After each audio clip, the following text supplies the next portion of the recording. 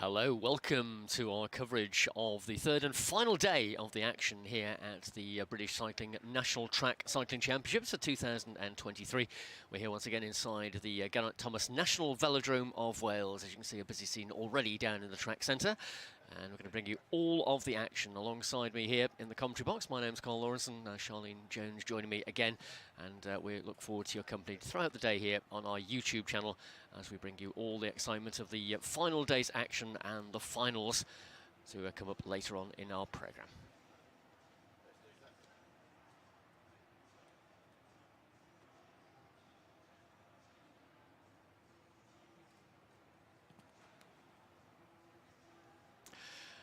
So here's some of the events we can look forward to over this final session, two sessions of racing in fact here today at the National Velodrome of Wales. We have of course got some paracycling time trial action for you. We've got qualification in the men's team pursuit, the women's team sprint, women's point race qualifiers this morning as well. And of course all those events played out to the finals during the course of the day. And of course the women's points, men's scratch and men's keirin will bring the competition to a close here at these 2023 championships.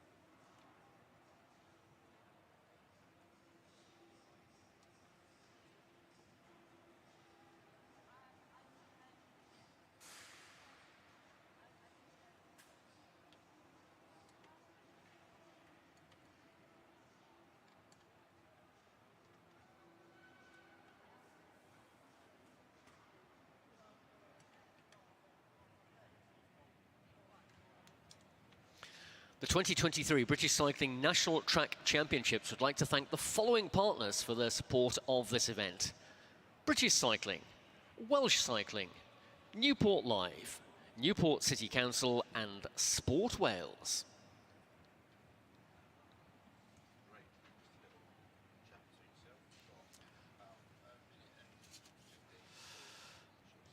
So we're almost ready to start bringing riders out onto the tracks. I bid good morning to Charlene Jones alongside me. Charlene, third and final day of action. And we've got more great distance events. The women's point race today, the men's scratch race, of course, later on in the day. But we'll begin with some team pursuit qualification action. What are you particularly looking forward to in today's final two sessions of racing? Well, for me, it's got to be the women's team sprint, and I think we're going to see a lot of good rides from the sprinters, especially in P1. I hear they're doing a little bit of selection in the Great Britain team, so they'll all be on form looking to impress their coaches today. Yeah, it's going to be our usual mix of timed and endurance and sprint events, of course, with the women's team sprint to be decided, and of course we've got the women's 500 metre time trial as well. So a great day for the sprinters and the endurance riders, those longer races. So we hope you enjoy all of the action to come here on this final day. We're approaching just about 2.5 minutes to go before the start of today's race action on the track.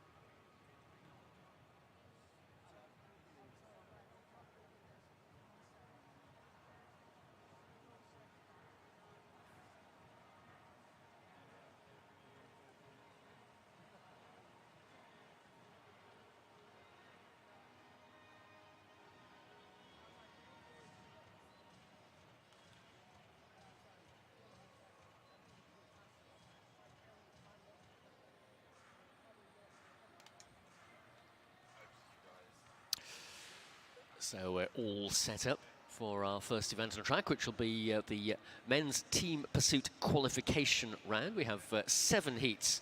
And they all start as one-ups in the home straight.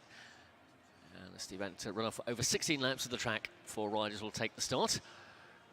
So you have to finish at least 3 riders at the end of the ride to record the time. First team getting themselves ready down there at trackside. Those very distinctive green jerseys of the Tafoti Everyone Active squad. They'll be first on track. The medals last year, well, Team Wales had a great outing last year at the National Championships with the Team Wales squad taking the gold medals. Reece Britton, Joe Holt, Harvey McNaughton and Will Roberts. Those riders spread amongst several different squads this time around. But we've already had individual medal winners in the individual pursuit, and Charlie Tanfield, he lines up with a very strong St Piran squad, almost all of whom have taken a medal of some description at these championships already. So it's been a great track cycling debut at these nationals for the St Piran team from down in Cornwall. They go in heat number 4. And the final team away, of course, the defending champions, although a different lineup from last year. Team Wales go in heat number 7. Team Wales incidentally beat Team East Midlands in the gold and silver medal final last year. And East Midlands, again with an entry here this year, they go in heat number 6. So it should be an interesting battle, this one. This qualification round to establish the times for the teams to go into those finals later today.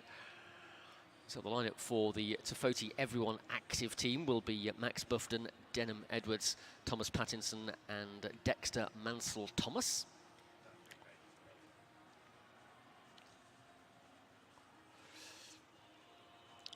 So the bike of the first rider will be secured in the starting gate, which is just being prepared at the edge of the track here. The other 3 riders will be held up alongside. And it's the rider in the gate whose front wheel has to cross the start line first. Otherwise, the officials may well call a false start. If you do make a false start, you've only got another opportunity, just 2 opportunities to record a time in competition here. And as we saw in the women's team pursuit yesterday, this is a discipline that requires a great deal of training and practice to get it to absolute perfection. Last thing you want are any gaps in the line as you go around the track, taking maximum aerodynamic advantage from the rider in front of you. Rider will do a turn on the front and swing up, slot neatly onto the back of the line, and so the pursuit will continue. So our starting gate being manoeuvred into position. And of course, when we come to the finals later in the day, it'll be 1 team in the home straight and 1 in the back straight. But for the qualification, just home straight only. So no danger of catching anybody.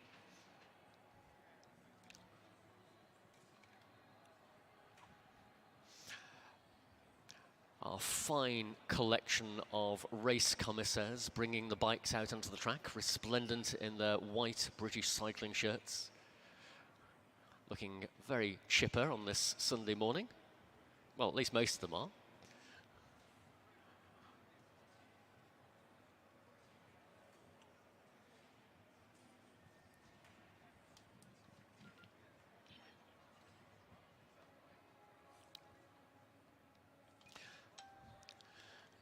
So once the bike is secured in the gate, there will be a 50-second countdown. The clerk, of course, raising the flag to indicate that that is the situation. So now the clock will start ticking.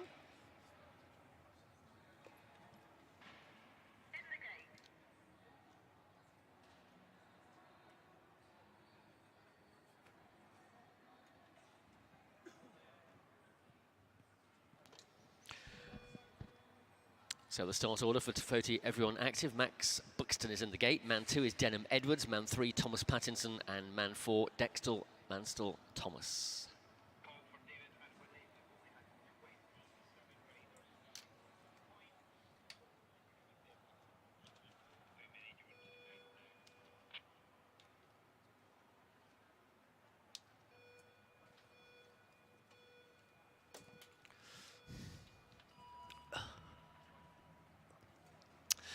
So cleanly away from the line for Tafoti Everyone Active. We'll get some timing splits at the completion of each kilometre.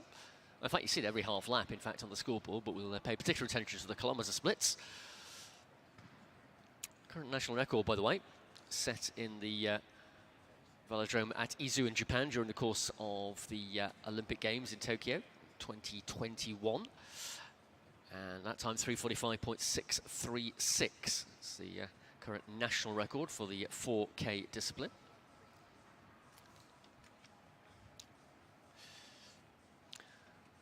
So the elements of team pursuiting, much like all the other timed events, the aim is to try and keep your bike as low on the track as you can. The shortest way around the track here is by staying as close to that black line at the bottom of the track. It's called the gauge line. That's the actual 250-metre measurement around the boards of the Geraint Thomas National Velodrome of Wales. The closer you stay to that, the closer you are to covering exactly 250 metres per lap. The higher up the track, of course, the further the distance. Laws of physics and all that. See the just a little gap, slightly bigger between the first and second rider and the third and fourth rider, but that's pretty tight formation currently for Tofoti Everyone Active. The national teams, if you've ever seen them practicing this event, particularly if you head into the National Cycling Centre in Manchester, where Great Britain cycling team do their training, you will see that they spend many, many hours practicing all the elements of this. The start, they'll do a start, just ride half a lap and stop again, and go back and practice the start again. And of course, they also practice the changes to make sure they can get the millimetre perfect. So a rider swings off the front, drops onto the back of the line as we go through. Just ticking over 2 minutes now for Tofoti Everyone Active. This time, of course, we'll set the benchmark for the other teams to aim for. They're approaching half distance now. 8 laps to go to 11.945 at the halfway mark. Still all 4 riders working well together here and contributing to the pace. It is likely as we reach the closing stages of this ride, you might well see one rider swing off and pull away, leaving the other 3 to complete the distance. You only need to complete the ride with 3 riders, so sometimes that's the best tactic. You don't often see teams trying to finish all 4. And as they come in towards the finish line, they will fan out across the track, try and make sure there's very little difference between the time recorded by the first rider and the third rider, because it's that third rider's time that will be the one that counts for the overall classification. Speeding through the home straight again, that's Dexter Mansell-Thomas on the front at the moment. Final kilometre, and they'll reach that point just about now. The coach at trackside indicating how they're going in relation to their schedule. 3:16.923 is the running time at the moment for Tofoti Everyone Active. This is where it really begins to hurt in the team pursuit. That final kilometre. Coach may be imploring you to lift the pace, but sometimes that's a hard thing to do when you've been giving an absolute maximum. Gap here now, looks like they're going to drop their 4th rider. He swings up the track, leaving the remaining 3 to complete the distance. And they've got a couple of laps to go. The man who has done his work is Denham Edwards, so Max Buffton, Thomas Patterson and Dexter Mansell-Thomas, the 3 remaining members of Tofoti Everyone Active on the track. The clock just ticking over 4 minutes, and they've got 1 lap to go.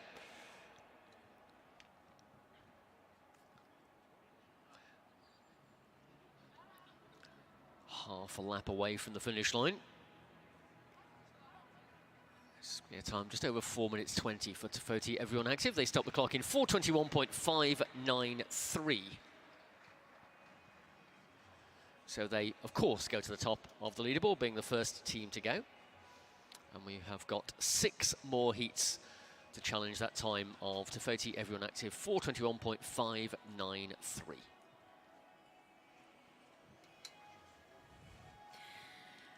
As the riders slow down and exit the track, we will have the gate brought out onto the track for our next heat, and that is heat number 2. We have Team Scotland up next. And this is a relatively young team, well, very young team, all first-year juniors. So looking to set a benchmark time today.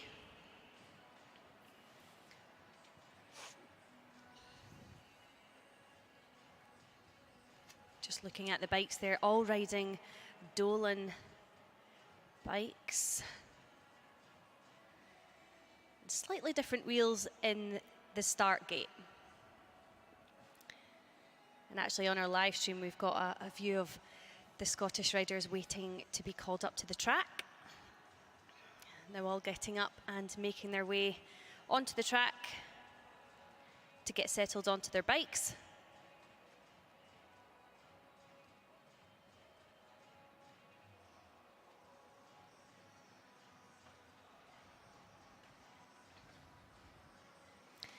In the gate, we've got Elliot Rowe, position 2, Joseph Cosgrove, 3, Callum Moyer, and 4, Aaron Dick.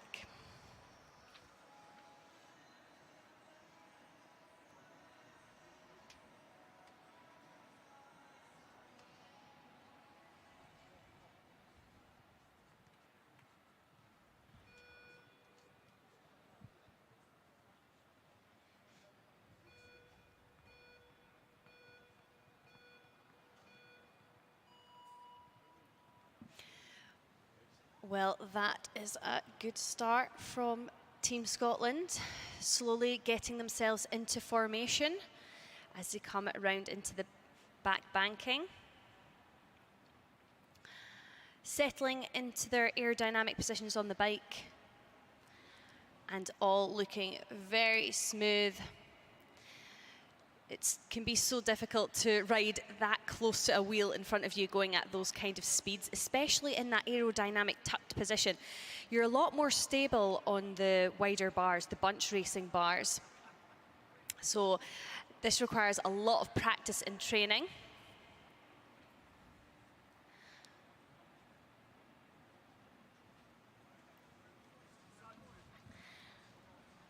At the moment, we've got Joseph Cosgrove on the front, putting in a good shift. Team Pursuit's all about pacing your effort, so they've got their coach standing on the line there, just stepping away from them, ahead of schedule.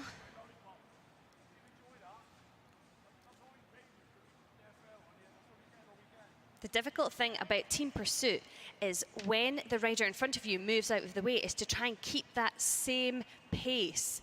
You've not got that person in front of you anymore. You have to try to gauge what the pace they were doing. So it's all about just feeling it in your legs and practice, practice, practice. But these 4 looking good so far, currently in the leading position.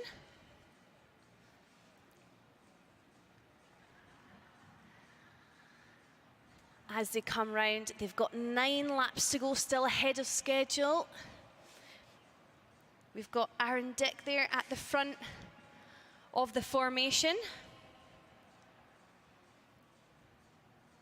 Just peeling off and slotting back down, hugging that wheel to get a little rest before he does his next effort.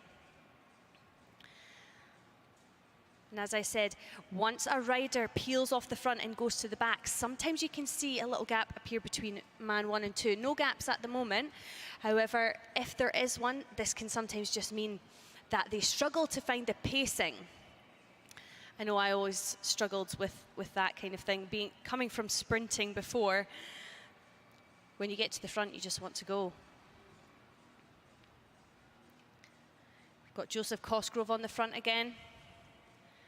All these riders looking very, very smooth, very comfortable.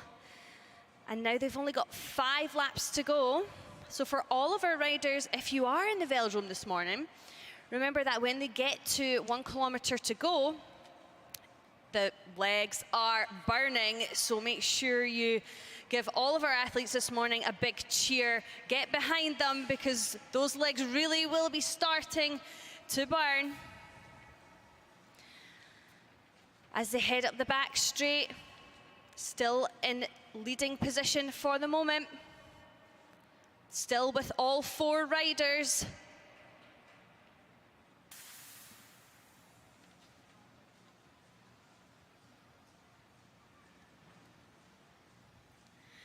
And now coming into the home straight with only 2 laps to go. What time are these Scots going to post? These young Scots, all junior riders.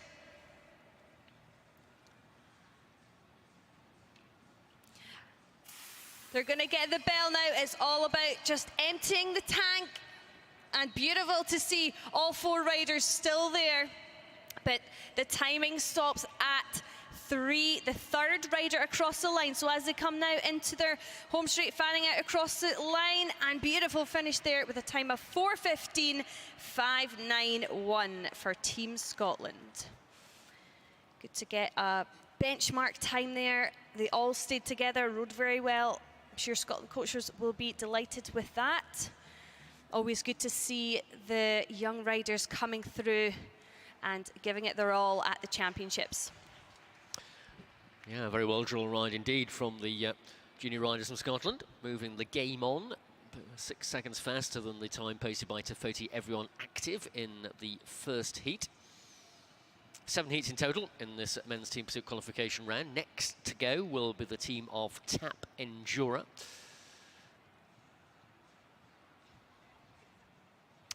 Well, I've already noted the front disc wheel of the bike that will be ridden by man 3 here. You can't see at the moment, particularly watching our live stream, which is focusing on the riders coming out onto the track.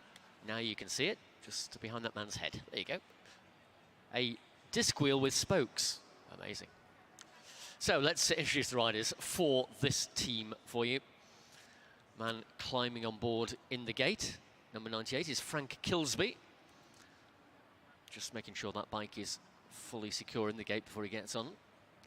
Need to make sure the pedals are set in the correct orientation for the direction you want to push down on them. It's clamped by 2 brake blocks on the rear wheel and a frame that holds the seat post as well. So again, our live stream viewers getting a graphic view of how that bike is inserted in the gate. Clerk of the course there with the flag, just holding the bars until the rider is happy in his position. So there is the lineup for you.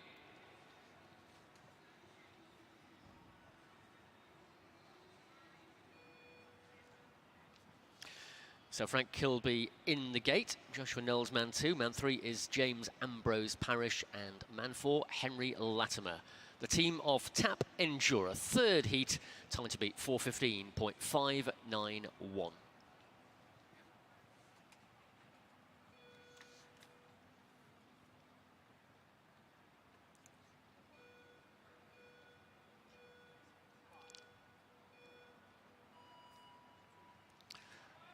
So the hard part, the initial phase of the ride, is to get that gear turning. Of course, no gear selection on a track bike. What you have is what is put on the bike before you start. All part of the training you go through is to decide the optimum gear ratio that's going to deliver the pace you need without being unable to deliver the distance as well. It's all about the schedule, and that's why the riders spend a lot of time practicing this one. Not just the start and the changes, but also where you're going to apply more pressure. You're going to go away quickly and then steady your pace. Are you going to try and be consistent throughout, or do you start a little more slowly, conserve the energy, and then drill it for the last kilometre? Various different techniques. No one could necessarily say one is better than the other. You see teams employing different techniques, much like the individual pursuit as well. We won't be far away from the completion of the opening kilometre. Very smooth progress in the early laps here for Tap Endura. Of course, some of those teams who have less opportunity to ride together and practice together will sometimes have a little bit of a bigger gap than you would see normally between the wheels, just to make sure that they don't come to grief. Slotting onto the back is the rider with the white disc wheels with the spoke pattern designed onto them. Into the 2nd kilometre now for Tap Cervelo. Even Tap Endura. That might have been a previous name of the team. Or I just may have made it up, who knows. So first split for Team Scotland was 1:07.340. They were already faster than Tafoti, everyone active at that stage of their ride. So as Tap Endura will approach the halfway point in just over a lap's time. Team Scotland did a 2:09.422 at the halfway marker. Looking at the time on the big screen here inside the velodrome, and indeed on the bottom of your picture watching the live stream, they are approaching that halfway point now. They are through that line in 2:15.745, and that is marginally slower than Team Scotland and Tofoti, everyone active at the moment. They've also lost their fourth rider, so down to 3 with just under half the distance to go. So the pressure is on the other 3 now to try and deliver best performance they can. It's relatively early to jettison your fourth rider, but the man who has been dropped is the man who led them away from the starting gate. That's Frank Kilsby. So he'll swing off the track, his work done, relieving James Ambrose Parish, Joshua Knowles and Henry Latimer to continue making the pace here. That's an aerodynamic tuck position, so familiar to the pursuiters. Incidentally, the bikes are checked by our track centre officials before riders are allowed to use them in competition. There are regulations laid down by the UCI, the world governing body of cycle sport, and also adhered to by British Cycling as to the dimensions and various angles that the bike must comply with. And there's a measuring jig, as it's called, which has all of those measurements built into it, located in the track centre. The riders' bikes are checked against that. As ever, the UCI constantly tweaking the regulations. Some new ones this year that take the rider's height into consideration as well. So you have to keep reading those rules to be all across it. But the only rule these riders are concerned about at the moment is going as quickly as they can. They've got 500 metres to go, 2 laps of the track. Can these 3 lift the game in the closing stages? Clock is ticking over the 4-minute mark now. 4:15.591 is the target. I fear they're going to be a little shy of that. They've still got just over a lap to go. 4:21.593 was the mark of Tofoti, everyone active. Well, TAP and Jura have been a little bit behind the pace of the 2 teams all through this ride, and that's also going to be reflected in their finishing time as well. Here they come to spread out across the finish line. Third man will stop the clock at 4:29.605 for the team of TAP and Jura. Puts them into third place at this stage of the competition, with still 4 heats yet to go. And of course, the teams who are involved in the medal finals for gold and silver last year, East Midlands region and Team Wales, are the last 2 teams to go. Replay on our live stream of the riders crossing the line there. And a little bit of a gap to man 3. So he was the one who actually caused the timing to come to a halt. Hence the time, 4:29.605.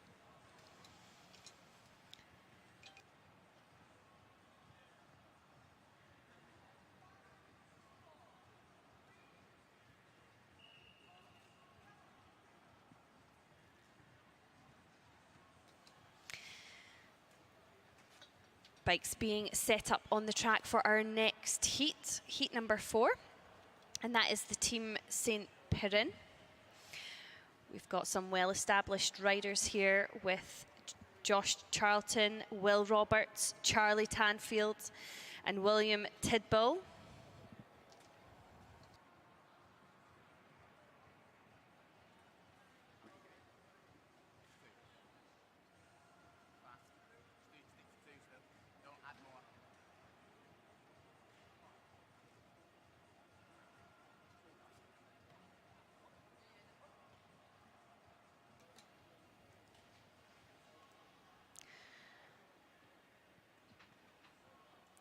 Charlie Tanfield there wearing the helmet that is slightly different from everyone else's, POC helmet, to assist with some aerodynamics. Riders psyching themselves up.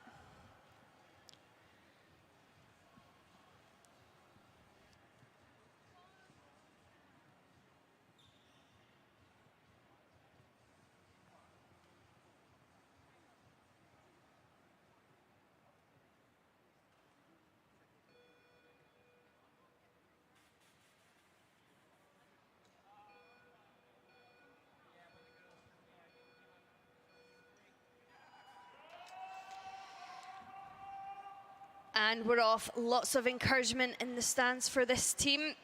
We have William Tidball, who is leading them off today. Good start. You can see they're already in that formation, close to each other's wheels.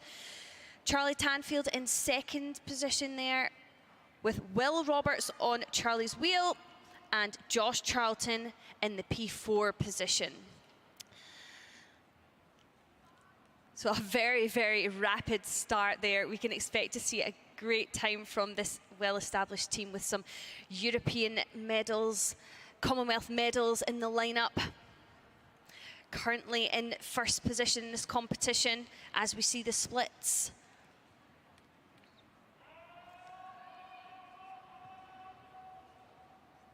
And that is 750 meters completed.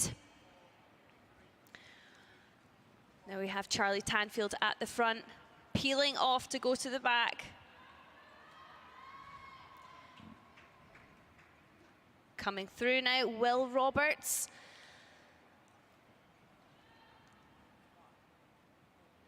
Well, this team is a very, very well-drilled team. We can see by how close they are to each other's wheels.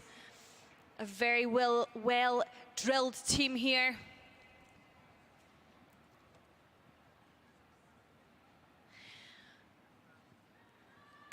Still with all four riders with 10 laps to go. And they are 4 seconds ahead of any team that have been today. So absolutely rapid time so far. However, they will be going to a schedule, and as we look at their coach in the home straight, walking the line, he is walking towards them, so perhaps slightly off schedule. Now pointing to the line, which means back on schedule.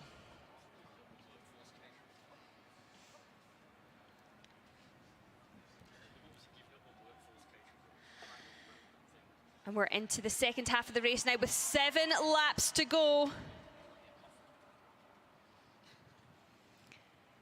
It's looking good for St. Piran so far. They're 8.6 seconds ahead from any team that has taken to the boards today in this event.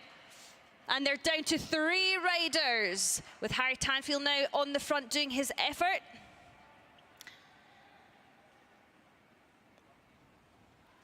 Slightly ahead of schedule as you watch their coach in the home straight. You can see him walking away from them. And they have lost rider William Tidball. He has done his effort for the day. But they only need to finish with 3 riders, and these 3 look like they're doing a great job. A compact job on that track, so close to each other's wheels. Riding so fast. As they come into the home straight with only 3 laps to go now, slightly behind schedule, but I'm sure they will pick it up, because as soon as it comes to those final 3 laps, 2 laps, they just have to give everything they've got. This is when it really starts to burn. Still all together, looking in fine formation. Well, this is looking like a rapid time. More than 15 seconds ahead of any other team in the competition. But it's all about that qualifying time. They're into the final lap now. Coming round, they're going to fan across the track. It's all about that third rider, and they clock a time of 3:58.303. 60.3 kilometers an hour average. We've got some replays on the live stream here. You can see the riders finishing off the effort. You can see from the look on their faces how hard that effort really was.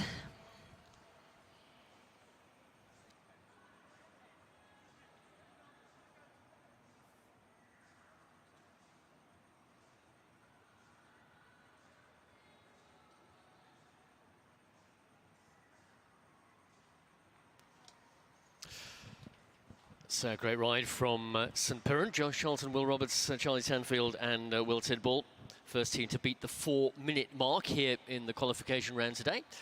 3:58.803 was the time. 3 more teams to go. They're all teams who took medals last year. In fact, the next team on track is exactly the same lineup as the bronze medal winning team from last year. So they'll be looking to try and take a step up from that. Maybe the second step on the podium or even the top, who knows.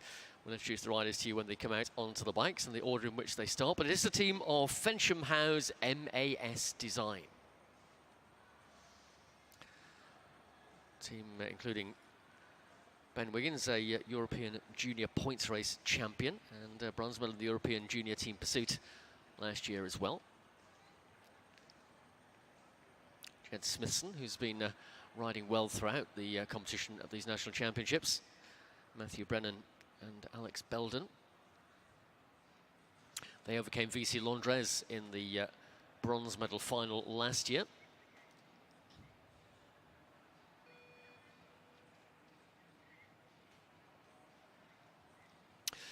So riders on board, 25 seconds to go to the start. It's Matthew Brennan in the gate. It's Jed Smithson, man 2. Alex Belden, man 3. And on the outside, man 4 is Ben Wiggins.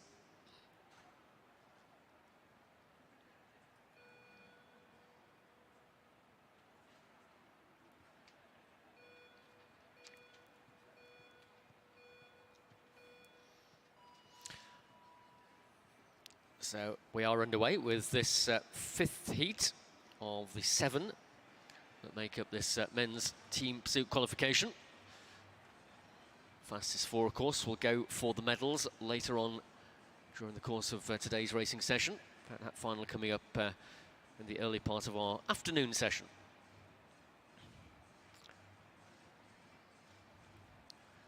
So a good start by this team, a variety of different styles of bike in use here, and wheels in particular. Black bike on the front at the moment, the other 3 of similar design, the red bikes behind, but all being pedalled very effectively in the opening laps of this one. Of course, the gauntlet thrown down by St Piran in that previous heat for the first time to beat 4 minutes. And the first marker Fensham House will be paying particular attention to will be the completion of the opening kilometre. St Piran got there in 1:04.323. Here come Fensham House. They are a little bit off that mark, 1:06.271. That's the second fastest opening kilometre of this qualification round so far. So on schedule, I suspect. The coach standing on the line, just striding to one side or the other, indicating whether they're up or down and what he expects them to do. It's called walking the line. He's also got his stopwatch. A quick glance as well. Fensham House MAS Design riders in the blue and red. Blur of colour going around the track here. Changes are very well executed.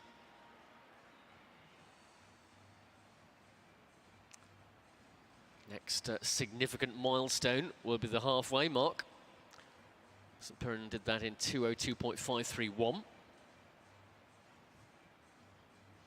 They've lost the 4th rider already, again relatively early in the ride. At the halfway point, they're there in 2:07. So it's now the other 3 left to complete the distance. Similar to what we saw with the Tapindura team a couple of heats ago. A little bit of a daylight to man 3 there as they went down the home straight. So they need to be mindful that these 3 need to work to absolute peak efficiency together to try and propel themselves above the pace set by St Piran. The rider who has been dropped is Alex Belden. So Matthew Brennan, Jed Smithson and Ben Wiggins, the remaining 3.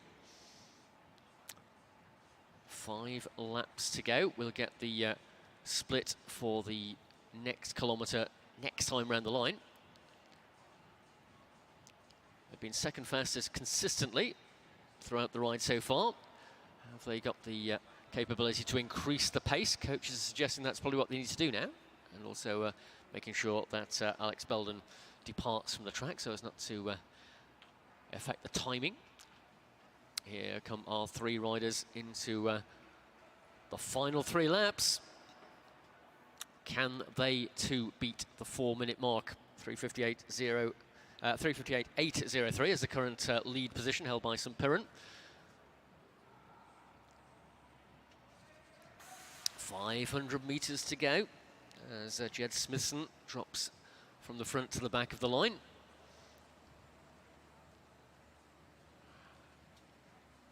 It'll be Bell this time for Fensham House MAS Design.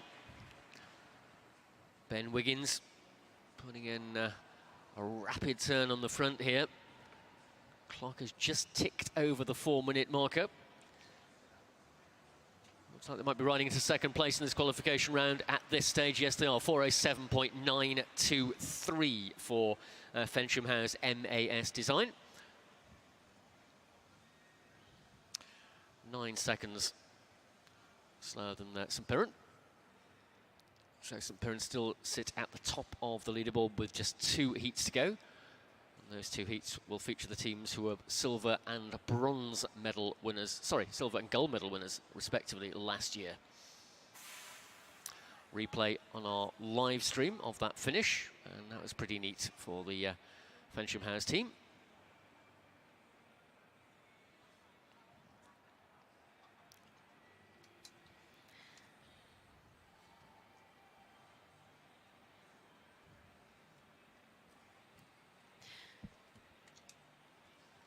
Next up on the track for Heat 6, we have BC East Midlands region. And for that team, we have Tom Ward, Will Perrott, Michael Gill, and Sebastian Gary.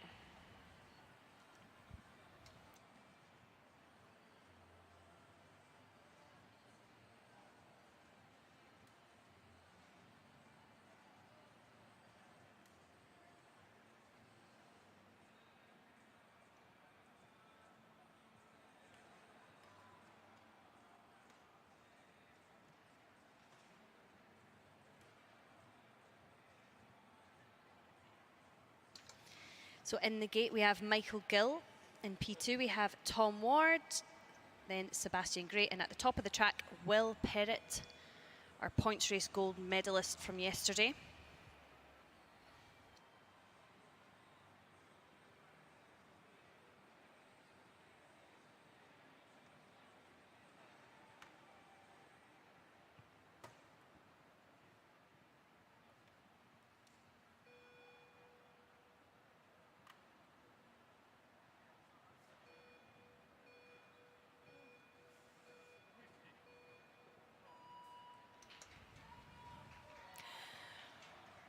When you see the riders slowly taking off the start line, you know that they are trying to wind up that gear, and they have to select their gear before they head off.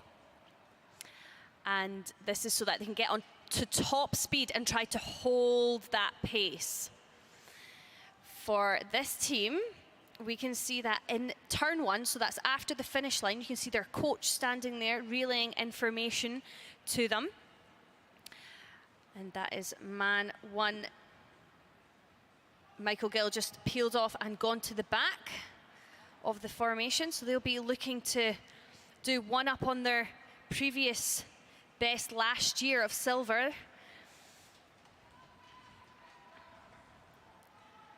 The team pursuit is all about getting to the line with 3 riders as fast as you can. So this might mean that some riders will do 2 laps at the front, some might do a half lap, some 1.5, some 3. It all depends on the strengths of your riders at the time, but you must finish with 3 riders. So let's give you all a challenge to look at who is in front there, see how long he stays at the front. And you can see that this is different for all the riders the majority of the time. She's coming round for 1 lap. He's been there at the front. And he's still on the front. And that is Sebastian Gary, still on the front, coming up for 2 laps now. And he's swinging off and going to the back to allow Will Perrott now at the front. Sorry, Michael Gill at the front now. And this team is currently in second position, so if they are halfway point in the competition, if they want to qualify faster, they need to start picking it up. And sometimes we do see this in the latter part of the race, so it's not all gone. It's all about how fast you finish. And as I said before, it's all about getting behind these riders if you are in the velodrome. Coming round now for only 6 laps to go. Now we have Will Pettit on the front. Yesterday, a spectacular performance in the points race where he actually took 3 laps, so we know that he has a diesel engine on him. With those orange shoes still at the front, taking a long turn there.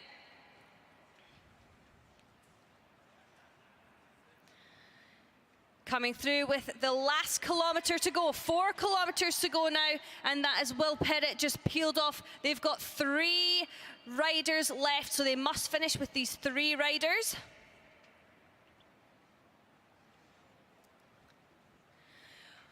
Home straight now, and that is Sebastian Gary leading them there. Looking strong. This formation looks really beautiful. And just peeling off there, Sebastian Gary, to allow Michael Gill to come through.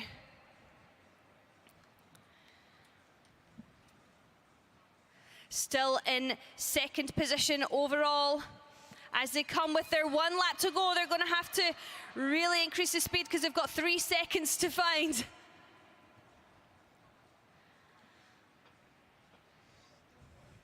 Coming around that final banking and into the home straight now to clock a time of 4:02.295.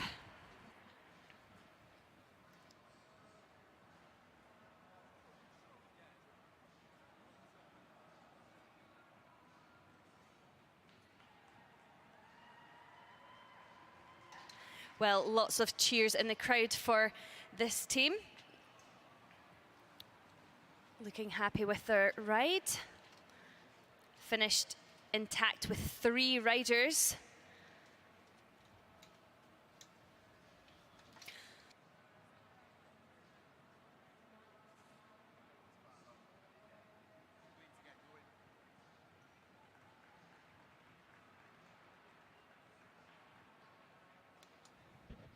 So 1 more team to go, and they are the defending champions.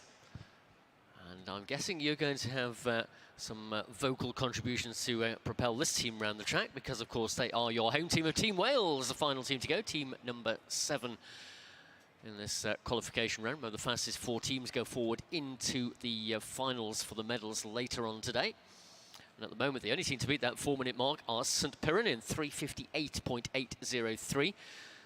Last year's silver medalist, BC East Midlands, slotted into 2nd place in the qualification round so far, after that ride on the track a few moments ago, 4:02.295.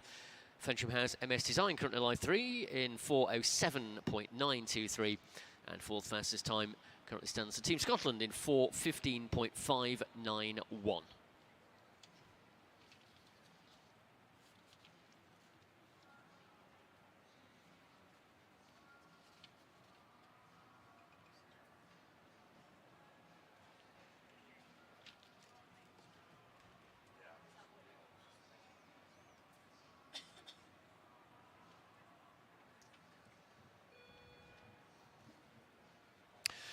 So inside the final 30-second countdown, the lineup here in the gate is Will Salter. Man 2, Finlay Tarling. Man 3 is Sam Fisher. And man 4 is Harry Codd.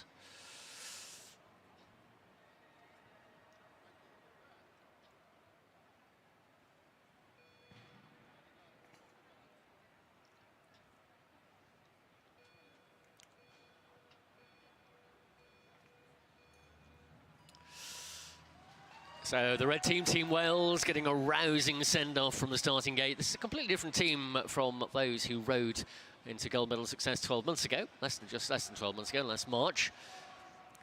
It just shows how much strength in depth there is here in this Welsh team. Their coach, Rob Partridge, trackside. since his retirement from racing. Rob has done great work here at the Welsh cycling team headquarters to develop riders, and the success being shown both on track and road as well, where the Wales Cycling Academy done some great rides.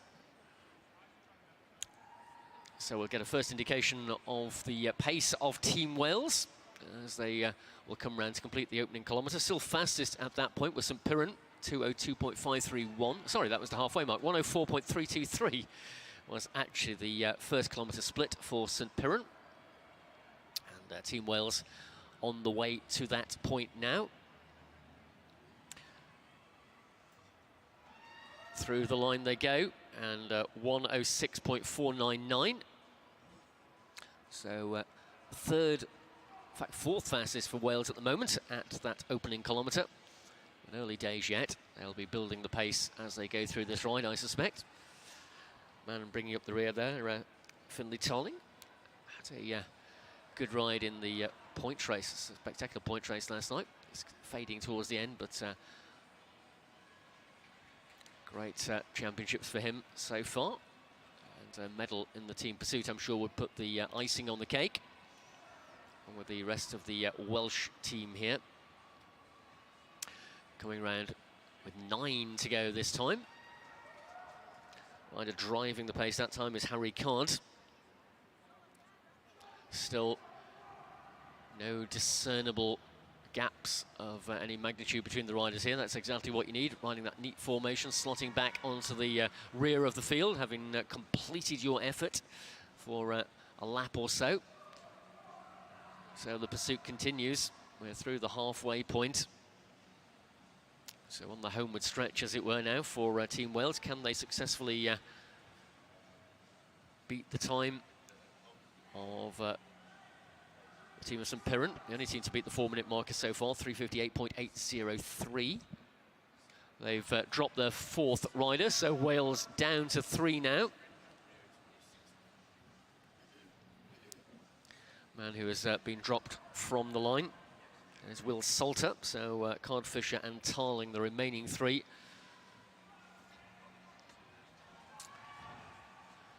On the front as they go through there is Finlay Tarling.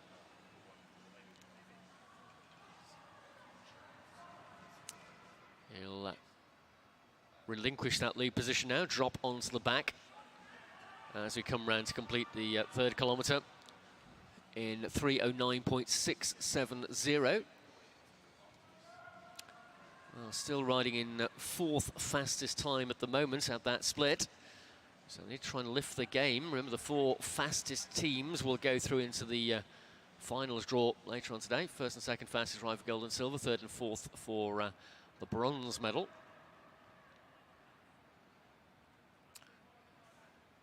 So Wales with 2 laps to go. Have they got any reserves left in those legs pumping away at the pedals? Get the bell this time.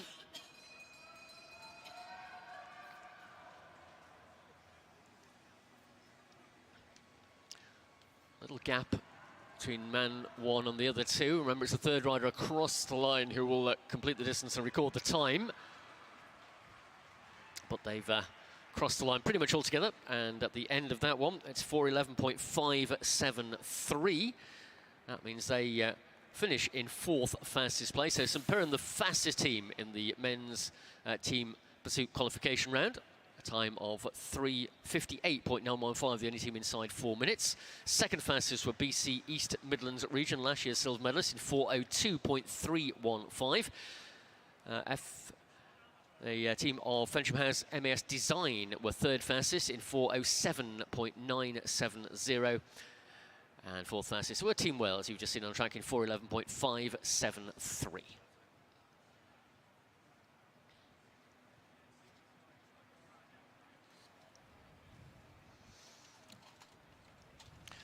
So a little bit of respite now for those riders before they take on the final during the course of this afternoon's session.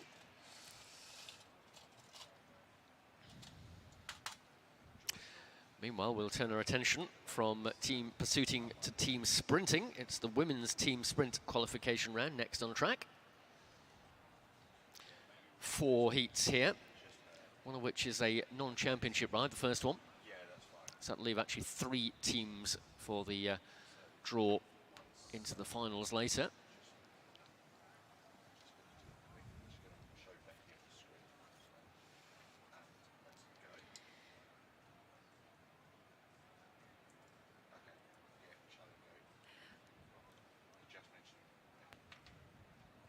We've just had news that we have some cycling royalty in the building, and that is Becky James there down in track centre.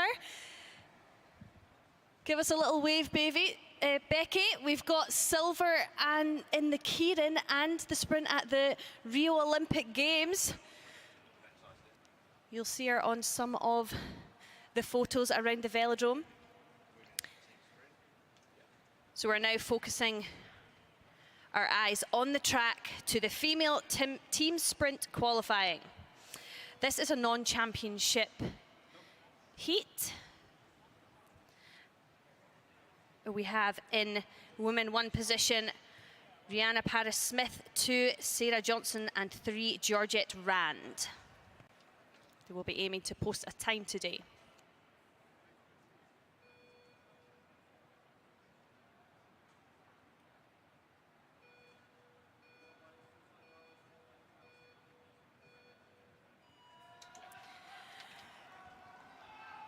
And they're off. Explosive start there from Rihanna Paris-Smith, leaving Sarah Johnson in position 2 there. She'll be aiming to clock a fast position 1 time. Now we have Sarah Johnson taking on that lap 2 position. Look at that aerodynamic position as she comes around the banking.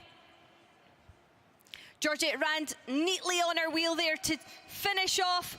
1 lap to go now.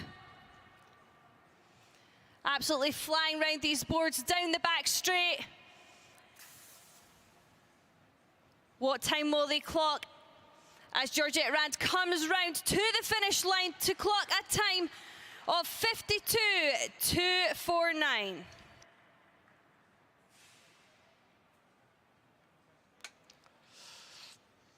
So it's an average speed of 51.675 kilometers per hour for the GB Select team.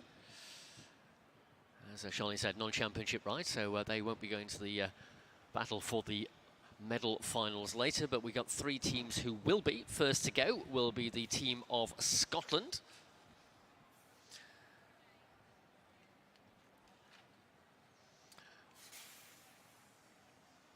So the Scottish riders just coming out onto the side of the track.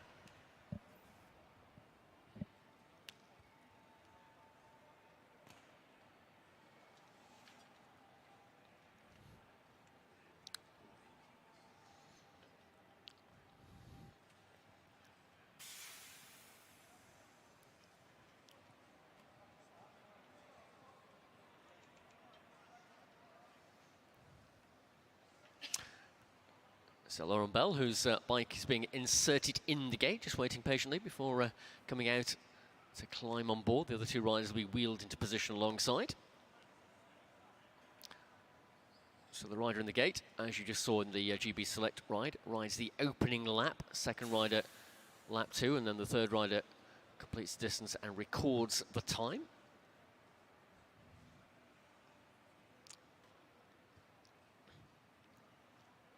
They must complete that changeover within the sector 15 metres beyond the finish line. That's marked by little green pads at the side of the track.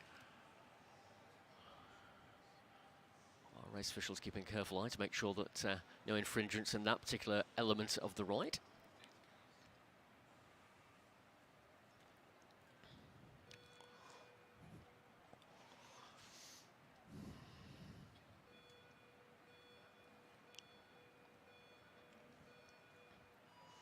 So off we go. Lauren Bell, Iona Moore, Ellie Stone are underway for this second heat, the first championship heat of the women's team sprint qualification. Well, the rider in the gate there, Lauren Bell's gone away like the proverbial shot out of a gun, leaving a big gap, but it's okay at the moment because the other two are well placed behind, riding closer together, benefiting from the slipstream. Lap 2 being ridden by Iona Moore, and she will swing off. And Ellie Stone, of course, she was the rider who didn't quite manage to defend her title in the Kirin yesterday, but she'll be looking for success here if she can in the team sprint. She's riding this final lap. The time to beat is that of GB Select, for reference purposes anyway, 52.249. Here they come. They're going to be just a little faster than that. 50.209 is the time for Team Scotland. That equates to an average speed of 53.775 kilometres per hour.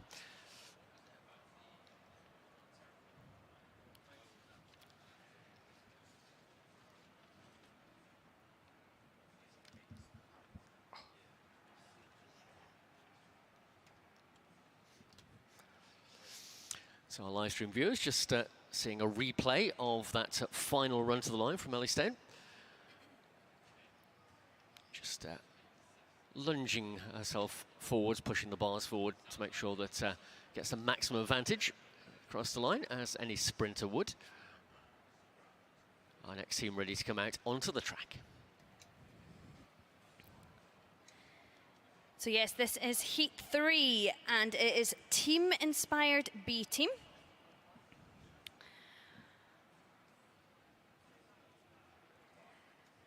The riders in this team are Emma Finucane, Katie Marchant, and Millie Tanner.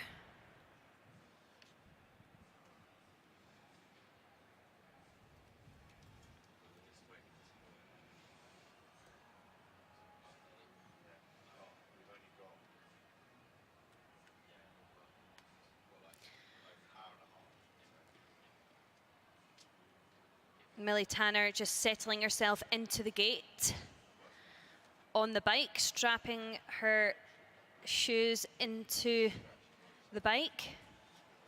The amount of force that goes through the pedals, you need to strap yourself in. Make sure the foot doesn't come detached. So we have 20 seconds to go.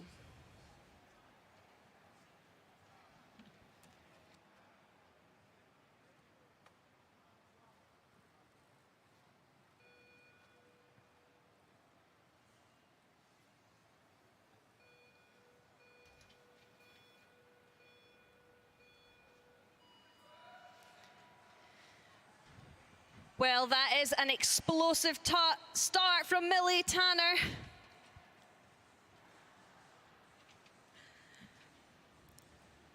Katie Marchant in P2 position here. She's coming through at speed though, and leading that one out. All the way round into the back straight. She's looking fast today. Coming round that banking and into the home straight to finish off her lap.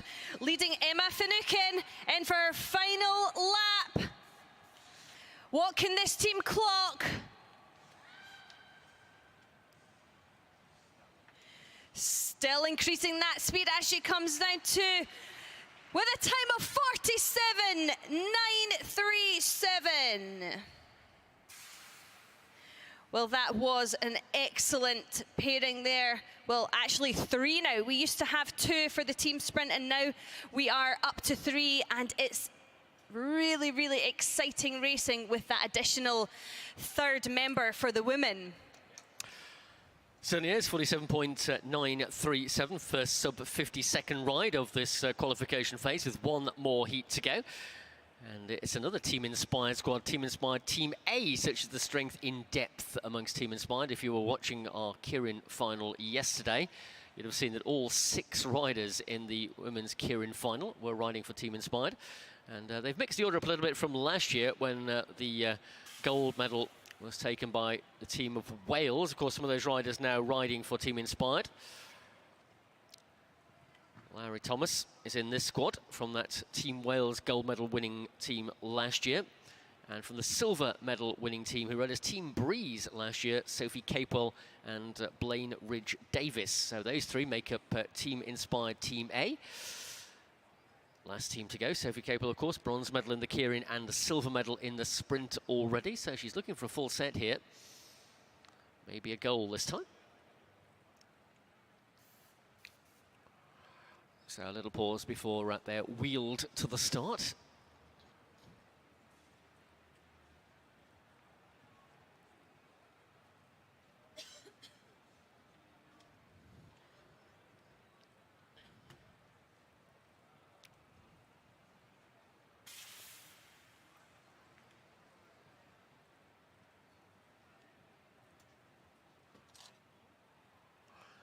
Just a slight technical issue being dealt with here at trackside.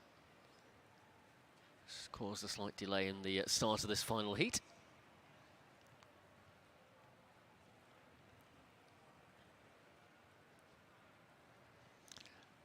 Coach just inquiring as to whether the riders can relax for a moment.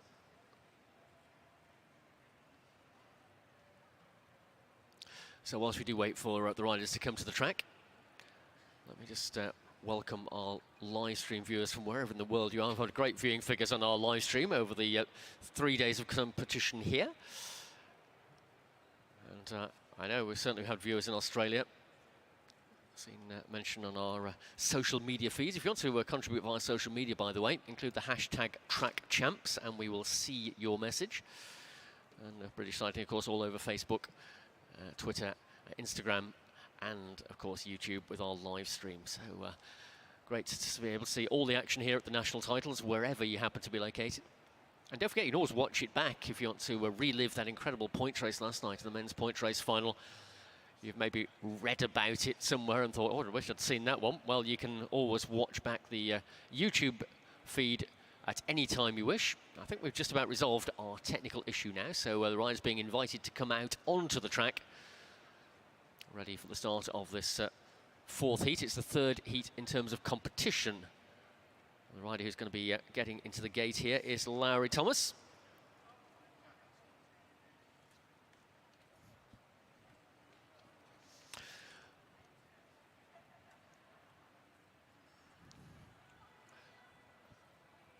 So it looks like Sophie Capel will be the second rider, and Blaine Ridge-Davis will ride the final leg.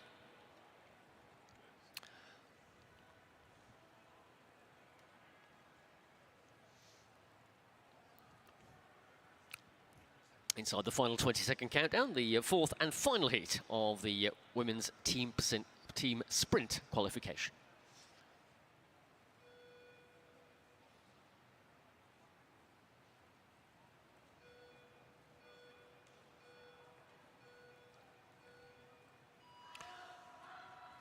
Off we go, and Larry Thomas standing on the pedals, getting her bike out the gate.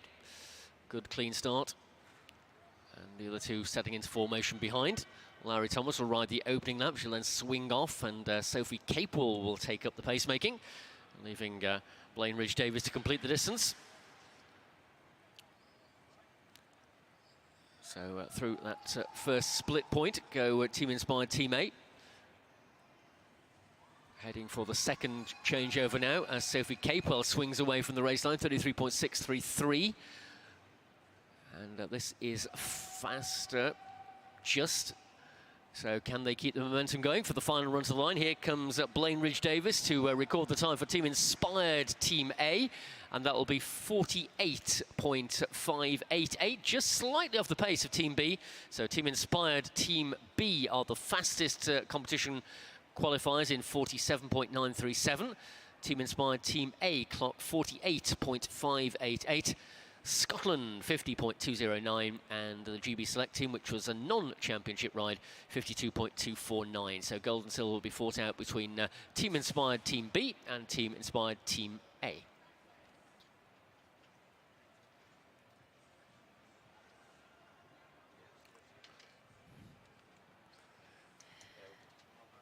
And actually, the fastest lap one was recorded by Lauren Bell with a time of 19.402. And the fastest lap two was Katie Marchant with a 14.26. And then the fastest lap three was Emma Finucane with a 14.21.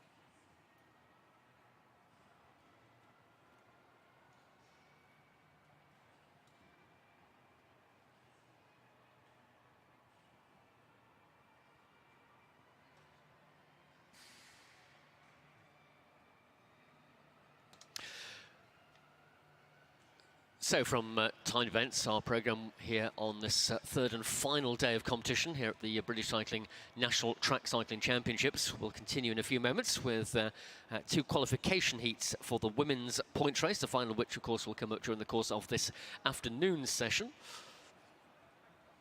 We'll also have some scratch race qualification heats for the men, and we will have finals for the paracyclist time trial.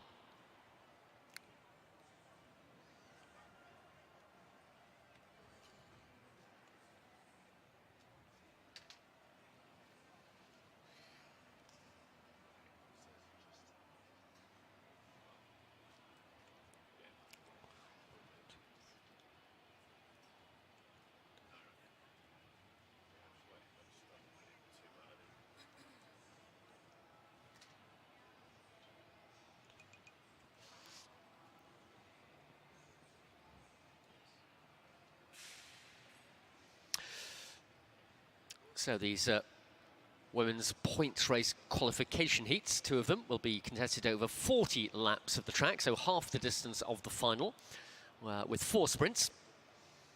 So every 10 laps, the riders will hear the bell and will contest a point sprint. Double points on the last lap, 20 points for a lap gain. There are 13 riders in each heat, which will be taking 10 riders from each one to give us a 20-up final.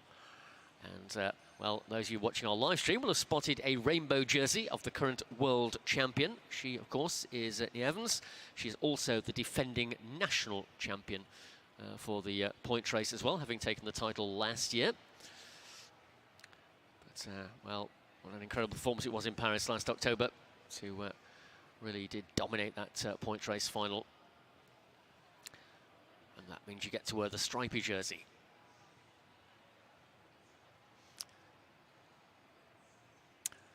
So other riders to keep an eye on here in this first heat.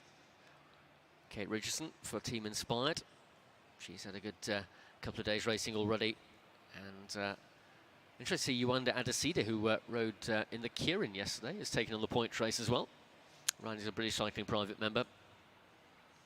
Frankie Hall, another sprinter who is good at endurance racing as well. Good on both road and track, riding for the Loughborough Lightning. And Ella Jameson of Liv CC Halo Films. So some strong riders indeed in the selection for this one. Sophie Lewis and Maddie Leach both line up for the Das Hansling bike team, new team on the block this year. In fact, it's Cams Basso by their new sponsors' names. So those riders gathered at the entrance gate to the track in the back straight. Now being invited to make their way out onto the track. They'll have a rolling lap. And at the conclusion of that lap, assuming they're all together, the starter will fire the gun and get the race underway. So lap gains in a point race, if you're not totally familiar with how the race works, if a rider or riders break away from the front of the race and catch up with the back of the main field, or what is deemed to be the largest group on the track or the main field, they'll be gaining a lap, 20 points added to their total. We saw an incredible 3 lap gains last night when Will Perrett rode to victory in the men's point race.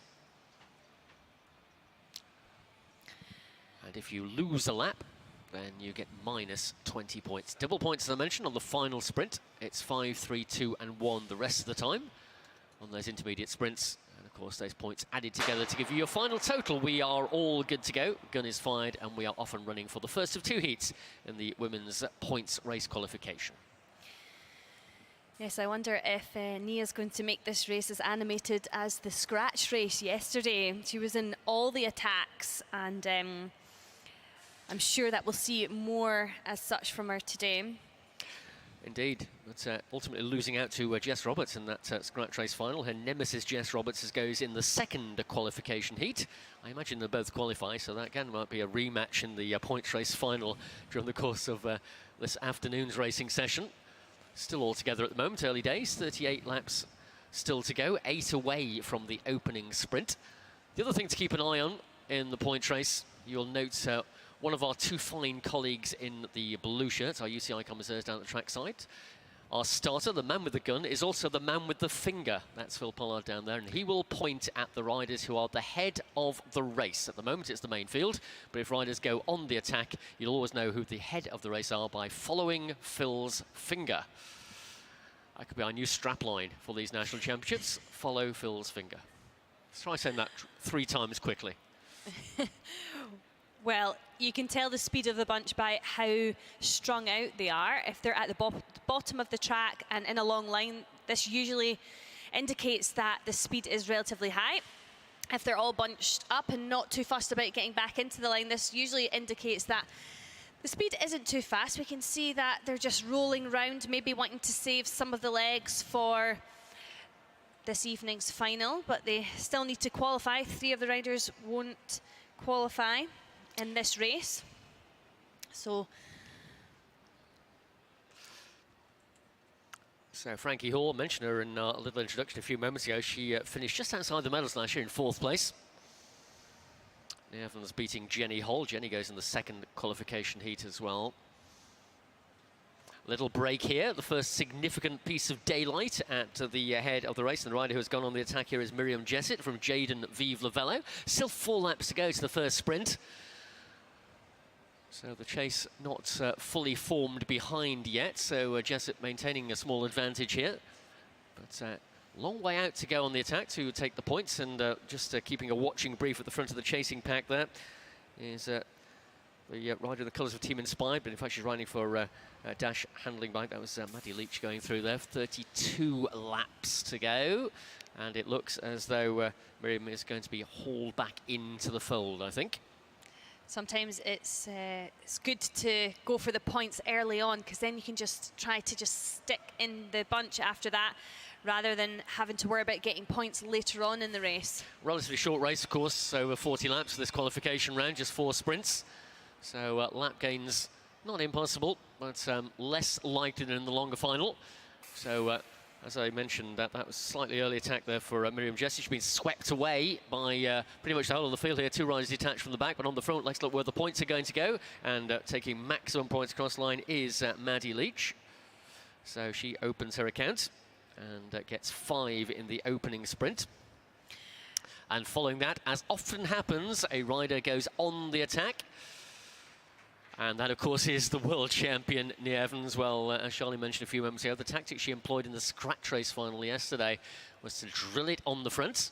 But at the moment, no one is too interested in joining her up there. And in fact, Nia isn't all that committed either. She's sitting right at the top of the track. There's the result of the opening sprint. She got 2nd place in that for 3 points, behind Maddie Leach for the 5. Ewan Roberts for 2 and Ella Jameson for 1 point. That's the standings after the first sprint.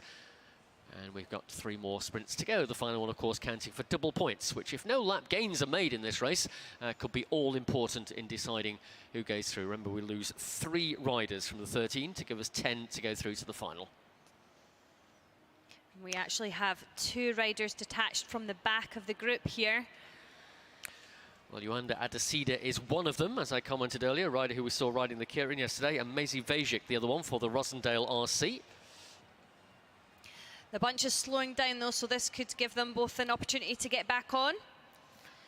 However, the bunch might not want this because then they'll have more people to compete with for the qualifying for the final. Yeah, it makes life harder, doesn't it? And of course, mindful of the fact they have to ride that final later on today. So the minimum effort you can expend in securing your place in that, the better. So don't go flying off and start gaining 2 or 3 laps in the qualifier when you don't need to. But it's still Adesida and Vajik, riders just detached from the back. Evans last but one. Just behind her is Frankie Hall, as she is 4th place finisher. It's coming still together at the front as they go down the back straight. We are 4 laps away from the what will be the half-distance sprint.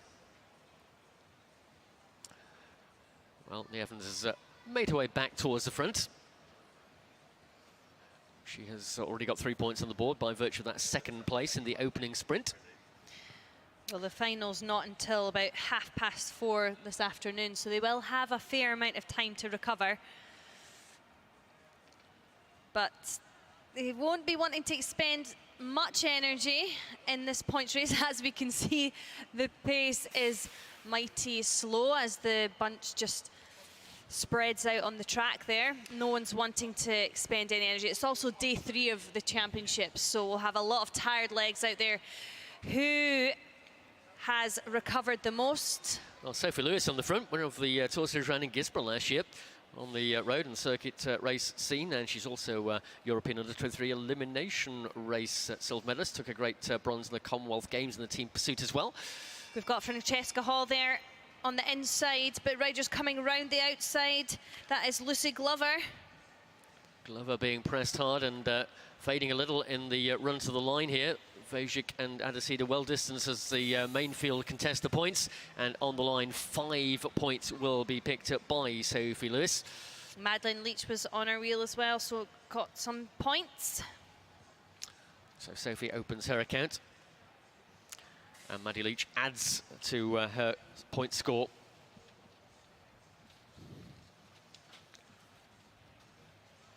So it was Lewis for 5, it was Maddie Leach for 3.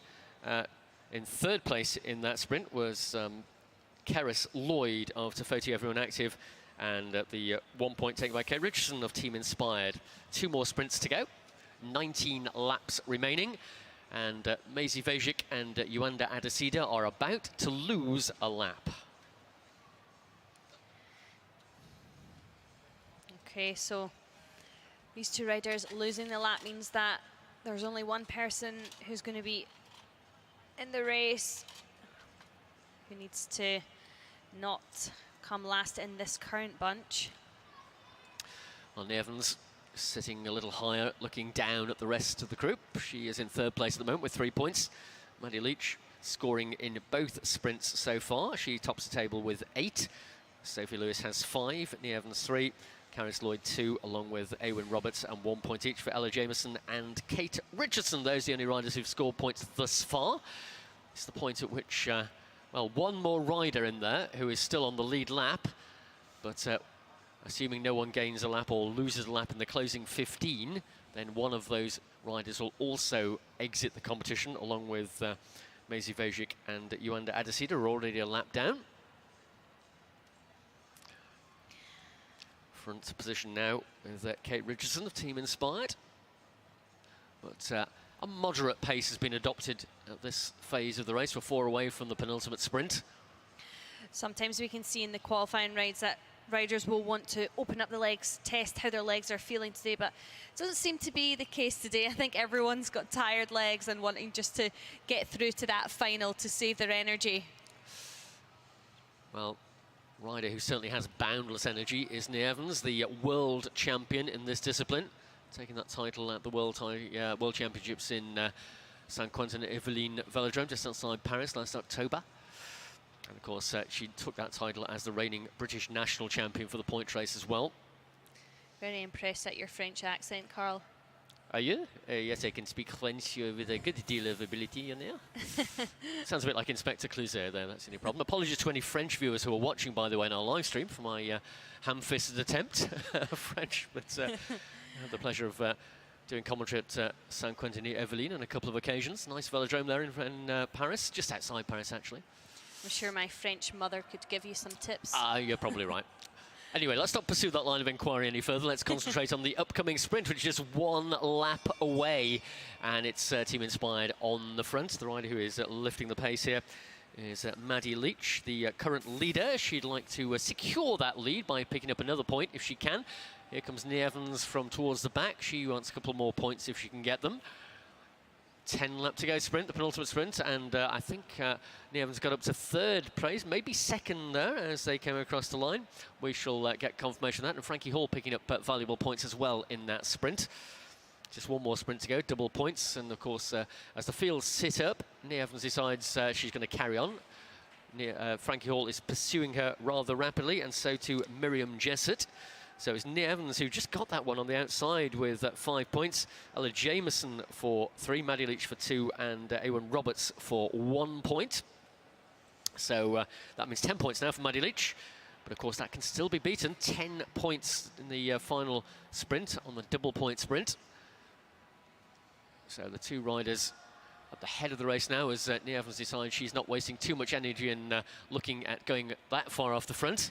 So that leaves these two being the head of the race here. We've got Francesca Hall from the Loughborough Lightning and Miriam Jessett of Jayden Vive Lavello. Well, Francesca Hall has got points. In fact, she hasn't. She just missed out on that sprint, so she's still on 0 points. That's why she's gone off the front. She wants points in this sprint. 7 laps remaining. Well, another rider's been jettisoned here, and that is Maisie Vajik. She's already a lap behind. And these two riders will want to stay in front before that final sprint so they can get some points. And it looks like they will, because the bunch is just sitting up, not wanting to do any work. Well, if the bunch sit up and slow down considerably, these two could gain the lap, get 20 points each, and qualify without needing to contest the final sprint. They're getting closer, you know. It's inside quarter of a lap to the lap gain. 5 laps remaining. So Jessett and Hall working well here, and the main field with Nia Evans on the front, Nia being followed by Ella Jameson of Live CC Halo Films. It's all a little bit slow motion, but the leading two can see the back of the main field. And Ada Cedar is at the back of the bunch. She is another rider who's a lap behind. 4 laps to go. Will they strike out for the lap gain, or will they just bide their time there and pick up 10 points? Well, Frankie Hall, I think, has thought, 20 points, that'd be better than 10, wouldn't it? Let's see if she can do it. Francesca Hall for Loughborough Lightning, head of the race, is closing in on the lap gain with 3 laps to go. Also, the rest of the riders won't be wanting them to not take the lap, because it means they'll take all the points from them. So now, riders in the bunch will be fighting out for those final points on the board. So 20 points gained by Francesca Hall and Miriam Jessett. They go into positions 1 and 2 in the overall standings. Maddie Leach now third on 10 points. We are 1 lap away from the final sprint. 10 points for the winner of this one. Nia Evans begins her acceleration. She lies 4th with 8 points already. She is safe. We've got to lose just 1 rider on the lead lap here, with 2 lap riders still involved up there off the back, though. And here we go. This is the run to the line. Nia Evans leading this one out. She wants the 10 points on the line just to secure a place in the qualifier, and she will get it. Second place there across the line looked like Maddie Leach. And in 3rd place, we'll confirm the remaining place. I think it may well have been Ewan Roberts who just snuck through for 3rd. Yes, it was, just ahead of Caris Lloyd. So that rounds up the positions across the line for the final sprint, and let me tell you that the winner of the race with 20 points and the better position across the line at the finish is Francesca Hall. Miriam Jessett also on 20 points. They both qualify. So too does Nia Evans. Maddie Leach has 16. Ewan Roberts has 7. Sophie Lewis has 5. Just waiting for our results computer to fully update the totals for you before we give you the definitive result. We're looking to who is going to be the rider who loses out. I think it might be, our officials will be checking the finishing order, because there are several riders on 0 points. And it may well be Lucy Glover, the rider who loses out, because even though Sophie Lewis finished behind us, Sophie had 5 points. And Lucy Glover, well, she had failed to score. So that's the way it looks at the moment, with Francesca Hall, our winner. Sorry, Miriam keeps swapping around. We're still making our mind up here. So both Miriam Jessett and Francesca Hall on 20 points, because it's the first one of those across the line who will be positioned number 1. Nia Evans, 3rd place on 18. Maddie Leach on 16. Ewan Roberts on 7, Sophie Lewis on 5, Caris Lloyd on 4, along with Ella Jameson. Kate Richardson in 9th place with 1. 10th place, Esther Wong, by virtue of her better finishing position ahead of Lucy Glover. So the 3 riders who don't make the cut are Maisie Vajic and Yuanda Adeside, who lost a lap, and Lucy Glover, who finished on 0 points, and behind the other 0-point rider, who was Esther Wong. Wong takes the 10th place and qualifies into the final. Oh, complicated, isn't it? We've got one more of those as well. And to get another 10 riders to make a 20-up final. And that will be directly on the track next.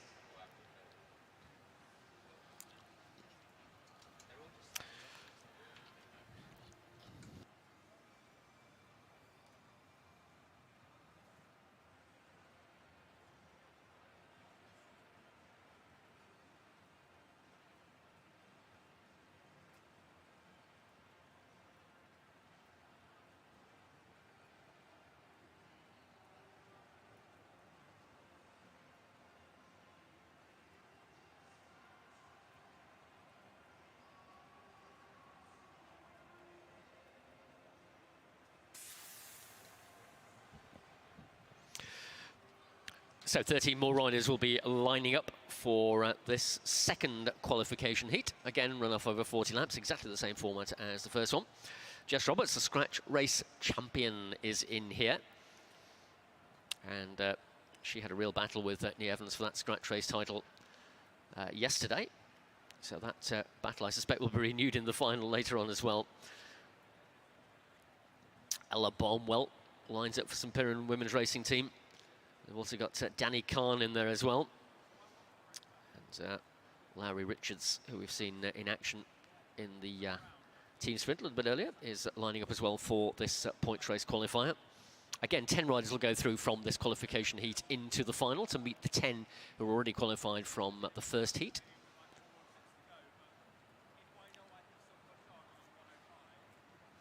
Jenny Hall, last year's silver medalist in the colours of Tekkers.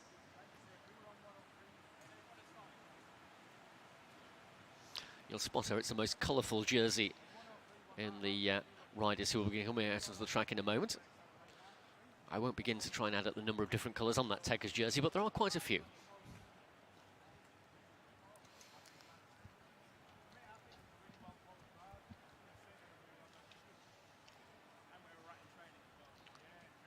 There we have a little close-up of that beautiful Tekkers jersey.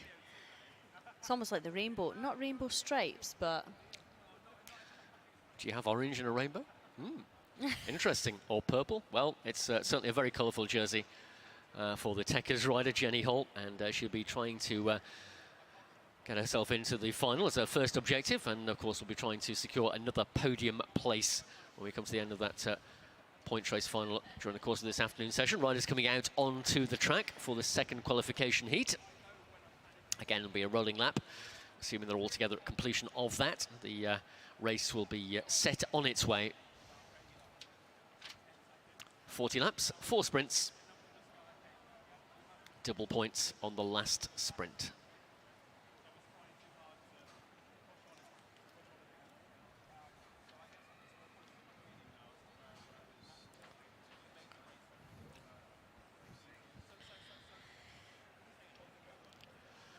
So the gun is poised, ready to get the action underway.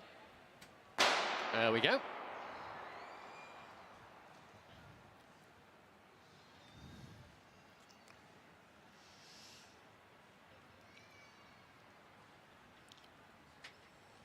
So we're 9 away from the first sprint. Time for the riders just to stretch the legs the first couple of laps. So Foti, everyone active, again with that strong representation here. And those are green colours. Mary Porton. Holly Ramsey for Brother UK Orientation Marketing, although she's also wearing a green jersey. So 1 or 2 riders in the changing of teams phase at this early part of the season. On the front with number 70 is Sasha Halsey of the London Dynamo.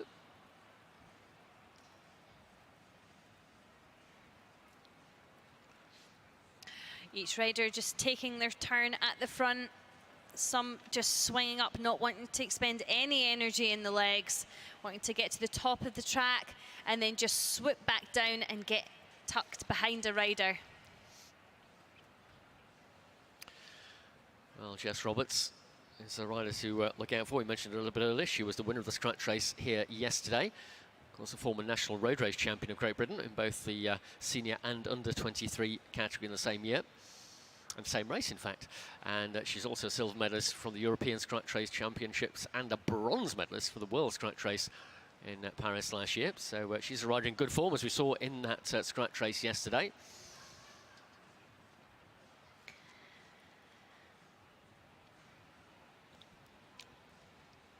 As we get closer and closer to the first sprint, the pace will gradually pick up. As we mentioned in the first qualifier, always good to get points on the board early doors. It takes a little bit of the pressure off. Just 3 riders won't make the cut from this second heat. Yes, you don't want to be the back 3 riders.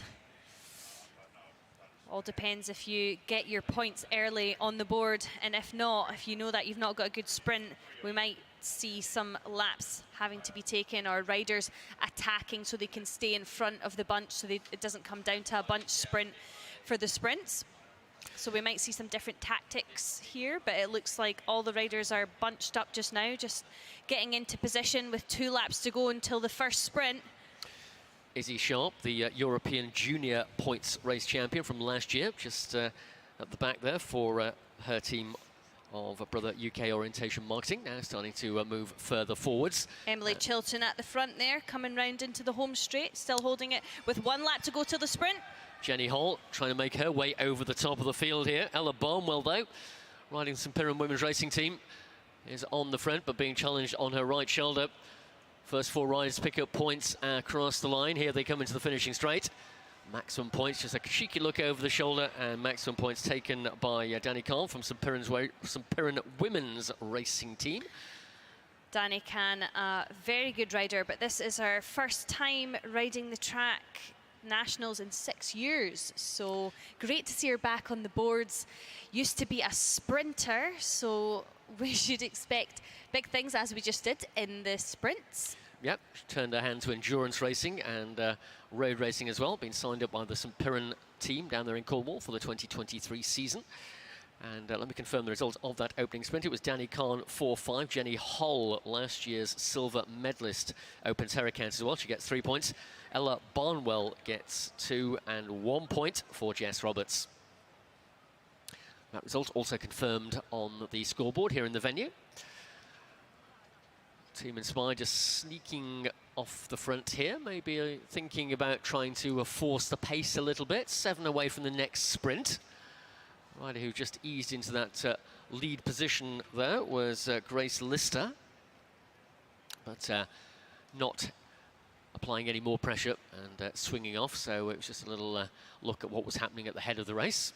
Still one concentrated, compact bunch of riders, all 13 still together as they come round with 26 laps to go.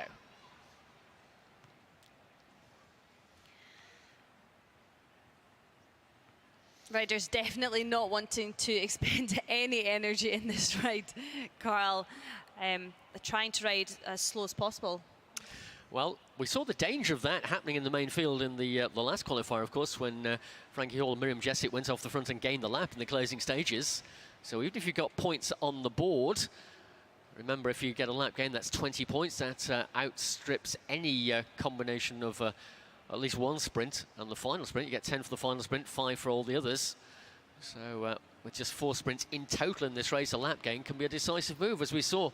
But at the moment, as you say, looks like no particular inclination to go for that lap gain at the moment. We're 3 away from the half-distance sprint at 20 laps to go, still all together. Jenny Hall, the silver medalist from 12 months ago in that colourful jersey of Techers CC, comes to the front. For not long, though, she flicks her elbow. I'm going up, she says. That's what that internationally recognised little gesture from the cyclist mean. Is that I'm about to move off the line, so your turn to be on the front.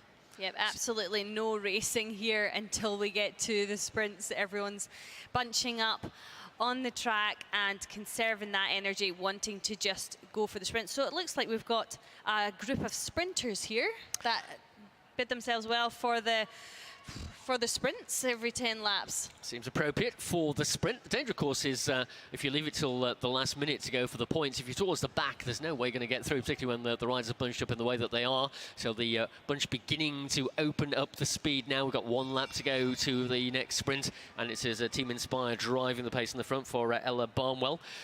So Barnwell leading this round. She's got a teammate behind her, and those leading 6 riders there, just with a little split to Jenny Hull in about 7th spot. 2 riders dropped off the back here, so it's maximum points for Barnwell. 2nd place across the line for Grace Lister, so she'll pick up 3.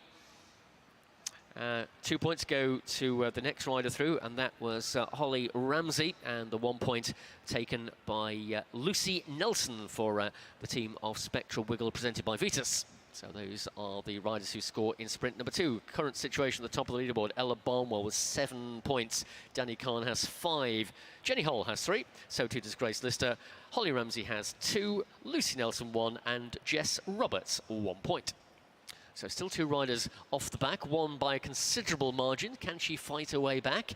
Or will this be our first potential 2 riders who might not make the cut? The riders who have gone backwards.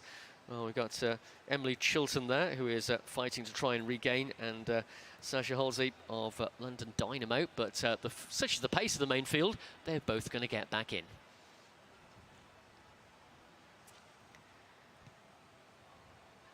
Yeah, certainly wanting to save their legs for the final here. It's not a bad tactic, though.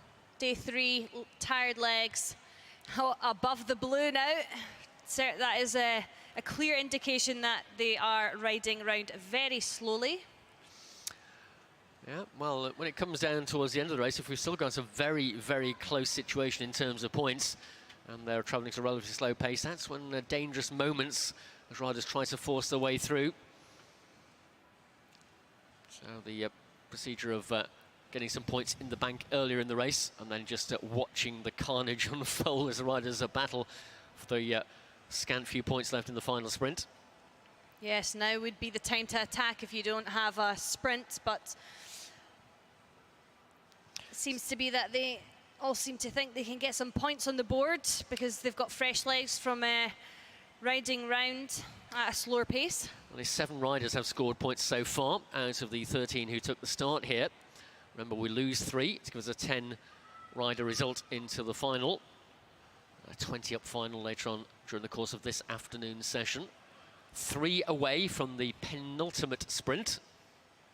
Still all together. Still no one wants to take this one on from the front. But the pace will begin to lift a little, I suspect, in anticipation of this sprint. Those riders are still on 0 points. Realise they're running out of scoring opportunities. And as you saw in the preceding heat, 1 rider on 0 points who found herself off the back was the other one who didn't qualify. No one's lost a lap yet in this race. Those 2 riders who looked in danger of doing so got back on to the rear of the main field. So all are on the lead lap with 12 laps to go. So it might come down just to how many points you've got on the board. So getting towards that next sprint, Jenny Hull, early a silver medalist from last year for the Techers CC, comes to the front.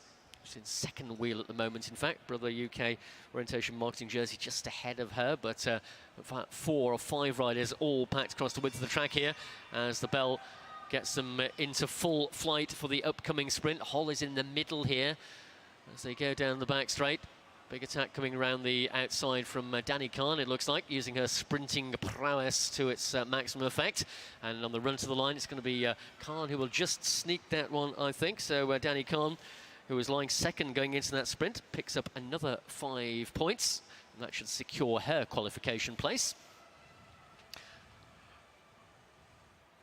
Looked like Jess Roberts just getting there for second. Yes, she did. She picked up 3 for the rider who was the scratch race champion already. Grace Lister got 3rd and Jenny Hull 4th in that second sprint.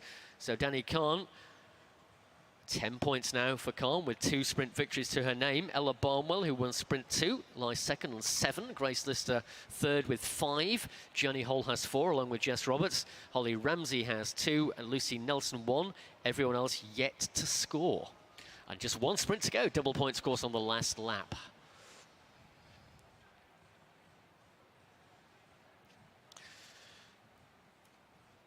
So Katie-Ann Carlton, Emily Chilton, Sasha Halsey, Mary Porton, Lowry Richards and Izzy Sharp will all be focusing their minds now on making sure they're not in the last 3 riders across the line. And they need to try and get some points as well. And that is Emily Chilton, who is off the front there. And as we said before, in the latter parts of the races, riders are going to want to be securing their place in the final, and this is exactly what she's wanting to do. If she can stay away for these 6 laps, she can secure her place in the final, but there'll be a lot of other riders that might be thinking the same. Yep, Emily yet to open her point scoring account, so this is a wise move for her if she can stay away, but the main field will pick up the pace, of course, in anticipation of the final run to the line. It's 5 laps to go. She is the head of the race, the bunch chasing behind, led by Ella Barnwell. Well, Barnwell has points. She's lying second under the 7 points on the board. And if you are in the crowd, when you do see a lone rider in a bunch race, it's always good to get behind them. Though not literally. But cheer them on is always a good move, certainly. And, well, she's hanging on well here. And it is Emily Chilton riding as a BC Private member on the main field, leaving her out at the front. Perhaps confident they can close the gap down in the final 3 laps if they need to, but Chilton is no threat to the overall win in the race, but she picks up points in the final sprint. She will pretty much guarantee a qualification place for herself. So she's absolutely buried herself to stay on the front here, looking over her shoulder, making sure that she has enough gap. 2 laps to go. Team Inspired jerseys, Brother UK Orientation Marketing jerseys coming towards the front here. Jenny Hall towards the back, but she has got sufficient points to qualify. She lies 4th with 4. 10 points for the winner of the final sprint. Will it be the rider off the front here, the head of the race? Here, Emily Chilton. Well, 1 lap to go. Gap remains pretty much the same, but the main field looks set to pounce, I think. Chilton, can she increase her pace? What are the sprinter's legs like? Well, the charge is on behind, and it's Holly Ramsey who is driving the chase across. And if Ramsey's not careful here, she'll get swept away by the entire field and end up at the back. Well, that was a dangerous move. Always a possibility it would happen. And Emily Chilton going backwards. Well, she's on a knife edge whether she will qualify or not. We shall get the full result for you and confirm who is going into the final. But let's first of all pick up the result of that final sprint for the line. Danny Khan went into it with 10 points. So she is guaranteed a place in the final already. 10 points, of course, for the winner of that final sprint.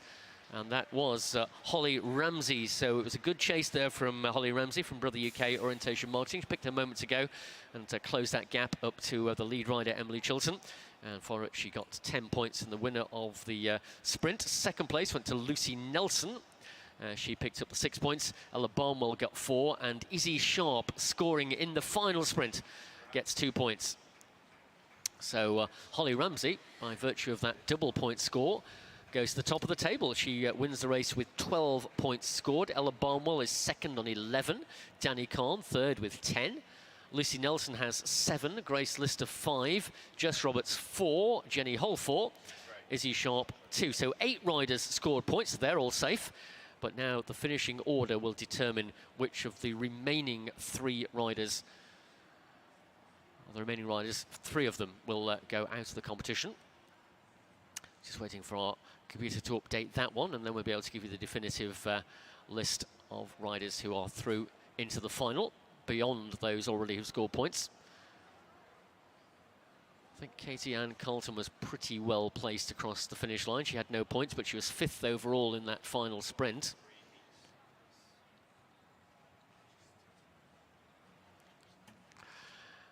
Larry Richards also with no points, but she got 8th in the sprint. So it looks like Mary Porton, Emily Chilton and Sasha Halsey all on 0 points. 9th, 10th and 13th place across the line are the riders who will go out of the competition at the end of that one. So Emily Chilton's brave move to go off the front and try and pick up points, as I feared would result in her going out of the back in that run to the line, and she too fails to qualify.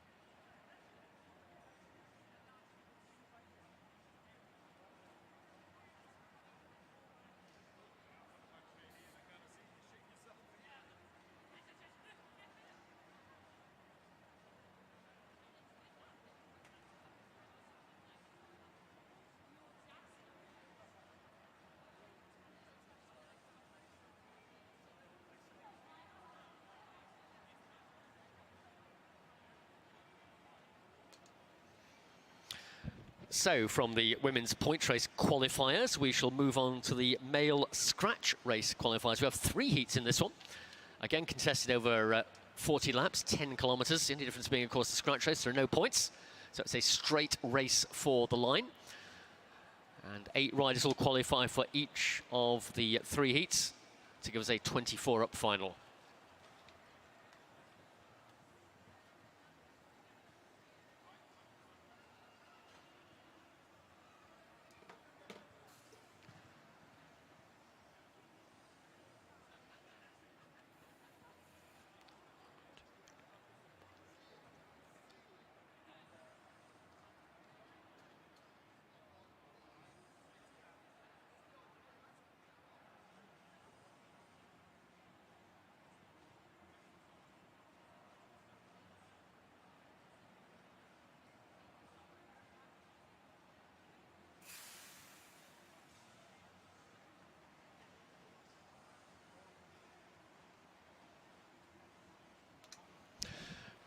So the riders coming onto track for Heat 1 of this men's scratch race qualification. The final course will be run off over 20 kilometres or 80 laps of the track during the course of this afternoon's final session of racing. In fact, it's our final competitive action on the track in these championships. But job to be done here by these riders to qualify for that final. So there are 17 riders taking the start in this first heat, of which 8 will qualify the finals. We'll lose more than half the field here, so this is going to require full attention from these riders. 40 laps of the track. Bang goes the starter's gun to get the race underway.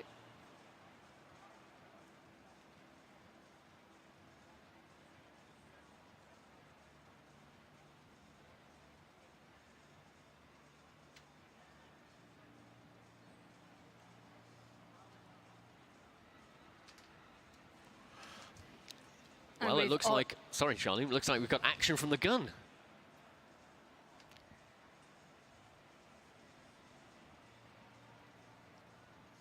Well, the rider who has gone on the attack here, little look over his shoulder. That's number 151, that's Kieran Riley from Spelman Dublin Port track team. Well, not a bad move, Charlene, to try and get off the front and gain a lap in the first couple of laps, but he's going to get caught back by the main field. You actually mentioned that in your tactics yesterday, Carl, about just attacking from the gun, and sometimes it does pay off because the bunch is still organising itself and no one's really paying attention, and you can just sneak away. But it looks like the pace is fairly high here. It is a 40-lap race in total, but they will be wanting to finish up and get the job done. Amongst the riders in this heat is the defending champion for the scratch race. Will Tidball won this race of the Nationals last March, in March 22. He wears race number 177 in the colours of St Piran. Already been on the podium, of course, in the points race yesterday.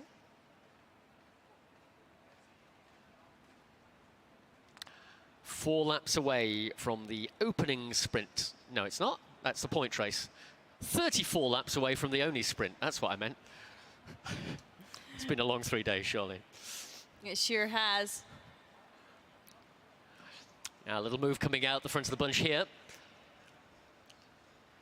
And testing the legs here, seeing if anyone's prepared to chase. A searing attack from Jack Bruff of AVC Aix-en-Provence. And no one particularly interested in chasing at the moment. Now, if you gain a lap in a scratch race, you will be amongst the bunch, but you'll be the rider on the lead lap. And if you stay amongst the bunch, you'll still be the winner. So Bruff, look across from the defending champion, Will Tidball. Probably a look of despair, thinking, I'm going to have to chase that now. But, will Bruff run out of energy before he gathers the lap? Of course, if you expend a lot of energy trying to gain a lap but don't achieve that process, you could find yourself languishing at the back later on. So it's a bit of a gamble that Bruff has taken. He went away very rapidly indeed, but his pace has steadied a little bit now. 30 laps to go. Mainfield, though, not in full flight in pursuit of him, so he could still profit from this. Rider who is on the front of that chasing group is William Gilbank of the Lee Valley Youth Cycling Club. Yes, Jack Bruff was very animated in yesterday's points race also.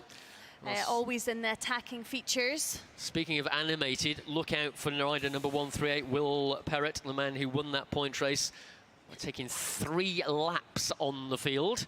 He just had a little look at the front earlier, wanted to make sure that Bruff doesn't gain too much ground at the front of the race. Will Perrott is riding in the predominantly white colours, number 138 for Cheney Windows and Doors Cycling. It does look like the bunch is coming together to chase down now. They don't want to let anyone get ahead of them. I think, Charlene, it's a combination of the bunch consolidating and Bruff beginning to lose energy now. He's been on his own for a little while here. He's notably slowed. I think it'd be wise just to swing up and wait the Mainfield to come back to him. Pick his moment maybe a little bit later in the race to attack, because Mainfield are not going to allow him to gain a lap. As Dylan Hicks for the DSM development team swinging off the front here as well. 25 laps to go. We're approaching half distance. The longer Jack Bruff remains here, the more energy he's using, and finally he realises, yep, this is a ride in vain at the moment. Sits up, waits for the main field, all back together.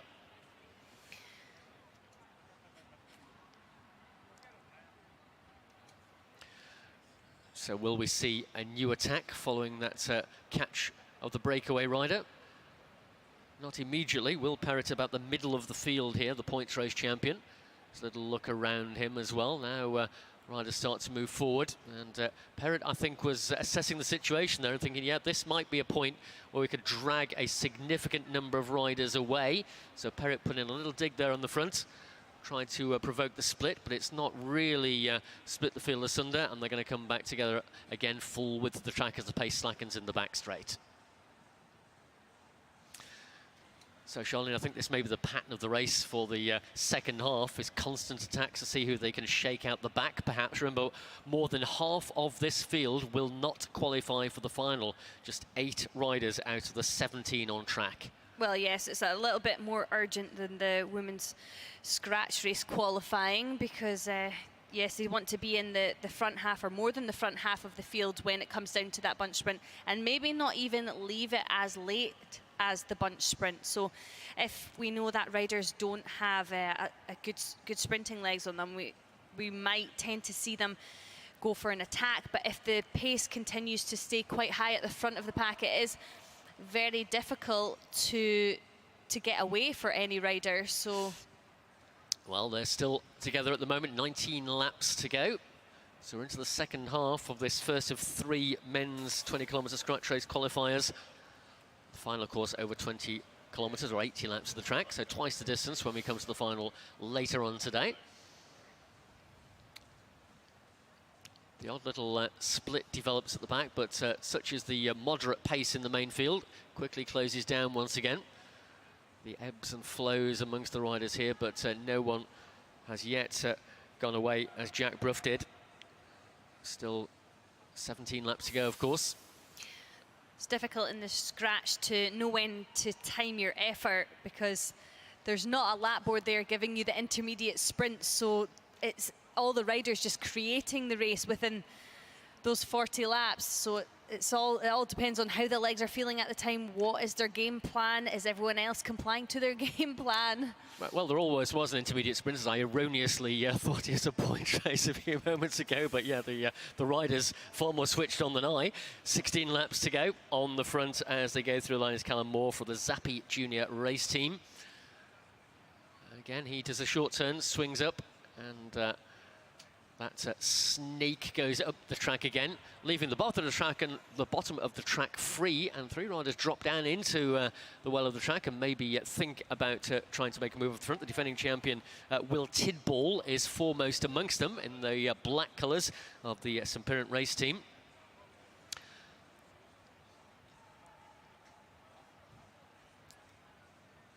Will Perrott looking down from the top of the track. Moving alongside here is Archie Fletch from Innovation Racing. Archie is a pretty rapid rider as well. He's had good championships so far. So we're down to 13 laps to go now. Wales Racing Academy in the form of Fred Meredith does his little turn on the front.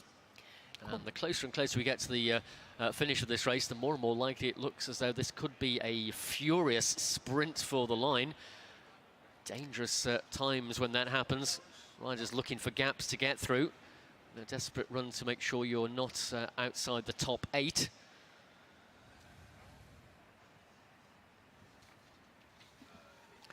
But the pattern continues. 11 to go. Jack Brough, who had that enterprising move earlier that came to naught, is back on the front. Maybe thinking about trying it again, but closer to the finish this time. But he knows that the riders around him unlikely to let him take that advantage. Well, qualifying rides are always a great time to test out your legs, but also if your legs are tired from the whole weekend of racing, they'll be wanting to conserve as much energy as possible, and I think that's maybe what's happening here. The riders who are wanting to get off the front are maybe noticing that no one's going to let them, so over the next 9 laps they're going to have to manoeuvre themselves into positions for that final sprint.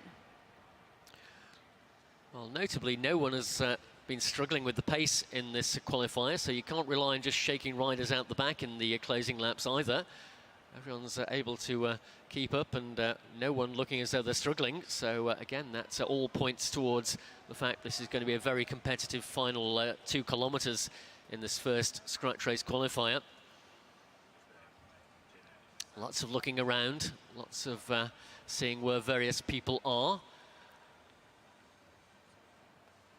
Riders constantly going up and down the track, slotting into the bottom position. There is Joseph Cosgrove from an Exo Group RT. But again, that doesn't translate into a prolonged attempt to maintain the front position. 6 to go.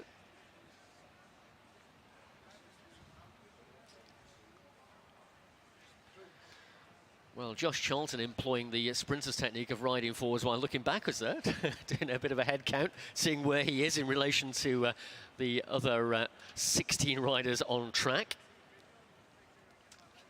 Jack Brough again on the front, and so too Callum Moore as well. Moore with those red shoulders to the jersey.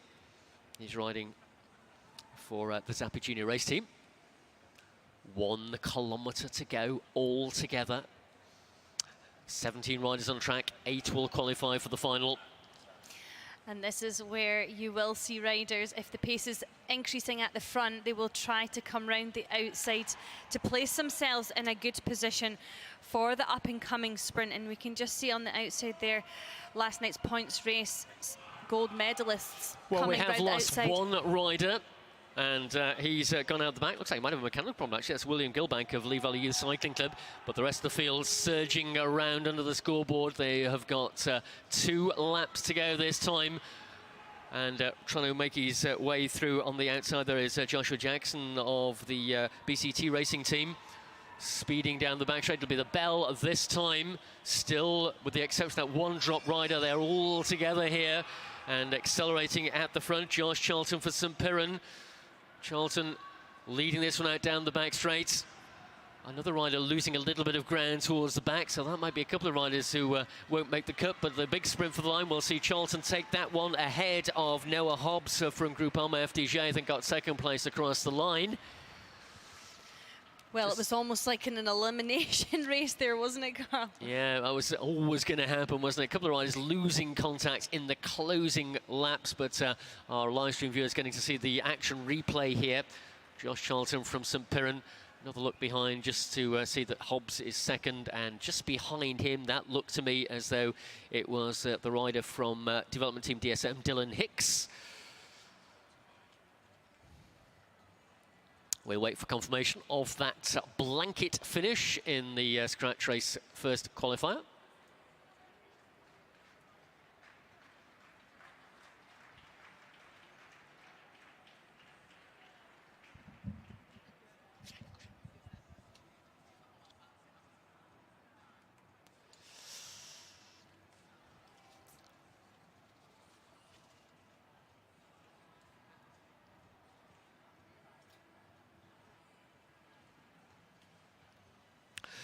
So as the riders complete their warm down, we're waiting for confirmation of the final result and the 8 riders who are the first through into the scratch race final this afternoon. 2 more heats to go.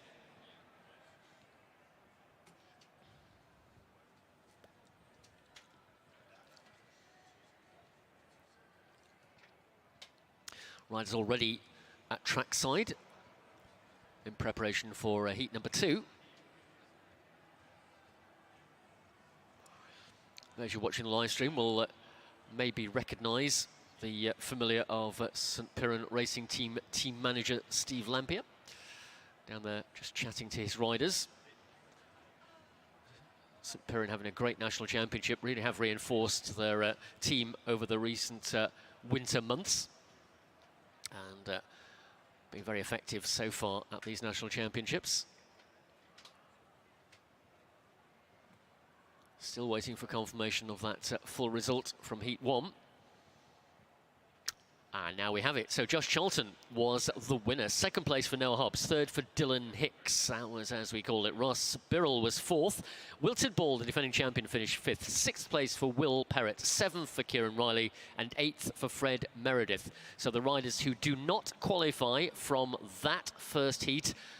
Jack Bruff, the rider who went on the attack earlier, didn't quite make it. He was 9th across the line. Joseph Cosgrove, Will Salter, Joshua Jackson, Thomas Patterson, Aaron Dick, Callum Moore, Archie Fletcher and William Gilbank. Gilbank a non-finisher, but those are the riders who do not qualify. So just making the cut, last man to qualify, there was Fred Meredith.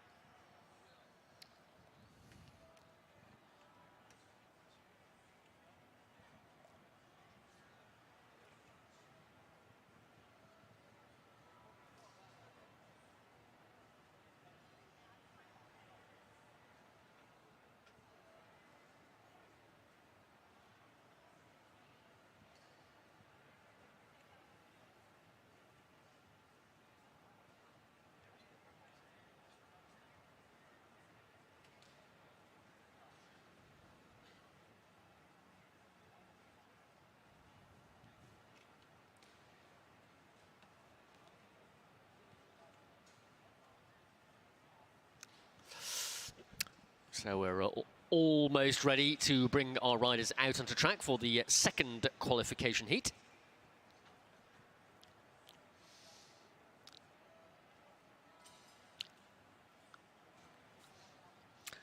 Will Roberts lines up in this one for St Piran. Former St Piran main team rider, now riding in the development squad 0503, Will Bergfeldt, course rider who rides in the paracycling discipline as well. Goes in this final. David Bolland for the Army Cycling Union. Matthew Brennan for Fensham House MAS Design.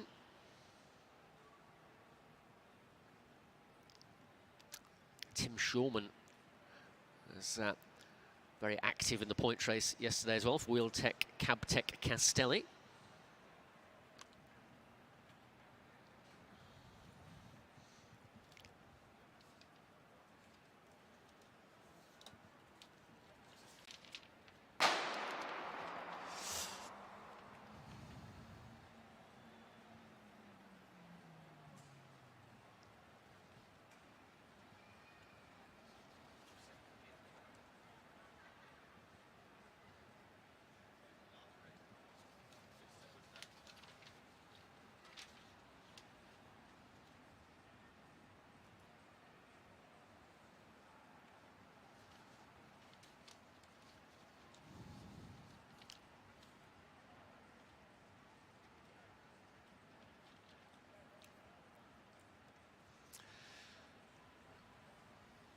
So David Bolland, the Army Cycling Union, the rider in the red colours, the top of the track.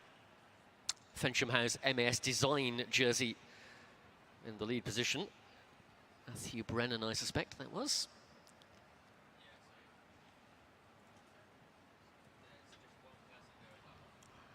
And starting to apply a bit of pressure to the pedals, riding for Tafoti, everyone active, Denham Edwards.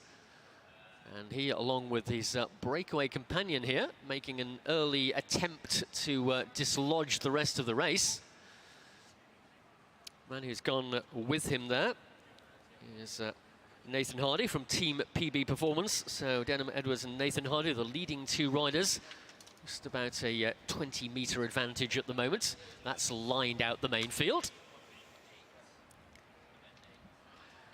Leading the chase is Stephen Biddulph of Born to Bike Racing Team. And a little look at the front of the chase group for Wheelbase Cabtech Castelli's Tim Shorman.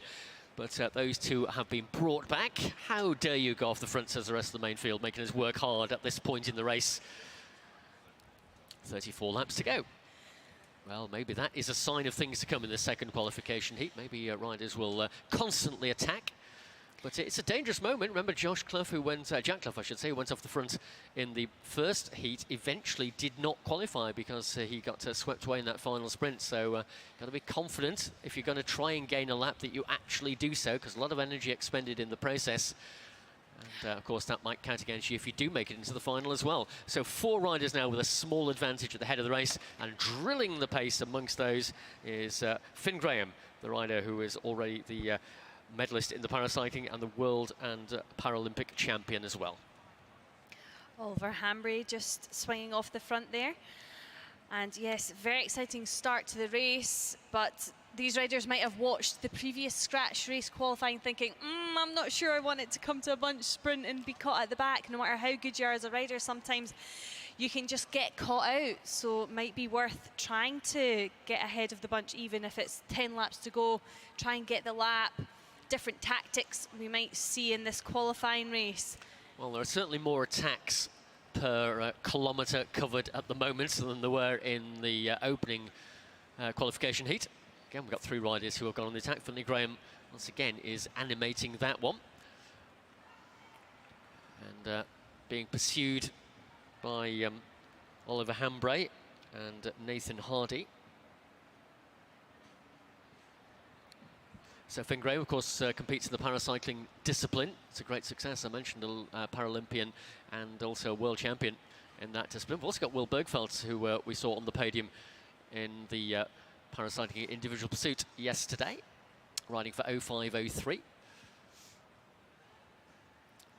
Coming back together, so the attacks that we do see are being rather quickly brought back into the fold by the main field. Ship has been steadied once more with Will Roberts, the rider who took the bronze medal in the individual pursuit. And that's another attack off the front from Matthew Brennan. So Brennan, sole representative of Fensham House MAS Design in this race. Race number 18. Here's a little look at the front as well. Let's see if he can succeed in shaking off the attentions of the main field. He was a bronze medalist in the team pursuit last year at the National Championships, Matthew Brennan. Tim Shorman in that Very distinctive wheelbase Captac Castelli jersey, just drifting back down the line, and Brennan sits up too. 24 laps to go, 4 away from the halfway mark.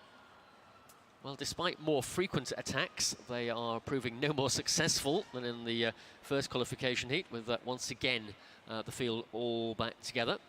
Pace, I think, a little bit higher. We're not seeing too much bunching together at the moment, so obviously then responding to those attacking moves requires an increase in pace. But at the moment, with 23 laps to go, no one with an advantage, equally nobody off the back. Attacks are all about timing, Carl. You've got to think, are these legs tired? Am I attacking tired legs? Am I attacking legs that are nice and fresh? But you've also got to read the bunch. And sometimes if you look, you can see that they are not going to be active. It's all about luck sometimes as well. Luck and timing, indeed. Many factors, of course, play into success in the world of cycle racing. That's what makes it such a fascinating sport. Hope you're enjoying a early action here today on this final day of the National Championships here at the Geraint Thomas National Velodrome of Wales. Welcome to anyone who's just joined our live stream coverage on the British Cycling YouTube channel. It's great to be able to bring you the action here from these British National Championships. This is the final day, of course. So the final medals will be awarded. 25 championships have been competed across the 3 days of action here. 20 laps to go in this second of 3 qualifiers for the men's scratch race final later on today. After a flurry of short-lived attacks in the early part of the race, they've decided that they're going to stick together for a little while now. Little look behind for Christopher Johnson, riding for the Islington Cycling Club.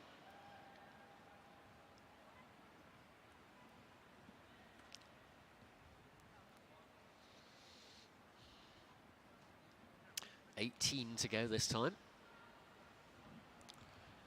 And for the first time on the front, Anthony Morris of the VC Londres. No rider wanting to really take it on at the front. Everyone peeling off as soon as they get to the front. No one wanting to expend any energy. There's only 17 laps to go. There's still time for attacks to come into play and riders to get off the front and make that move to make the lap if they want to stay out of trouble, or even just formate a small group ahead of the bunch to leave themselves a little bit safer out of the action for that final sprint. Well, David Bolland of the Army Cycling Union just stretching his legs at the top of the pack there. It's always nice to see riders representing what you'd call traditional cycling clubs still in the mix in the national championship.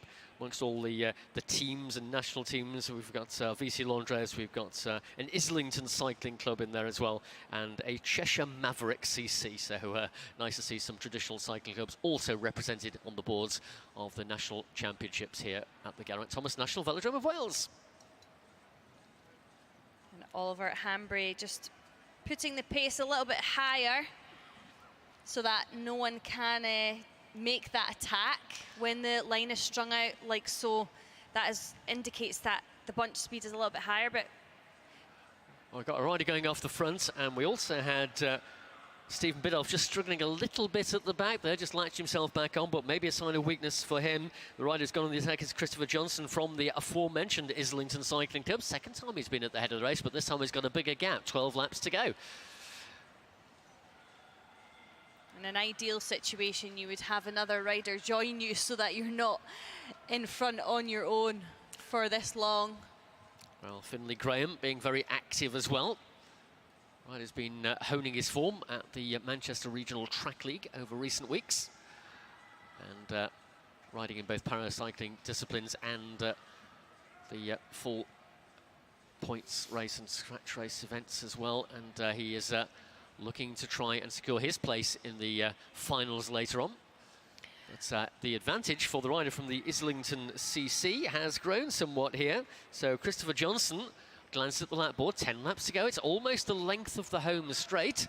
Chase is being led by Will Roberts from St Piran, but only briefly before he swings up, but so too has the lone leader. So much as we saw with Jack Bruff in the first qualifying heat, he's decided he's not going to gain the lap, so no point in wasting too much energy and then losing out in the final sprint.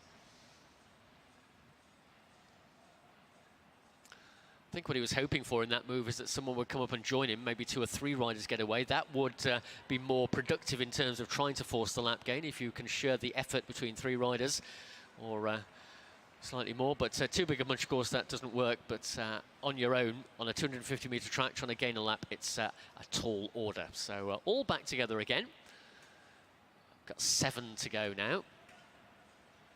And well, this one could well be brewing up to be another sizable sprint for the line. Again, we've got 17 riders who took the start and only 8 to qualify. But here comes a split. Maybe this will be a decisive moment, because 5 riders have gained an advantage here. Main field is split now into 3 distinct groups. 6 laps to go. And once again, driving the pace at the front is Finlay Graham. He's been very active indeed for Parity. Second 2 groups have come together. The result of that is 1 rider's gone out of the back, and they are going to catch the leaders. So it will once again come back together with 5 laps to go. Well, it's going to be a case of the riders just positioning themselves into the bunch, not too far close to the back. All the riders above the blue now, conserving their energy for that final sprint. Well, Charlene, as we said, if you go make that attack and it doesn't happen, you go off the back if you're not careful. And that's exactly what has happened to Christopher Johnson, the rider who was away clear a few laps ago, is now struggling with the pace. Also still struggling at the back is Stephen Biddulph of Born to Bike Racing Team. The rest of the field, though, packed together as they come under the scoreboard. We have got 3 laps to go. Tim Shorman down at the bottom of the track there. Alongside him is Will Bergfeld of 0503. Down the back straight, Matthew Brennan poised in about 5th spot there for Fensham House MAS Design.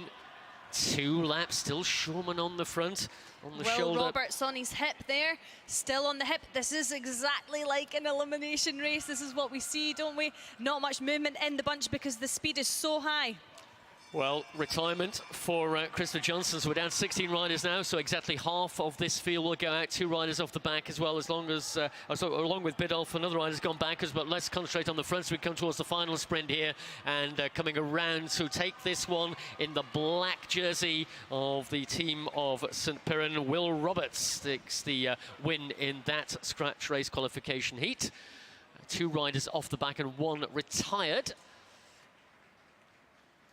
So as soon as we have that result confirmed, we'll be able to tell you which 8 riders are the ones who've made the cut and those who will exit from the competition. We've got 1 more qualification heat to go. Look back at the action replay on the live stream coverage of that final run to the line. Will Roberts burst out the middle of that bunch. He was well placed in the middle. Looks as though he just got the better across line of Sam Fisher of a Nexo Group Racing Team.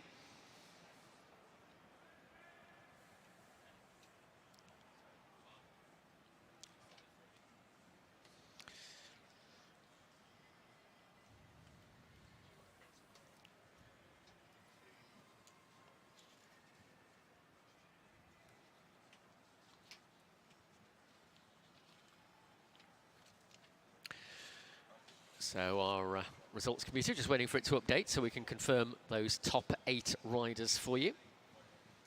As I mentioned, we've got 1 more qualification heat to go in this scratch race, and then we'll be moving into paracycling competition for the time trials.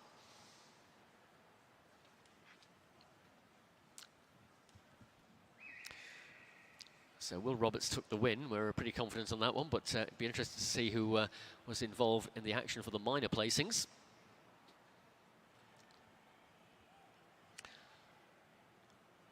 Not more so, of course, than those riders who were involved in that final sprint. Anxious to find out where they finished.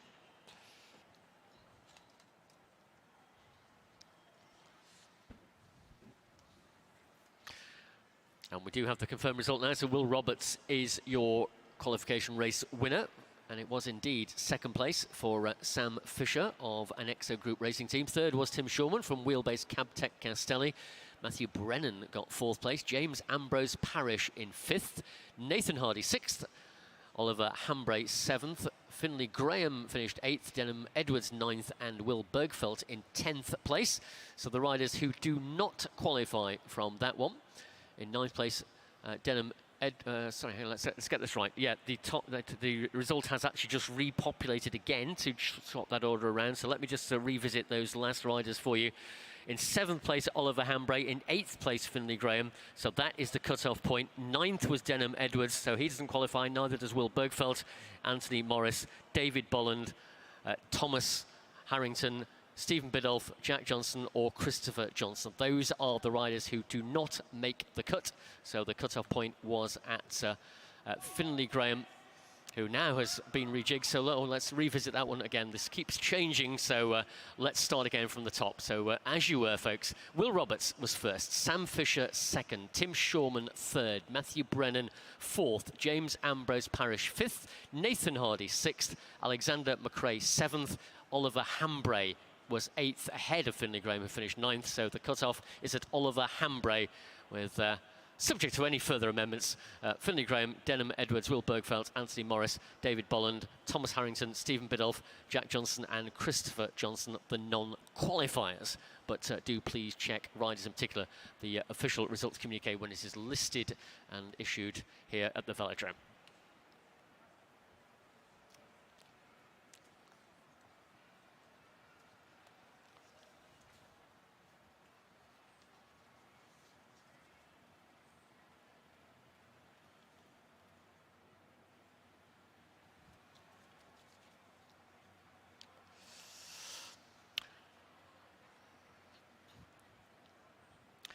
So the riders will line up for the third and final qualification heat for the scratch race final later on in the day. One fewer rider taking the start in this one, 16 starters, and from that exactly half the field will make the cut into the final. And some of these riders having qualified in the team pursuit also, so they'll already have a race in their legs and they'll be thinking about their team pursuit finals later on. Well, of course, these days the National Championship programme condensed into a 3-day competition. National Championships used to be played out over the course of a week, so you could get the opportunity to ride several disciplines with the maximum form you could bring to it, but here you maybe have to make a choice as to which is your favourite discipline or the one you're more likely to succeed in. So the riders coming onto the track here. 40 laps to go when they come to the line next time. So half the field will be qualifying and half won't. 8 through and 8 will be out. Joe Holt, winner of the time trial, the Commerce time trial a couple of days ago, is in here. Wearing race number 82 for the Techers CC. That very colourful jersey we saw Jenny Hull sporting in the women's point race qualifier a little bit earlier. Similar attire for Joe Holt. Ben Wiggins in here as well for Fensham House MAS Design. Isaac Lawrence riding for 0503, the St Piran Development Squad. Harry Codd of Cerro Cycle Division Racing Team. And Liam Davison will be riding as a private member.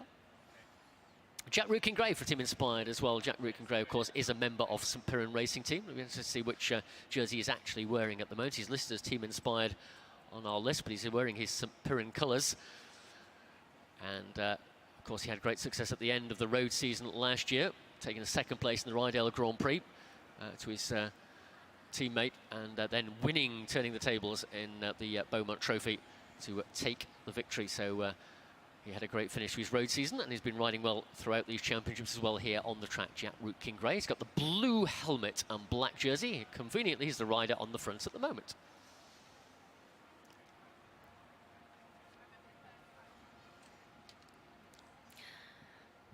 I always think when you get to ride that qualifying heat in the third heat, you get to see what's happened in the other heats, the previous heats. So you can rethink your tactics, see what worked in the other heats, and maybe try to devise a different plan. But it looks like all the riders are working together to keep the pace high. So for now, they'll be wanting it to move along as quickly as possible.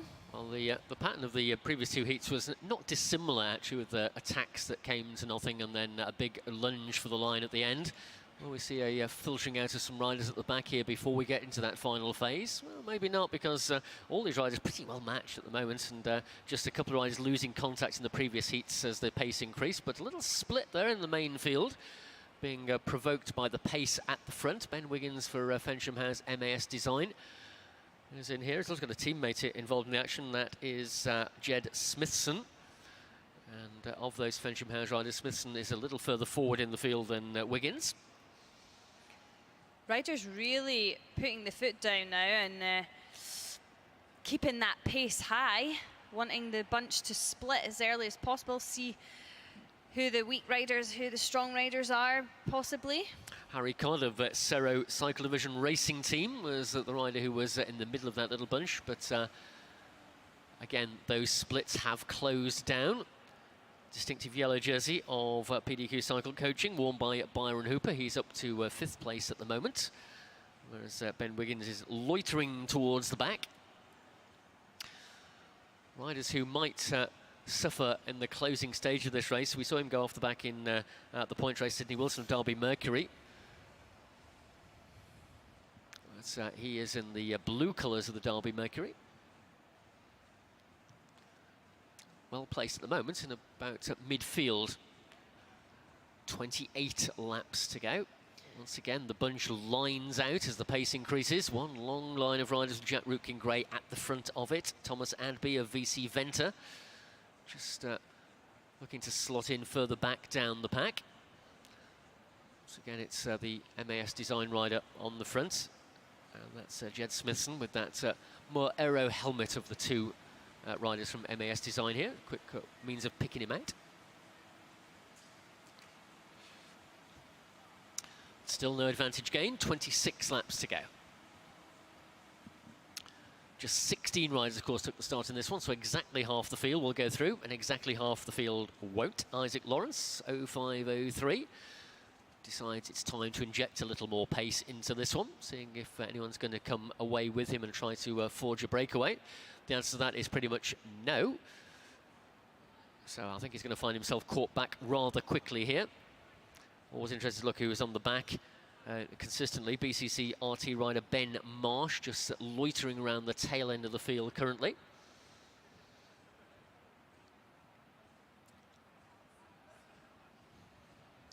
And it's time for Ben Wiggins to see what he can do in terms of getting away at the front of this race. Probing move from Wiggins, and up into second spot behind him there for Teckers was Joe Holt, the kilometre time trial gold medalist.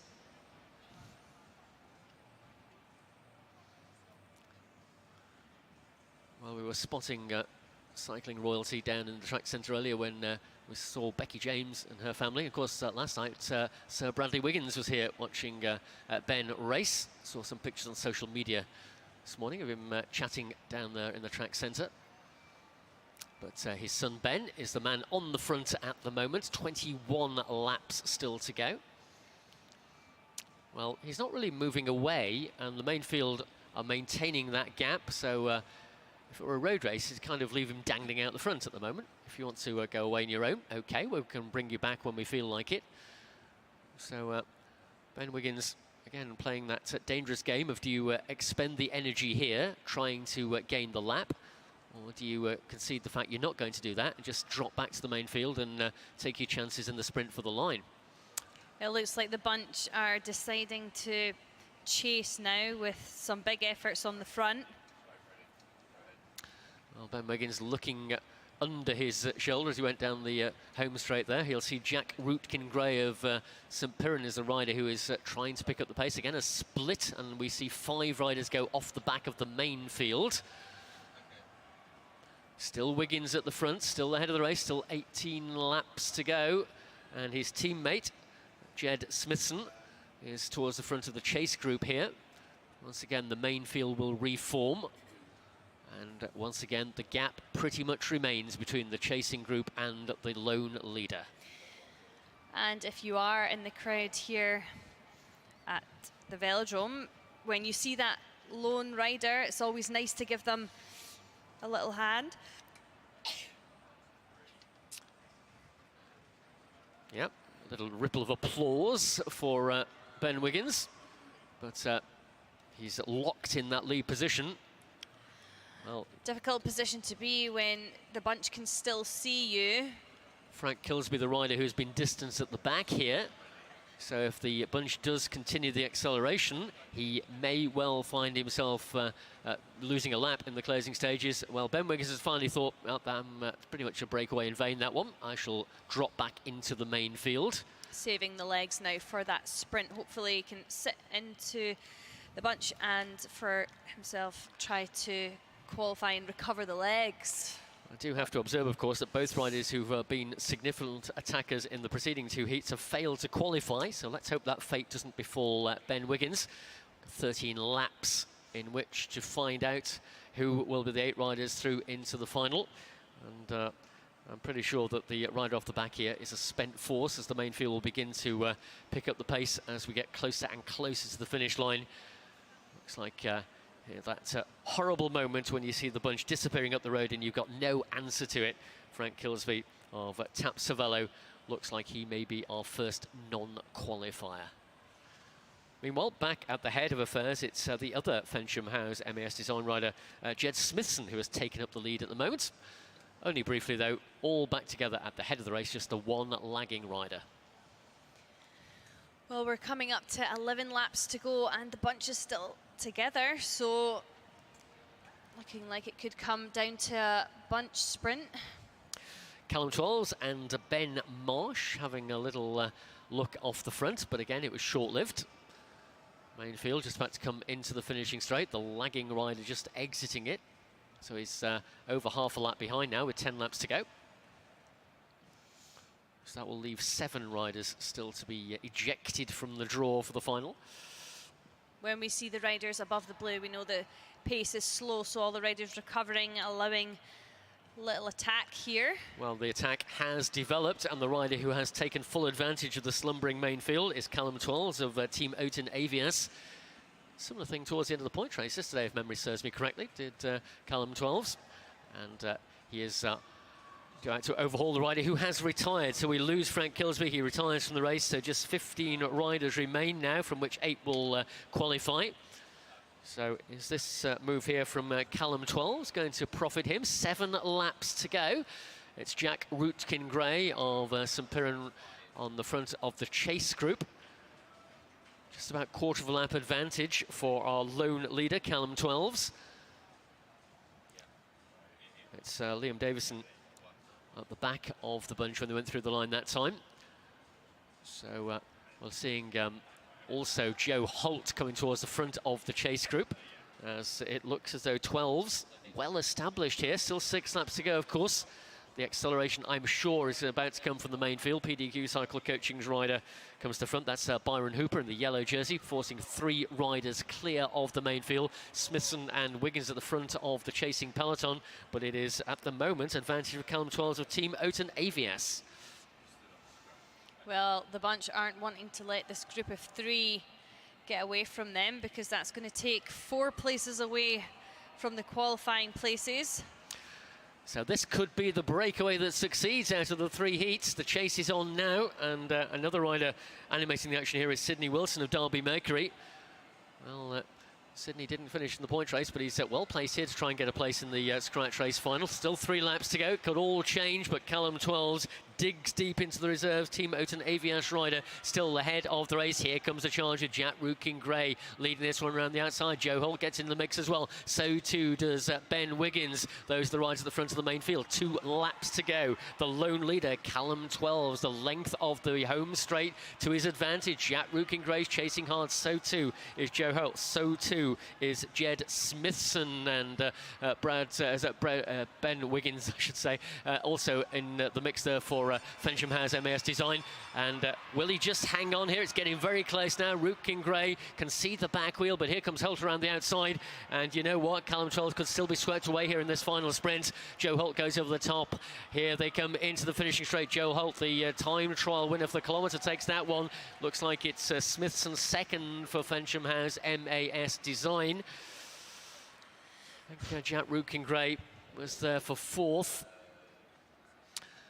And again, the rider who was on the attack, Callum 12s, even though it looks as though he would stay clear, such as the acceleration the main field were capable of. When you're on your own, much, much harder to pick up the pace. So it'll be interesting to see where Callum 12s finish there. But no doubt about the man who crossed the line in first place. Victory for Joe Holt. Our live stream viewers will get the benefit of an action replay as we watch Holt scorch around the track here with Smithson just behind him across the line. So we'll wait for the result to settle down on our scoreboard computer here in front of us in the commentary box before we give you a definitive list of who the 8 qualifiers are from that final heat. You can see that men's scratch race final. It, in fact, will be the last competitive action of these national championships during the course of this afternoon's session, which is due to get underway at 1:30. But we've got more racing for you here this morning yet. We have got the paracycling time trials for the men and women in the C1 to C5 categories and the mixed B category as well. So we'll be moving on to those events very shortly, keeping a careful eye on the results computer here for confirmation of that final sprint qualifier.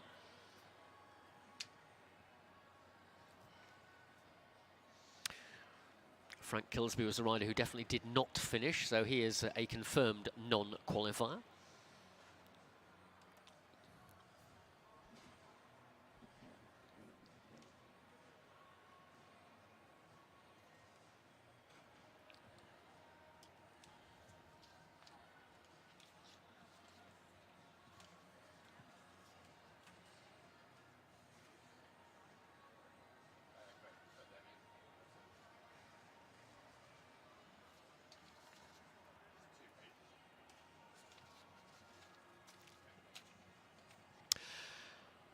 So Joe Holt confirmed as the winner.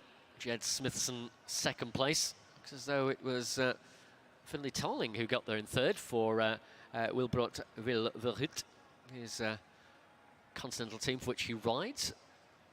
Just going to hang on to see if any of these placings change, as they might do for a couple of moments before I give you the rest. But top 3, Joe Holt, Jed Smithson and Finn Tarling.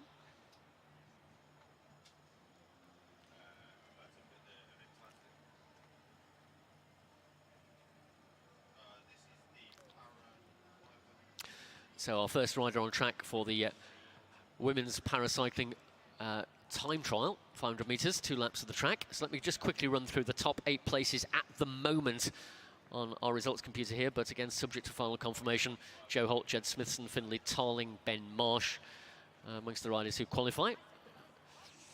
I'll try and give you the full list in a moment, but let's concentrate on the action on the track.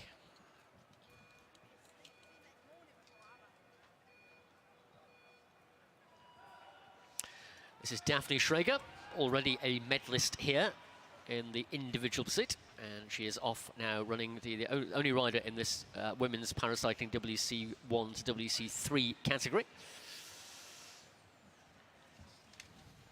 So it's the women's 500-metre time trial, and she has got off to a great start there. Powering down on the pedals, deciding to stay up on her handlebars rather than get into the aero position. Maybe got more force here. So the winner of the individual pursuit crosses the line as the sole competitor in this WC1 to 3 category in 42.691.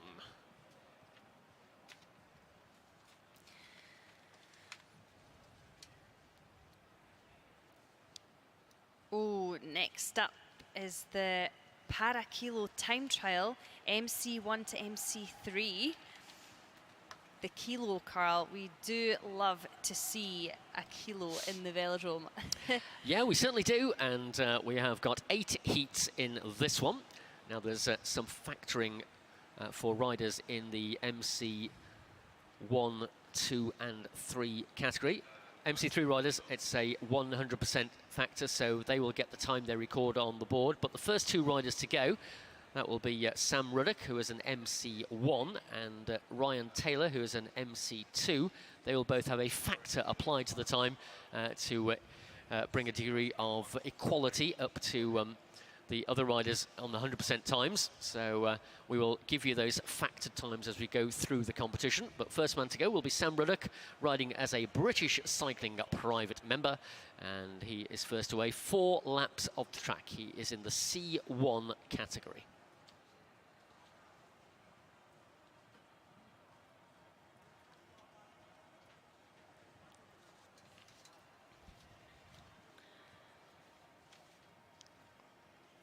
Bike just being secured in the start gate from the coach and officials and volunteers.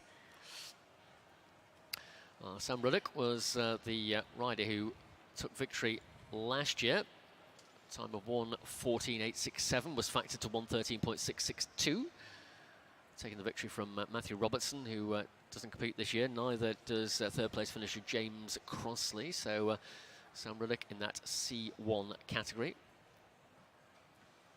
And of course, in the C3s, well, Finn Graham, who's just ridden that scratch race qualifier, is involved in the time trial in this one as well. Already a medal winner here this week. So we're ready to go in the first heat.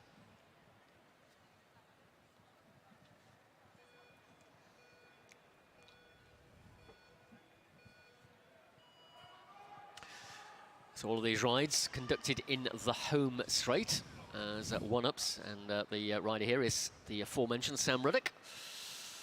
Can he better his time from 12 months ago? 1:14.867 was his factored, his actual time, I should say. So that's the time you will see on the scoreboard here before we get the factor applied to it. Opening lap completed, settles into his more aerodynamic position on board his machine. The Kilo is that event where the lactic acid is definitely going to become apparent by how an athlete finishes the race.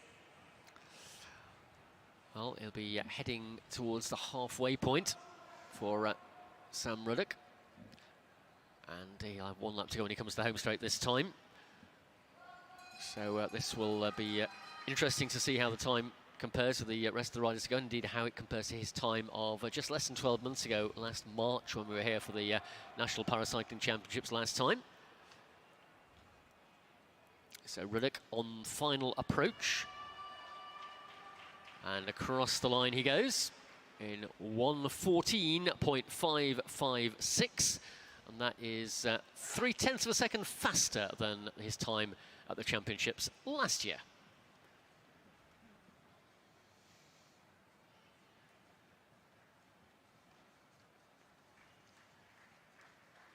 You can see from his face there the effort that took out of him, and we tend to see after the Kilo that riders are absolutely exhausted. They're trying to expend all their energy out in those 4 laps and leave nothing left. So next to go will be Ryan Taylor from the Ilkeston CC. He is in the C2 category, which will also be a factored time. 93.96% of his finishing time.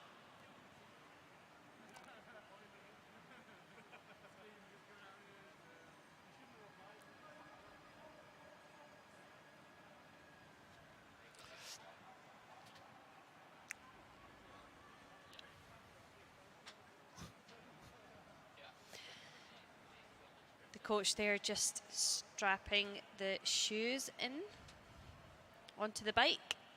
It's a big effort at the start of the race to get up to speed. Don't want the shoes coming out of the pedals.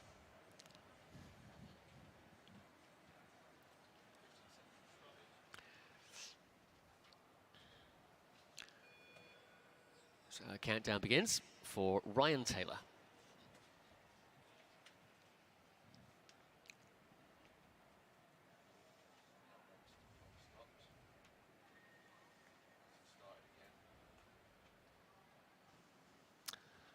Well, slight problem, so counting again.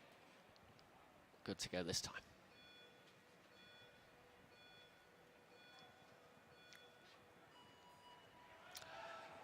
So Ryan Taylor of the Ilkeston CC is underway in the C2 category, still representative of this C2 category. 1:14.556 was the actual time of Sam Ruddock in the first heat. I don't have the factored time as yet.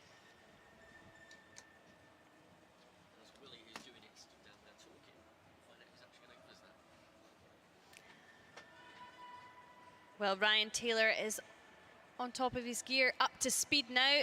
It's all about trying to hold this speed to the end of the race. As he comes round into the home straight, he's got 2 laps to go. That's 500 metres, still looking good.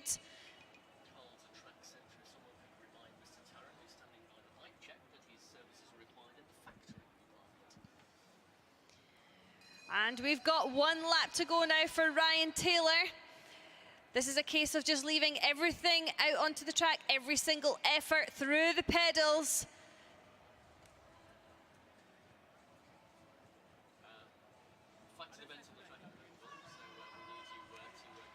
And as he comes up to the line, that is a time of 1:17.192, but this time will be factored. Yep, 1:17.192 for Ryan Taylor. We will bring you those factored times relatively soon. But the rest of the field in this draw all get a factor of 100%, so the actual time you see on the board will be the time that they record. Colin Wallace will be next to go for the D-side Thistle CC. He was second to Finlay Graham last year, a time of 1:15.884 in competition here last March for Colin Wallace.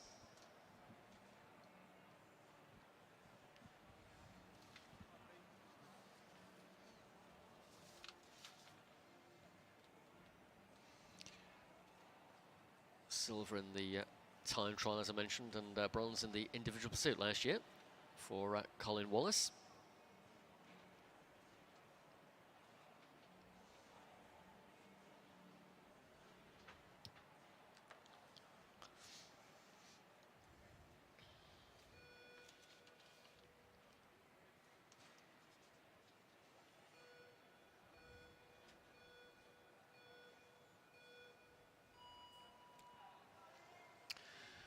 So Wallace gets underway.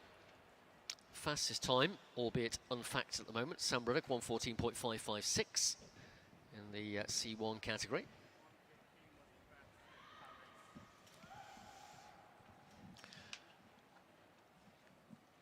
So if you're curious how the various categorizations take place in the world of paracycling, the B designation refers to riders who are blind or visually impaired. They, of course, conduct their racing on board the tandem. And for the C category, range in order of severity of disability from C1 up to C5, C5 being the least serious of them. So this is the C3 category, and it is Colin Wallace who is heading for the final lap of his kilometre time trial. Still looking good and hugging that black line. Taking the quickest way around the track. It's in the back straight now. Legs will really be starting to tire. So here he comes. And we'll stop the clock in a time of 1:17.665.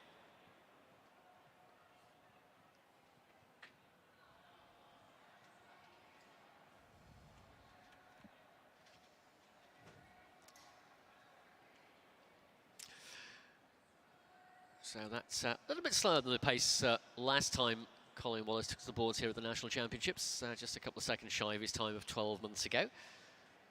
1:17.665, that is the actual time.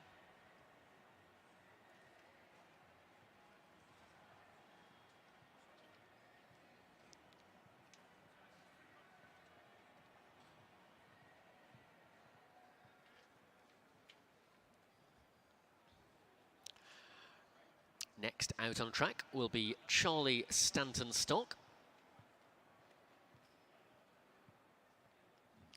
Charlie representing the Loughborough Student Cycling Club. That's a very distinctive magenta and purple outfit sported by the Loughborough team.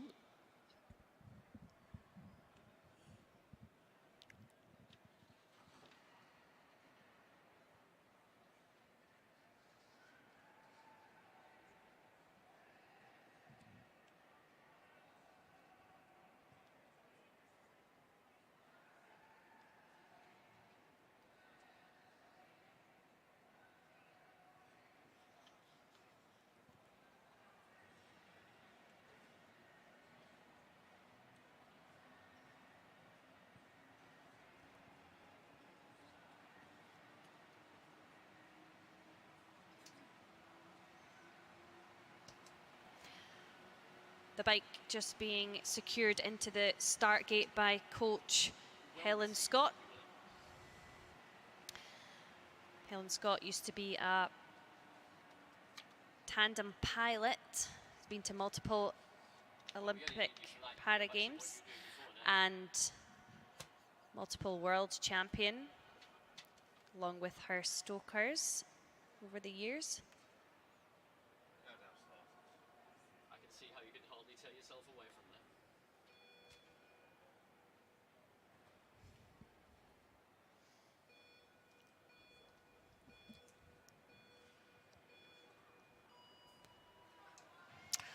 Charlie Stanton-Stock gets underway. Let me just fill in the factored times for you for those first two heats we saw. Sam Ruddock, his actual time 1:14.556, his factored time 1:09.680.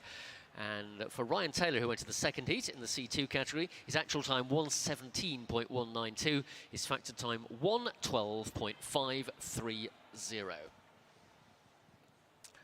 Of course, competitors on track now. The actual time is their actual time.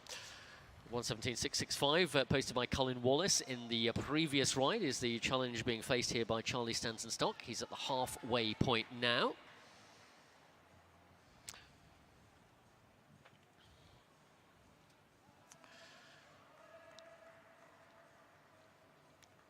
Wallace went through that point at 41.7.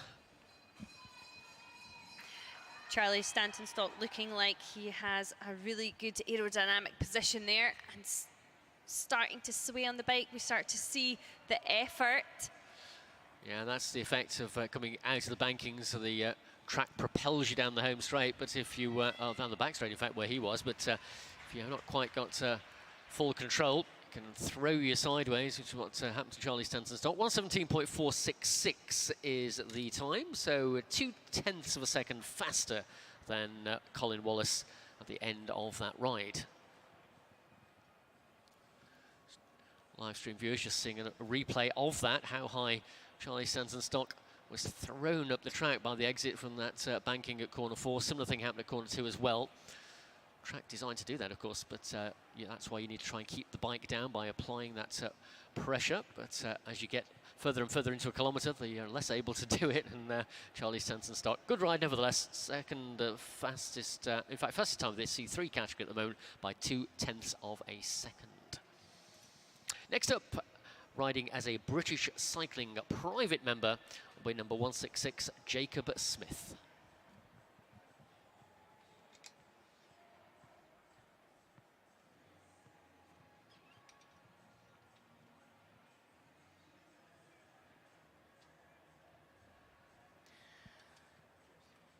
Great to see lots of para cyclists coming from the development side.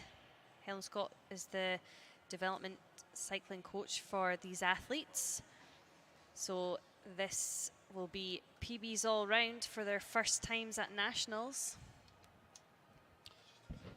Yeah, Jacob Smith did a good ride in the individual pursuit a couple of days ago. In fact, yesterday I think it was, wasn't it? Or maybe it was day one. I've lost track of time completely now. Sunday, isn't it? That's right.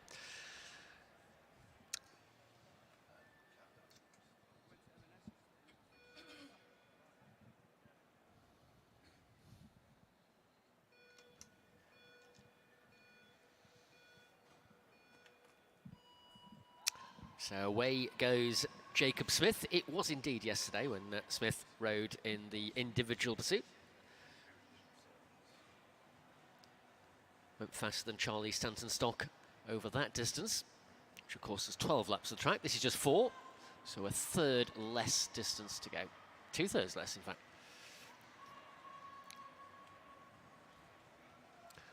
Good start. Moving smoothly away from the starting gate and settling quickly into his more aerodynamic position. Let's see how that will influence his time as he approaches the halfway point. He's through there in 41.145. Slightly slower than Charlie Stanton-Stock was at the equivalent distance, but slightly faster than Colin Wallace.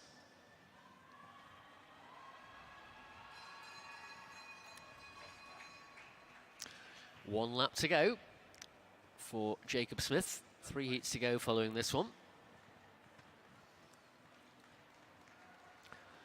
Through the half lap point on his final run to the line. And turning for home out of corner 4, Jacob Smith will stop the clock in a time of 1:17.189. So all 3 riders in the C3 category so far have clocked to 1:17, but Smith's was the faster of the 3 at the moment. 1:17.189, 1:17.466 for Stanton-Stock, and 1:17.665 for Colin Wallace.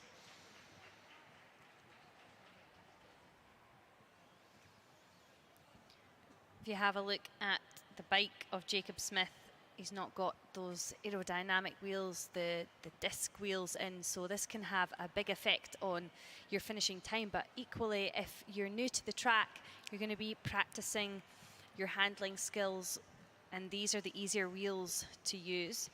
But I'm sure he will work his way up to the disc wheels. Next up will be Henry Urand, next rider to go. Again, he was pretty evenly matched with the times of Smith and Stanton-Stock in the individual pursuit yesterday.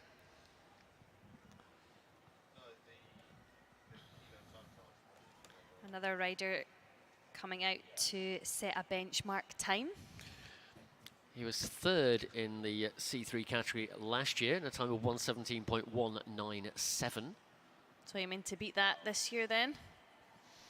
And of course, the rider that they all fear, of course, is the Paralympic and world champion Finlay Graham, who will be last on the track in this section of the competition.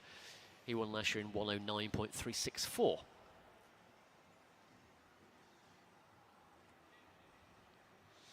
So coming out onto the track is Henry Urand, riding as a British Cycling private member, climbing on board his Dolan bicycle. Other makes of bike are, of course, available, but Dolan pretty popular among track riders.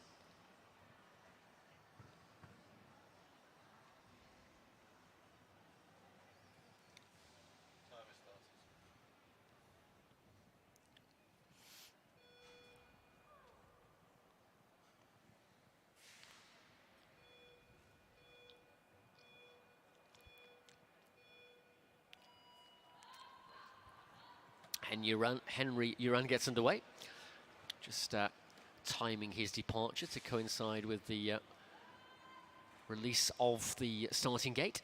So he was leaning forward when the gate released, so he'd obviously practice that to make sure he can benefit as much as possible.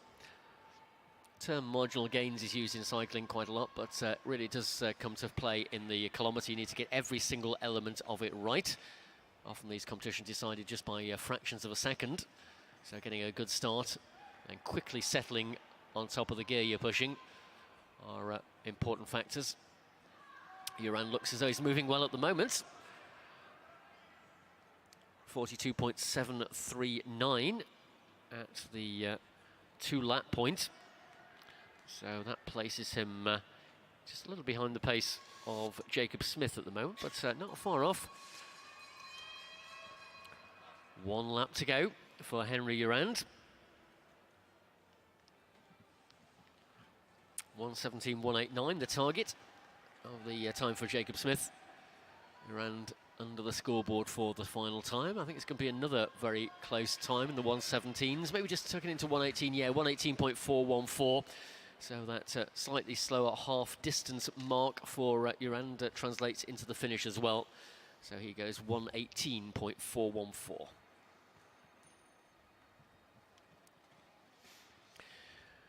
That's a little bit slower than his ride last year when he did a 1:17.197. Ben Hetherington is our next rider on track. The penultimate heat in this paracycling kilo for the men in the C1 through to C3 category. Hetherington riding for Watt Shop will be next to start.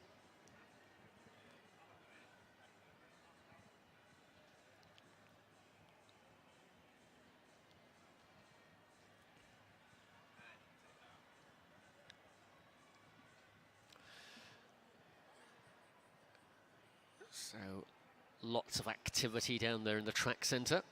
As you're watching on our live stream, we'll give you a taste of the atmosphere here inside the Geraint Thomas National Velodrome of Wales. Just our customary reminder to those of you viewing our live stream, you're sharing the commentary with us here inside the venue. So there are moments of silence while we prepare other things. That is the reason why. So we hope you're enjoying the coverage. We had great viewing figures across the weekend for the live stream. So it's good we can bring you the action wherever you are.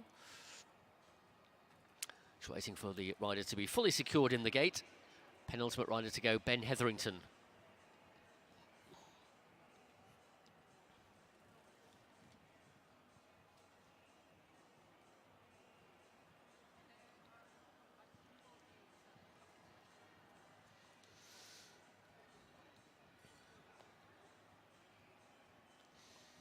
Clerk of the course holds the flag up, indicate the rider's ready.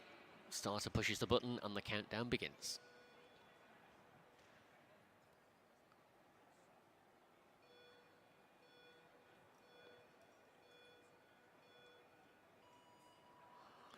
Ben Hetherington. Away from the start he goes. Didn't quite make as good a start as Henry Urand, I would suggest that. Slight only momentary pause, but as I said, it can all play into the time you record in a short distance such as the kilometre. Let's see how quickly he can propel himself around the boards of the track here. He was slightly slower than the eventual winner of the individual pursuit, but he was considerably faster than Stanton Stock, Smith and Urand in the individual pursuit. Let's see how that translates into the shorter distance here for the kilometre. Through the halfway point in 43.751. Can you generally tell the effort that the riders are putting out by how they look on the bike, and sometimes when they start to waver more from side to side compared to their start of the race, it's starting to get a little more difficult there, but he's still on top of his big gear as he comes into the home straight to take his time. 1:17.189 is the target. Here he comes. It is just a little bit slower than that. I thought he would pay the price for that hesitant start, and he has done. 1:18.889 for Ben Hetherington. So that is the slowest time of the C3 riders so far, with one rider still to go.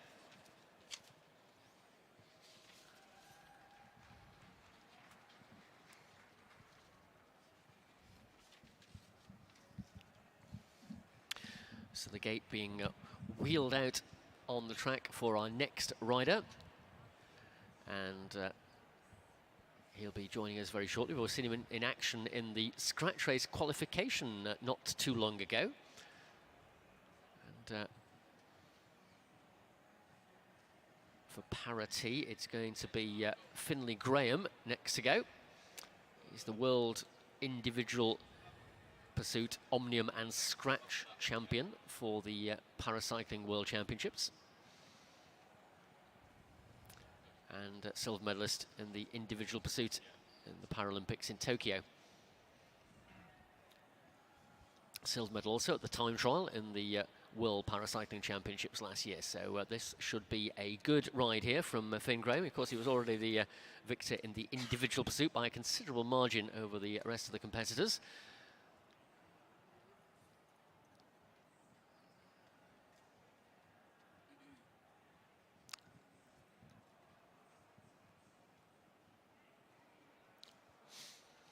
So last year, Finlay Graham had a comprehensive beating of Colin Wallace and Henry Urand in the C3 category. He recorded a time of 109.364 in competition last March.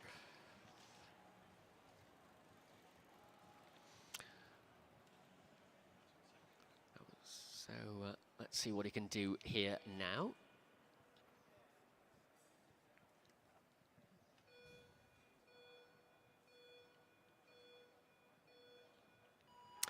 Again, employing that rocking start to ensure his forward momentum is carrying the bike away from the gate.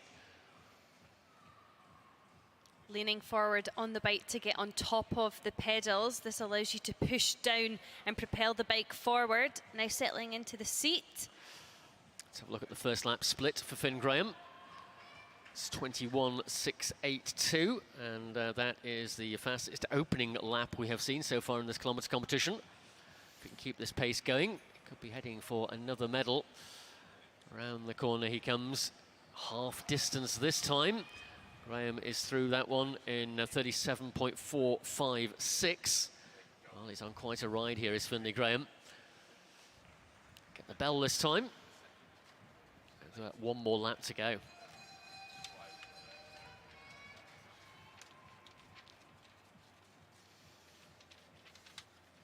Looking really aero in that tucked position, moving around on his saddle, but he is in the last half lap of his race as he comes round for that finish line. So across the line goes Finlay Graham, 109.8085. That is the fastest time amongst the C3 riders for Finlay Graham, and an improvement on his winning time of last year. So another great ride from Finlay Graham of Parity goes to the top of the leaderboard. And there you go, reflected on the screen, we have Finlay Graham is your winner, and gold medalist Sam Ruddock second, 114.556 was his time, but has factored to 109.680, but still slower than Finlay Graham. Jacob Smith even, and Ryan Taylor's times all displayed on the board for you, but remember factoring for both Ruddock and Taylor will impact on the times you see on the big screen here in the venue. But no doubt about the man who went fastest. That was indeed Finlay Graham from Parity.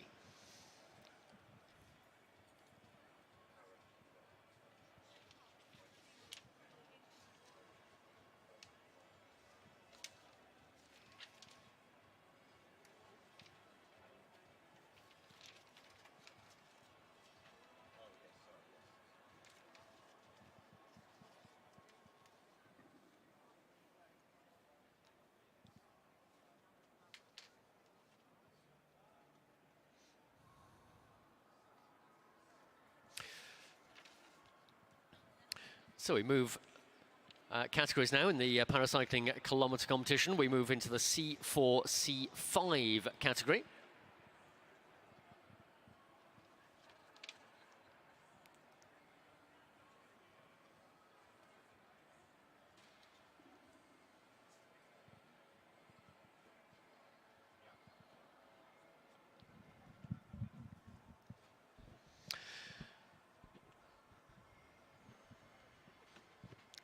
So we have 4 heats up and coming in this MC4, MC5 category.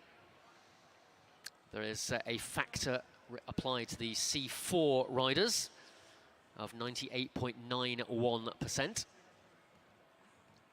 Martin Hailstone will be first to go. Martin Hailstone and Jodie Cundy CBE are the riders in the C4 category. Mark Valentine and Archie Atkinson in the C5 category. Atkinson, winner of the individual pursuit.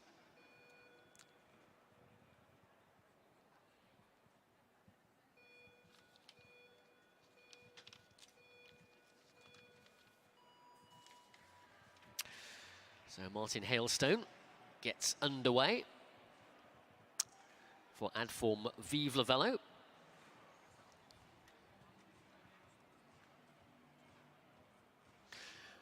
His time last year, 116.160 before the application of the factor. It came out at 115.330.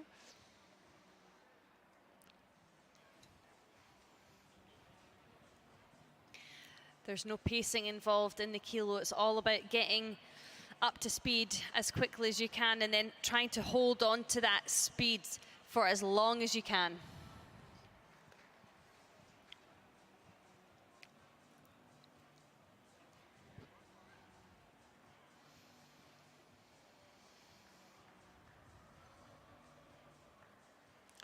Carl to Willie.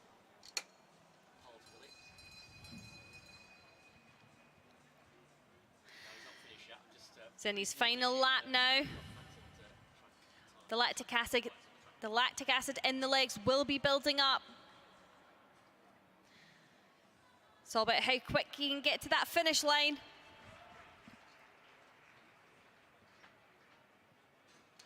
(1:15.730), the time for Martin Hailstone before the application of the factor. He rides for the Adform Vive le Velo. I'll bring you that factor time in just a moment. Slightly faster than his time recorded last year.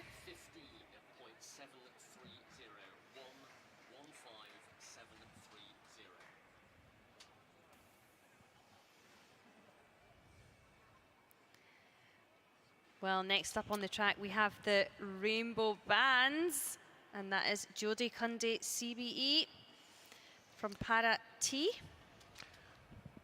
Just before Jodie Cundy gets on his way, let me give you the factor time for Martin Hailstone. 1:14.905 is the factor time for Martin Hailstone.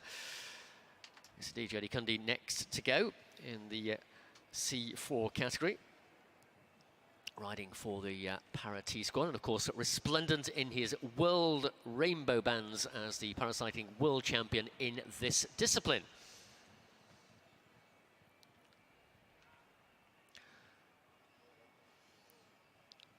He's also world champion in the paracycling team sprint as well as the individual time trial, and a Paralympic team sprint champion in Tokyo.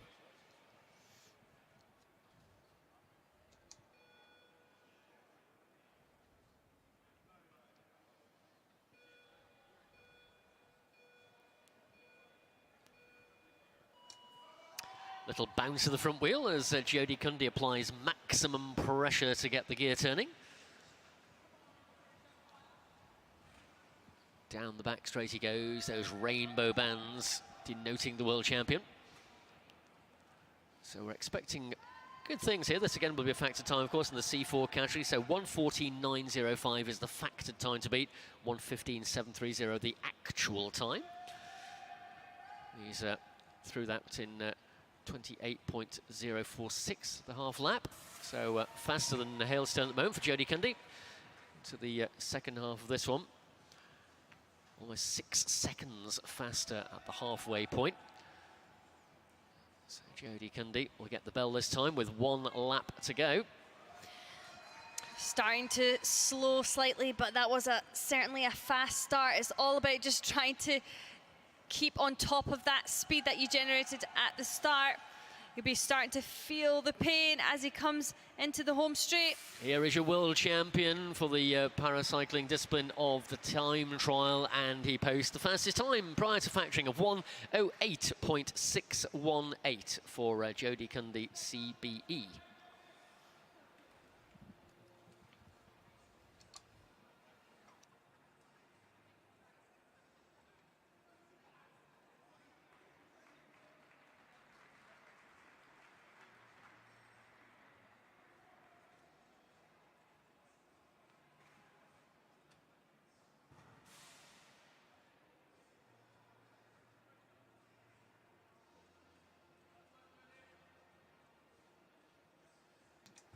So the factor applied to Jodie Cundy's time gives him a time of 1:07.870. So the faster of the two C4 riders by some considerable margin, as you might expect, as the reigning paracycling world champion. We move then into the C5 category now. 2 riders to go in this one. This is an unfactored time, so the time you see on the scoreboard will be the time that is fed into the results computer. And first to go will be Mark Valentine for the Pool Wheelers Cycling Club.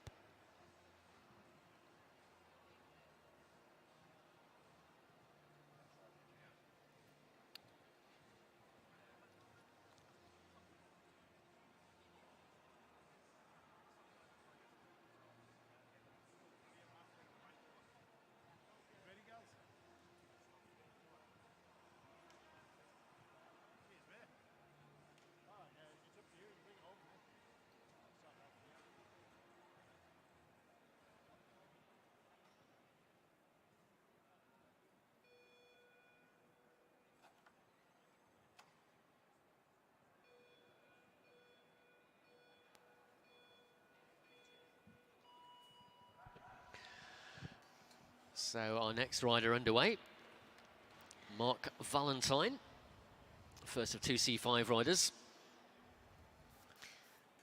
Looked like a reasonably good start there, Charlene, as he departed from the starting gate, settling quickly onto his bars in the back straight. Maybe jumping the gun a little bit in the gate there, pulled off a little bit too early. But he's now onto his top speed. And it looks like he's nice and tucked in that aero position, which gives you full benefit from the aerodynamic position. Halfway mark for Mark Valentine, 42.771 at the halfway point. Looking really smooth. Needs, of course, to keep that going for the second half. That's when it gets a little bit more difficult.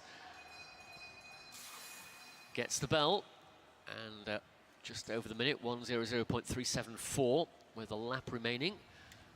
So the rider from the Pool Wheelers is on final approach to the line. And we'll stop the clock in an actual time of 1:18.394.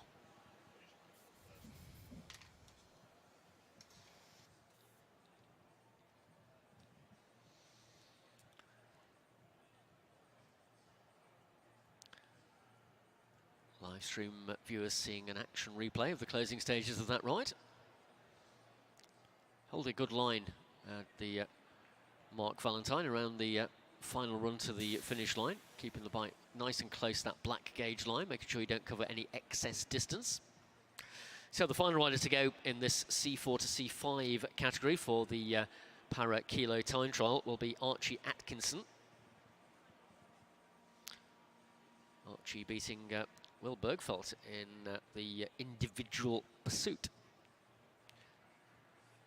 in the competition yesterday.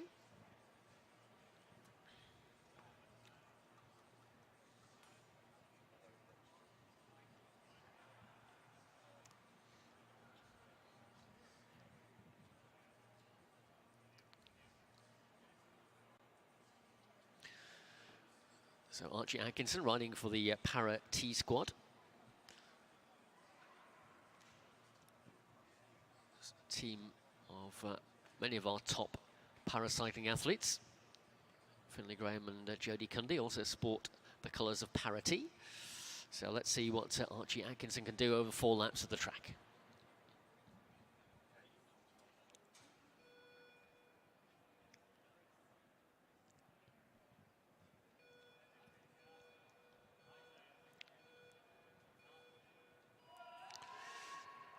Off he goes, straining to get on top of that gear as quickly as he can.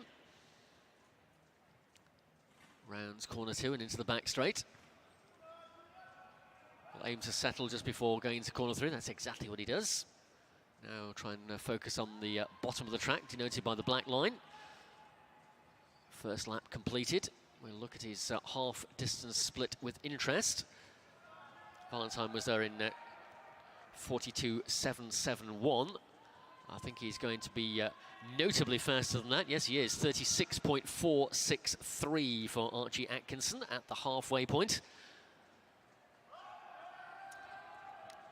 Fastest in the C5 category in the individual pursuit. And it looks as though he's about to do similarly here in the time trial. Just over 4 laps. Through the bell he goes. Archie Atkinson from Para T, the last rider to go before we go on to our tandems.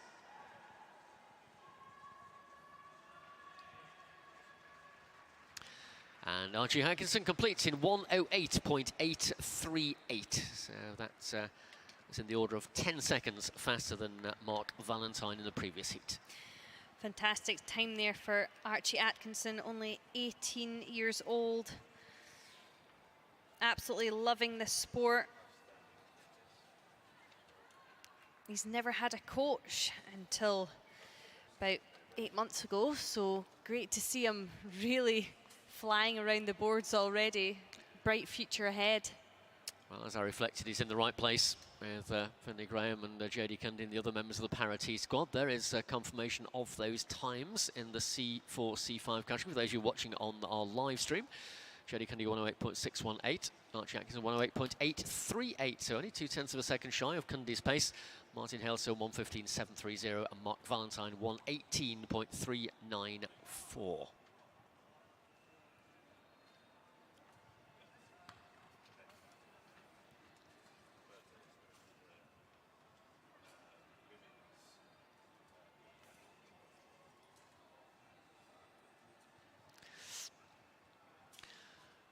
So we'll move on now to the tandems. It is the para tandem time trial.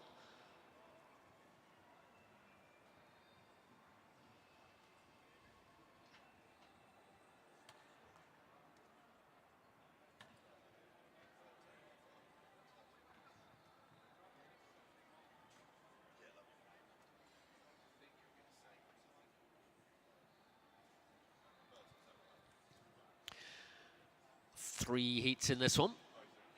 First one will feature Elizabeth Jordan, piloted by Amy Cole.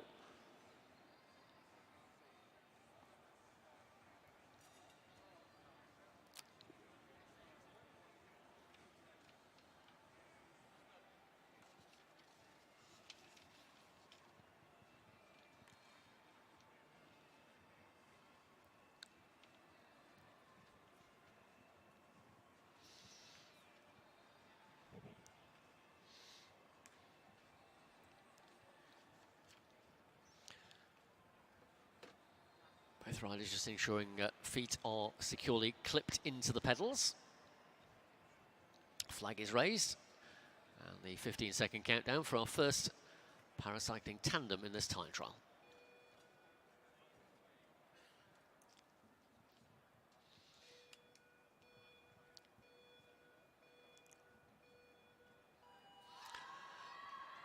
Away they go. Finished second in the individual pursuit in competition a couple of days ago. So the kilometre distance also for the tandems, both men and women here in this time trial. It does take a while to get up to speed on these bikes. There are 4 legs involved, however, the gears that they use and the momentum really takes a while to build, but they are on top of that gear and they've only got 2 laps to go now. Halfway point through there in 38.320 for Elizabeth Jordan and Amy Cole. Charlene takes a long time to get the bike up to speed, takes quite a long time to slow it down as well at the end of the ride, but they will be hoping that this is going to be a good performance here from these two, and they have got 1 lap to go now. This will set the time for the others who aim at. 2 more tandems to follow this one. Half a lap away from the finish line. And Amy Cole piloting Elizabeth Jordan across the line in a time of 110.426.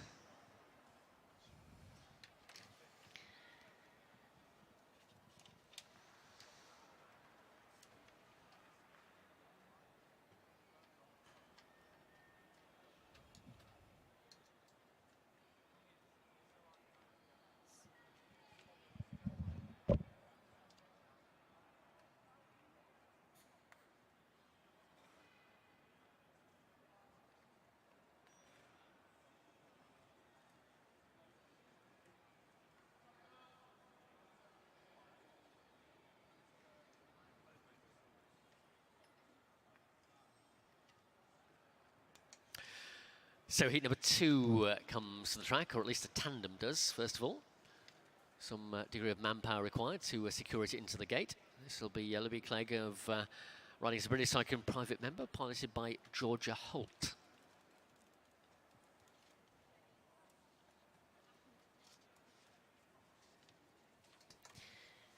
Interestingly enough, Libby Clegg came over from the sport of athletics. A very well decorated athlete on the running track, and now has swapped over to cycling in the last year and is doing a fine job. Scottish athlete. So she takes her position, the stoker's position on the back of the tandem. Pilot Georgia Holt, member of the Glasgow Track RC. So doubtless this tandem has spent some time whizzing around the boards of the Sir Chris Hoy Velodrome in Glasgow to hone their form.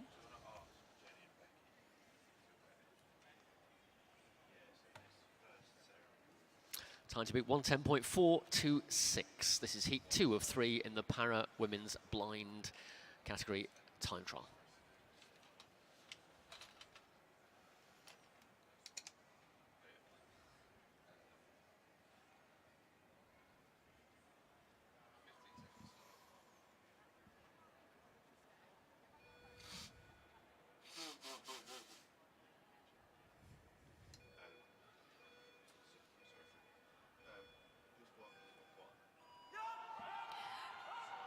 Well, that is an explosive start if we've not seen one before. Both athletes leaning forward, driving down on the pedals as they're in the back straight. Finally, they take the seats as they come into the banking and pass into the scoreboard. Complete the opening lap, 21.326 for the first 250 metres. We'll compare the half distance time with that of Jordan and Cole in the previous heat. They're about to reach that point when they come around this time. 38.320 is the time for Jordan and Cole. They're through in 36.700, so they are faster. Can they keep that momentum going for the remaining lap and a quarter? They get the bell this time. It was a good start. It's been a fast pace all the way through. 1:10.426 is that time under threat. Well, 1:01.359 with half a lap to go. Oh, it's looking painful now as they come into the home straight. It's going to be close. 1:09.988. So they are 0.5 of a second faster than Elizabeth Jordan and Amy Cole. New leaders are Elizabeth Clegg and Georgia Holt in 1:09.988.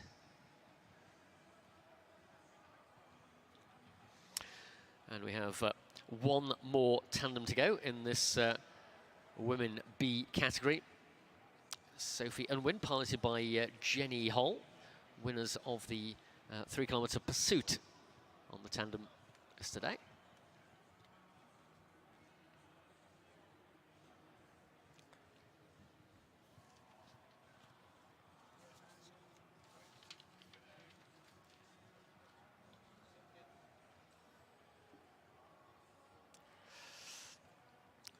Sophie Unwin is a world champion for the individual pursuit in the Paracycling World Championships. In terms of time trialling, well, she took a silver medal at the Commonwealth Games, the Birmingham Commonwealth Games, which of course were conducted on the boards of the Lee Valley Velodrome in London last July. Silver medal in the time trial there, and silver medal in last year's national titles as well.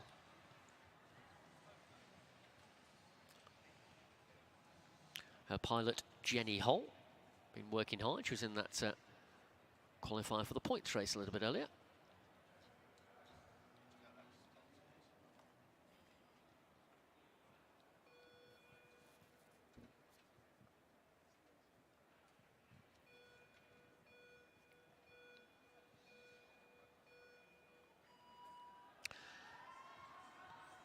See the chain rippling on the tandem there as the feet apply the pressure to the pedals. The forces at work are quite considerable to get that machine going, but they've made a good start. We'll get an indication of the pace, the completion of their opening lap. 21.326 was the time posted by Clegg at the equivalent distance. They're at 22.323, so a slightly slower start for Unwin and Hull, but can they lift the pace through the remaining 2.5 laps? Half distance point beckons. Clegg and Holt did 36.700. They're 38.051, so creeping a little closer. But they need to lift the game in the more difficult second half of this ride. Well, it looks like they are doing so. That pace is increasing. You've got half a lap to go to the finish for Sophie Unwin and Jenny Hull.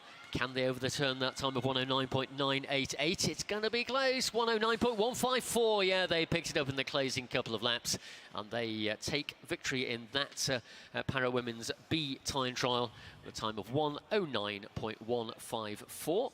Second place for Libby Clegg and Georgia Holt in 109.988, and the third place to Elizabeth Jordan and Amy Cole in 110.426. A really big difference in how these last two heats were ridden. We could see in Heat 3 with Sophie Unwin and Jenny Hall that they started off slightly slower but really finished strong. And compared to Libby Clegg and Georgia Holt's fast start, and then tended to just slow down a little bit towards the end.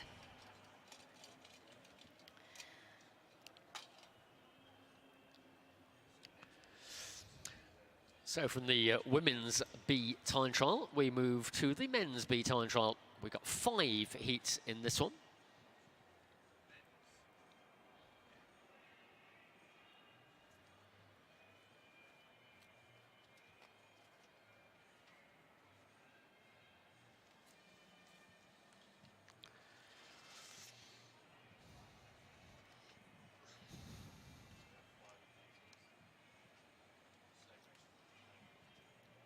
So first to come to the track will be Nadim Mughal, piloted by Alex Cook.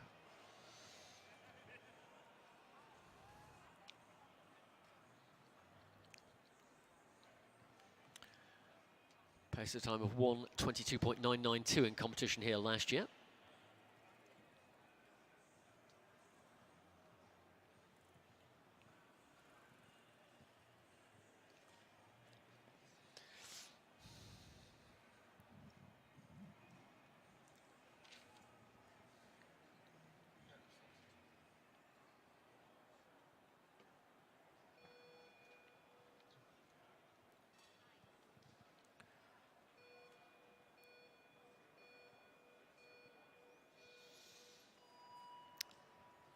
They go a little bit of a turn to the left, leaving the gate.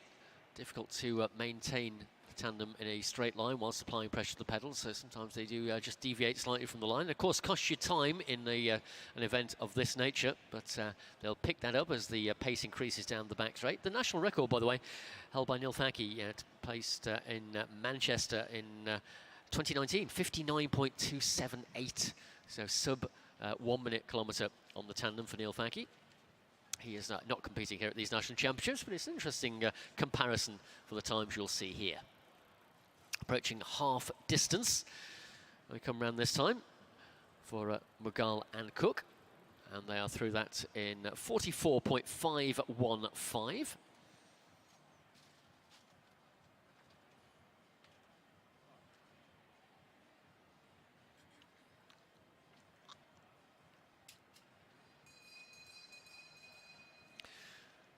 Bell lap for the first of these 5 heats. Can they better the time of last year? 1:22.992.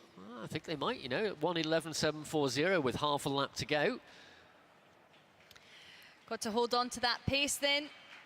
And they do, 1:20.808. So Nadim Mughal and Alex Cook post the first time in this men's paracycling B time trial, 1:20.808.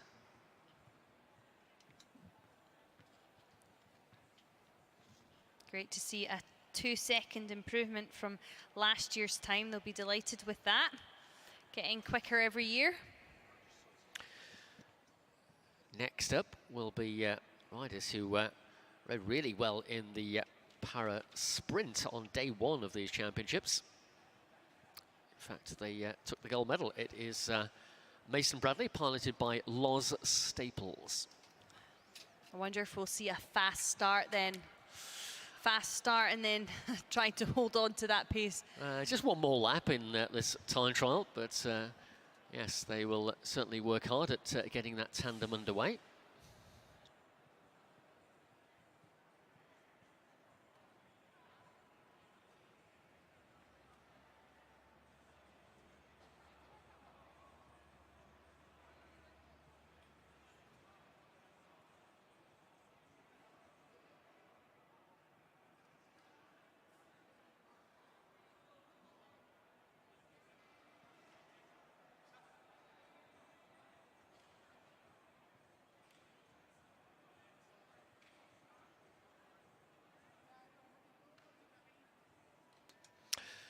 So the sprint winners, how will they do over one extra lap here in the time trial?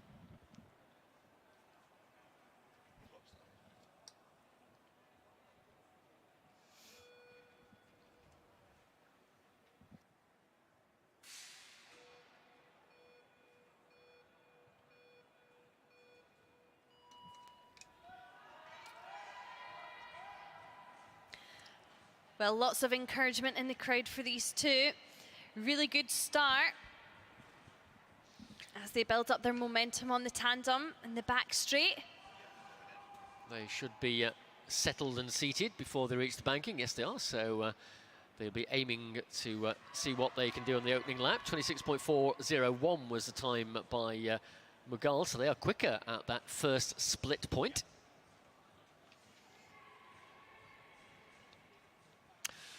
Just a reminder, if you're filming the action, please do not place your phones over the edge of the track side barriers for fear they will slip out of your hands and land on the track. So please step back from the barriers if you're using your phone to take pictures. 48.573 as they go through the next split time. One lap to go.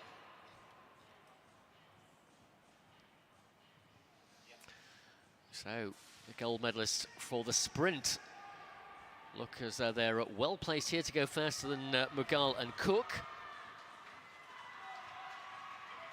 Look at that, 113.839 for Bradley Mason and Loz Staples.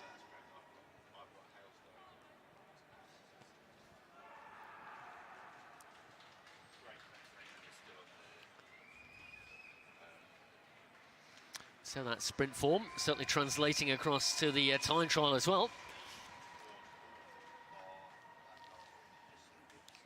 New competitors in this paracycling discipline, but they are proving to be very successful indeed. We'll move on to heat number 3 of the 5 that make up this men's para B time trial. This will feature Christopher Wilkins of FTP Fulfill the Potential Racing. Will be piloted by Henry Latimer from TAP Cervelo.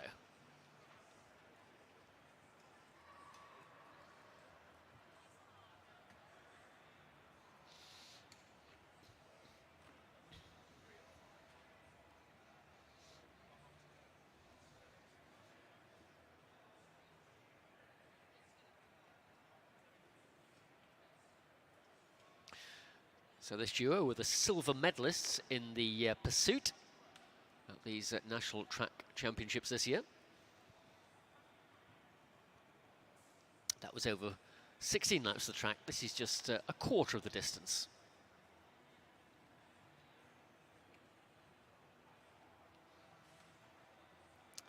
But no less effort required, I assure you. So the tandem just being situated in the starting gate. Coach just making sure that it is firmly placed before the riders come out.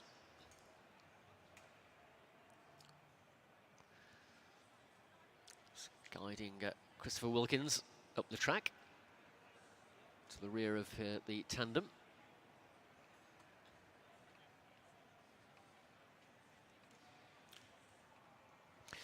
.113.839 is the target time to beat, set by Bradley Mason and Loz Staples in that previous heat.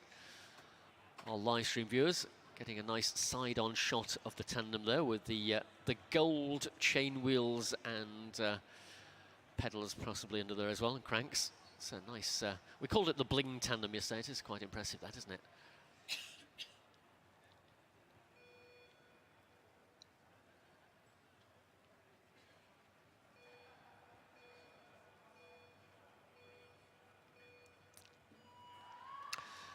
So let's see how quickly it can go around the track. Well, you heard the clunk there, the ominous clunk of a mechanical failure. So they will get 2 opportunities to record a time. But I suspect we'll probably bring the next heat onto the track, because fixing a tandem is not the fastest process sometimes.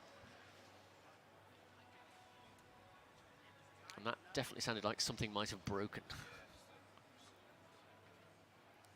Hopefully just pulled the wheel forward and wheel's not secured tight enough for that explosive start.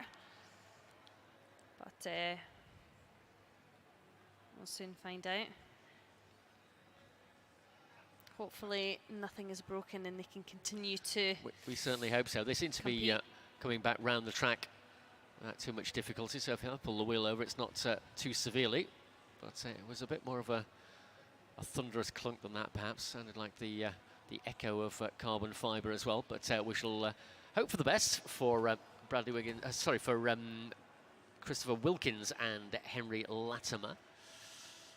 Bradley Mason and Loz Staples in the previous heat, 1:13.839. The next heat to come to the track will be Thomas Wing and Joshua Dunham.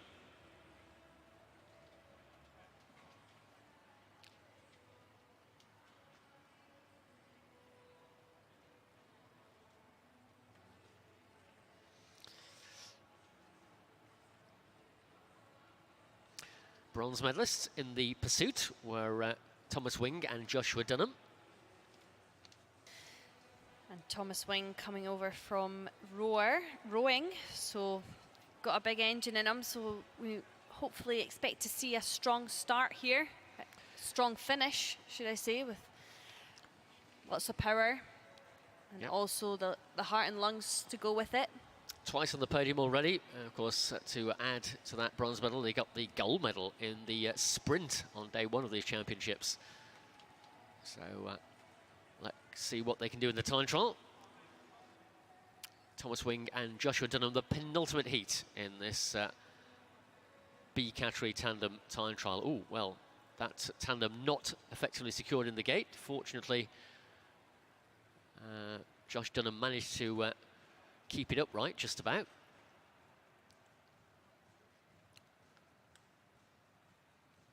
Looks like part of the gate might have come adrift there, just being looked at by of our trackside officials.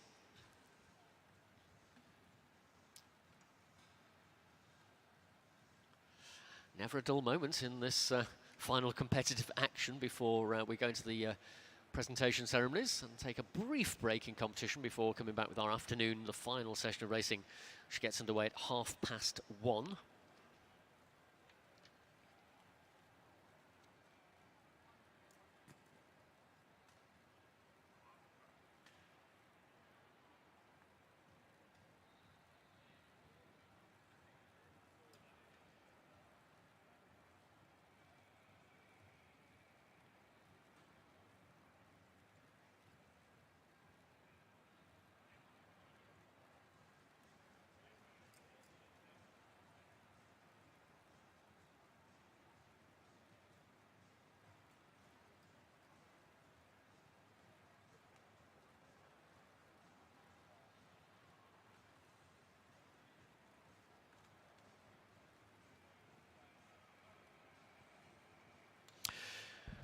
Well, it's better to sit down than stand up, they say, and that's exactly what Thomas Wing and Joshua Dunham are doing whilst we rectify the slight technical error that has beset our starting gate, I think. At least it'll give time for Christopher Wilkins and Henry Latimer to carry out repairs to their tandem. Of course, they suffered that mechanical failure at the start of their ride.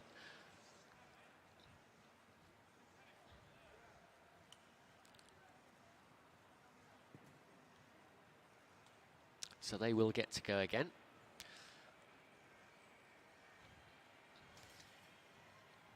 We are almost finished this morning session, but I'm really looking forward to the afternoon session, Carl. Yes, indeed, the final session of these national championships. Of course, the remaining finals to be contested. And the big race for the women, the women's points race this afternoon. The men's scratch will bring the championships to a close.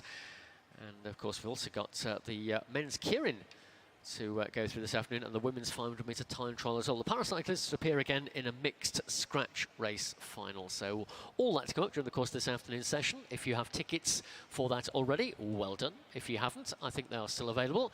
Check out the British Cycling website if you want to stay with us for the afternoon action, which begins at 1:30. And for those of you watching our live stream, of course, again, we'll have coverage right from the very first moment of action this afternoon until the conclusion of competition this evening. I'm really looking forward to the men's keirin this afternoon. It'll be interesting to watch, and I always like A little bit of argy-bargy in a race always makes it a little bit more exciting. Yep, we're looking forward to some edge of the seat action this afternoon. Don't forget, you can follow all the action as well as on our live stream and here inside the velodrome by looking at our social media presence on Twitter. That's at British Cycling. YouTube, of course, with our live stream. We're on Facebook as well. Just search for British Cycling on Facebook and on any of those channels if you want to have us see your comments and your stories, perhaps some great pictures from the championships. Include the hashtag #TrackChamps, and we will see them. Speaking of events to think about later on in the year, don't forget the United Kingdom and Glasgow in particular will be hosting all of the World Cycling Championships in every single discipline, pretty much, up in Glasgow in August. Tickets will be going on sale quite soon for that one, I understand. So if you want to have a nice holiday up in the Scottish borders, perhaps, and make a journey into Glasgow to take in selected action for your favourite cycling disciplines, you'll find it all there: road racing, track racing, time trials, indoor cycling, mountain biking, BMXing. The list continues. The World Championships combined together this year in Glasgow in August. First time it's ever been done. Maybe the last as well, if it's going to go well, but sure it'll be fine. How many people does it take to fix a start gate, Carl? Well, I think we've actually got Ernie Feargrave, the British cycling mechanic here, with his ace selection of tools to try and rectify the problem that has beset our start gate. Not a lot that Ernie can't fix. Let's hope this isn't one of them. Legendary mechanic. Well, that was quick.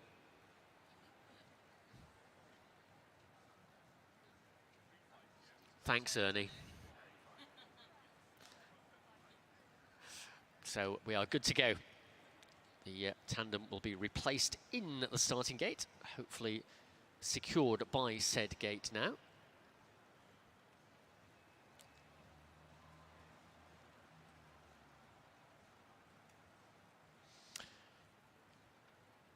So while the riders have been just saving their energy by sitting at the side of the track, now they climb on board.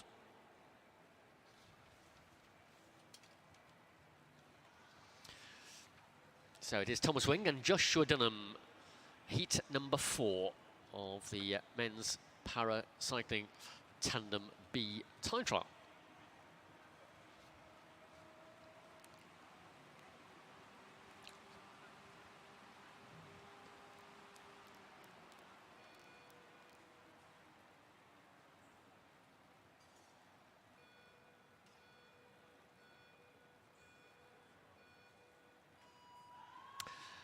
So they're underway. That prolonged delay, not affecting the quality of the start they made. Let's see how well it translates into the ride. Remember the fastest time at the moment, 1:13.839. I can tell you that the second attempt to record a time by Christopher Wilkinson and Henry Latimer will take place following this heat and before Heat 5, the Gauntlet and May tandem. So Wilkinson and Latimer will go next at the second attempt to record a time. Meanwhile, we look down on the track for the half-distance split time for Wing and Dunham, who are approaching that point now. They're through in 36.797. That's the fastest half split we have seen so far. Really, really good start to get on top of the gear that they selected. Only one lap to go now. This is where it starts to burn. However, it doesn't look like they're slowing down. Nope, this looks like a good ride here from these two. The champions in the sprint discipline are about to convert that into, I think, the fastest time in this by some considerable margin. Look at that, 1:07.446 for Thomas Wing, piloted by Joshua Dunham. Is that good enough for the gold medal? Well, we've got 2 more tandems yet to go before we can confirm that one. But deserved applause for those 2 riders. When you've psyched yourself up for the start of a race, Olin, and then a mechanical failure beyond your control when the equipment doesn't quite work, you need to keep your mind focused, don't you? Yes, you do. It can affect you, but also they looked pretty relaxed on the track, chatting and smiling. It depends what your preparation's like usually before a race, and I always liked to be relatively relaxed before racing rather than in that serious mode. Serious mode was for on the start line. Fair enough. So the opportunity for a quick sit down was always welcome. Definitely. Absolutely. Well, don't blame you. So let's go back to the action on the track, and it's a revisit to heat number 3. If you recall, there was an ominous clunk at the start of their first attempt to record a time for Christopher Wilkins of FTP Fulfill the Potential Racing, piloted by Henry Latimer. That mechanical difficulty has, we hope, been rectified, and they are ready to go again. So this is the second and indeed final opportunity to record a time. One more heat to go after this one, which will be heat number 5, Brad Gauntlet and Tim May.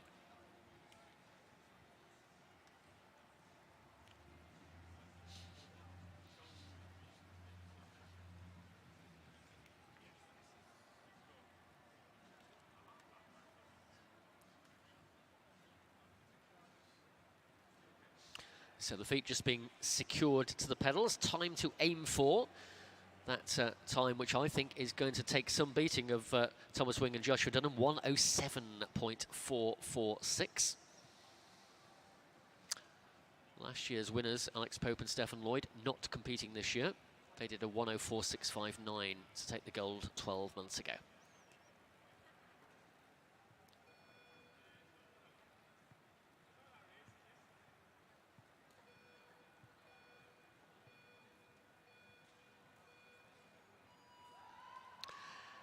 So, no horrible clunking noises this time. They are cleanly away from the line. Let's see what kind of pace they can establish in the opening lap. Wing and Thomas were fastest in 21.759 at the completion of the opening lap.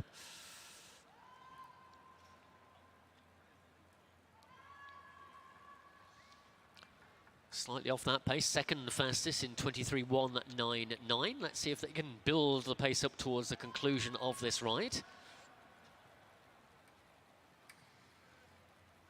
Little wayward going under the scoreboard there, as we have reflected numerous times during the course of the tandem events here on the track. The forces with which the track propels you out of the bankings makes it really hard to keep that tandem tamed and low down the track. Well, that was actually on the entry into corner 3, so they were carried up a little bit by the ascent. But, of course, the closer you can stay to the bottom of the track, the faster your time, generally speaking. They've just clicked over the minute marker now with half a lap to go. So already the time of Wing and Dunham has passed. Can they slot into second? Yes, they can. 1:12.415. So marginally faster than Bradley Mason and Loz Staples. 1:12.415 the time for Christopher Wilkins and Henry Latimer. And this pairing seemed to start off slower and increase their speed towards the end. So more of an endurance pairing, endurance approach there. So the final heat, heat number 5, will feature Brad Gauntlet of Born to Bike Racing Team, piloted by Tim May of PDQ Cycle Coaching. Same pairing as rode in the tandem time trial here last year at the national titles. They took second place on that occasion at a time of 1:21.100. So they are going to have to up their game today and try and improve on that time. Well, we saw Nadeem Mughal and Alex Cook shave 2 seconds off their time from last March. Let's see if Brad Gauntlet and Tim May can do similarly in this 5th and final heat.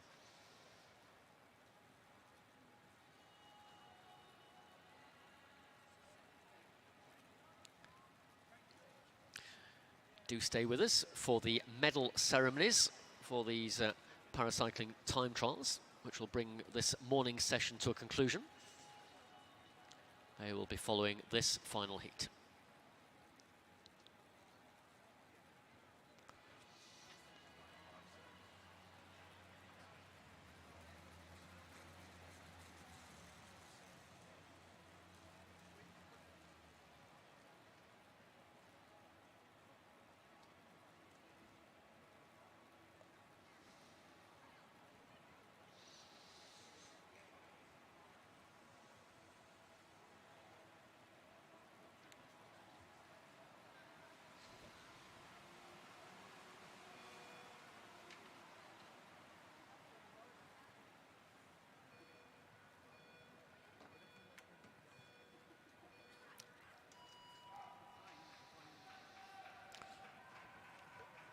A little bit of a sway away from the line there as they try to put the power down.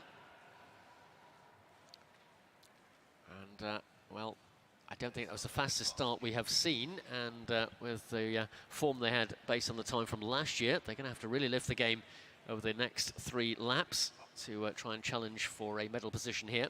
107.446, current lead for Wing and Dunham. It really does take a lot of strength to power off that line, and riders will be in the gym also training to have that extra strength to hold down the tandem. So we'll be heading towards the final lap this time. The pace is a little shy of that required to challenge for the medal positions at the moment. But good ride nonetheless. Through the bell they go. Just over a minute with 250 metres remaining.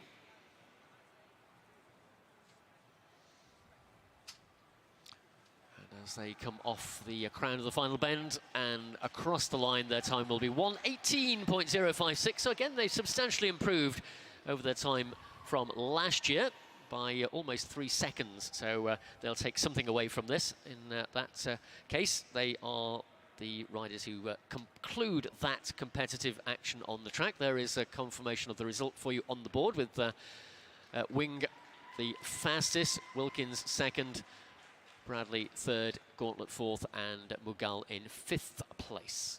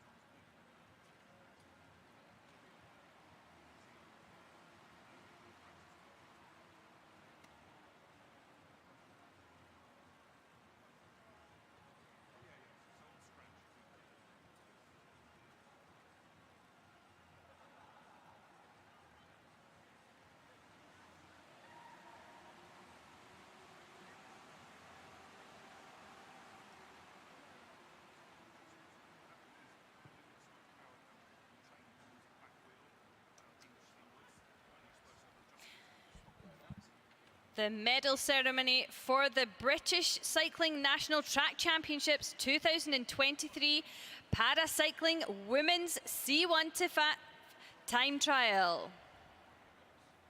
The medals and flowers will be presented by CEO Newport Live, Steve Ward. The winner of the gold medal and national champion representing DiMaggio, Daphne Schrager.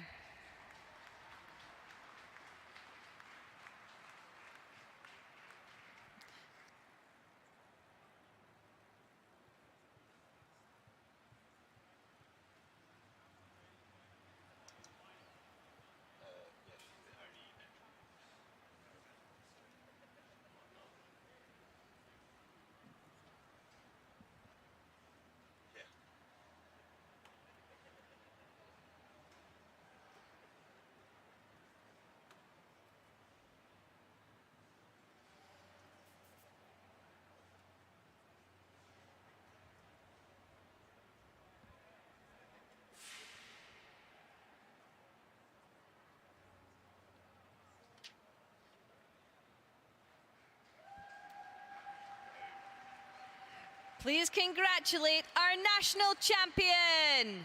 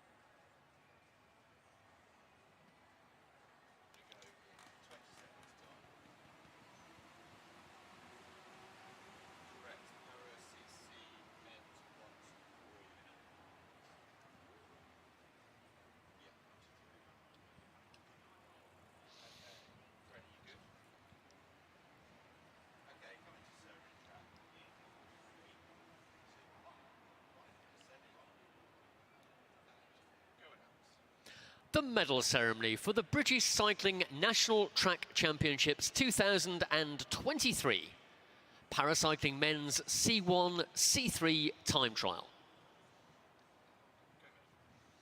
The medals and flowers will be presented by CEO Newport Live, Steve Ward. Winner of the bronze medal, representing Ilkeston CC, Ryan Taylor.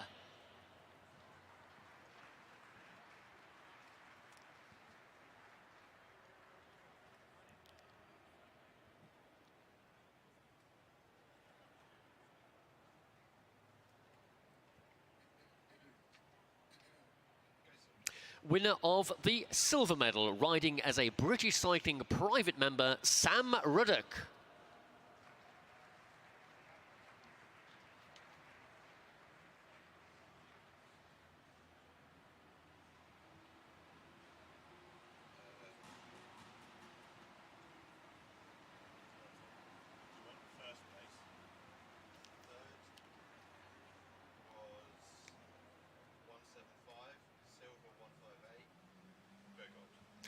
Winner of the gold medal and national champion, representing Para-T, Finlay Graham.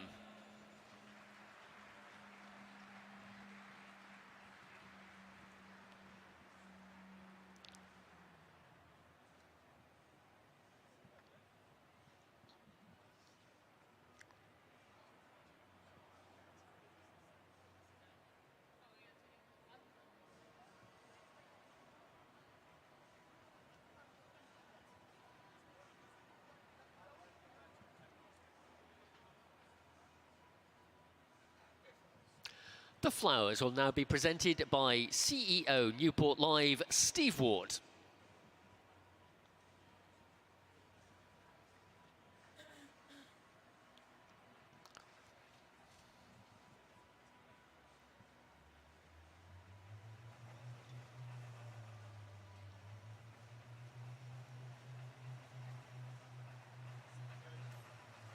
Please congratulate all our National Championship medalists.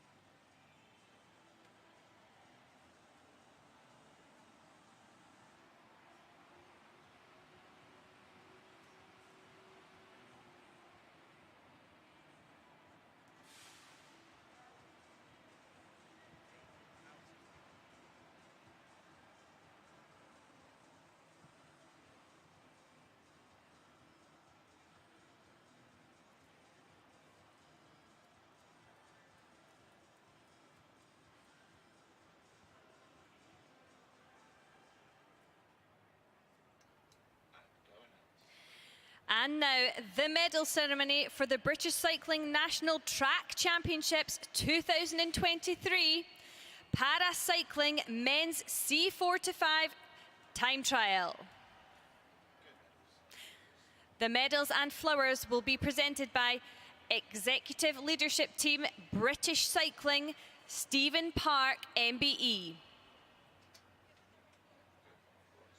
The winner of the bronze medal, representing Adform Vive la Velo, Martin Hailstone.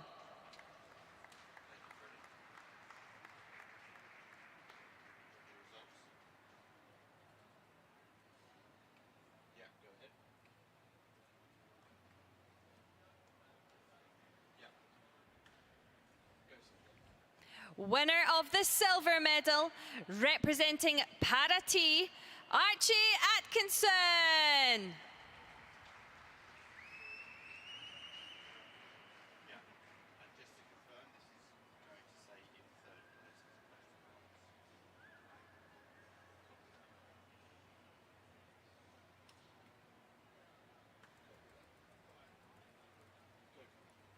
Winner of the gold medal and national champion, representing Para-T, Jodie Cundy, CBE.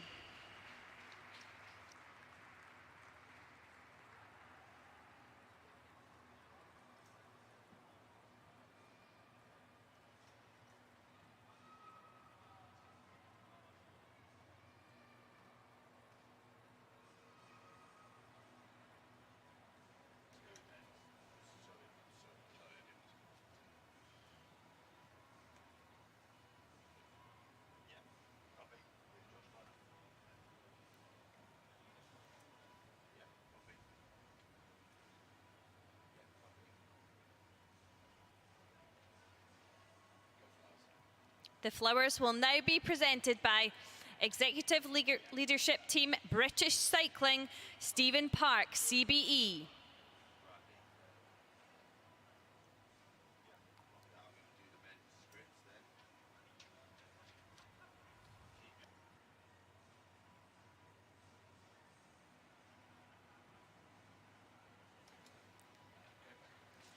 Please congratulate all our National Championship medalists.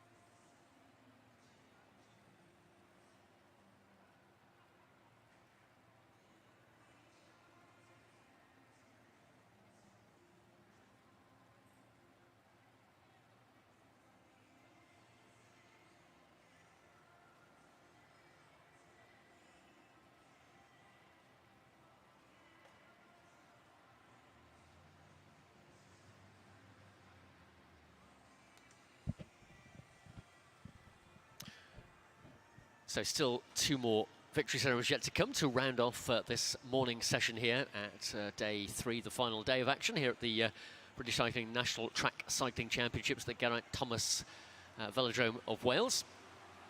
Brief pause then before the action resumes at 1:30.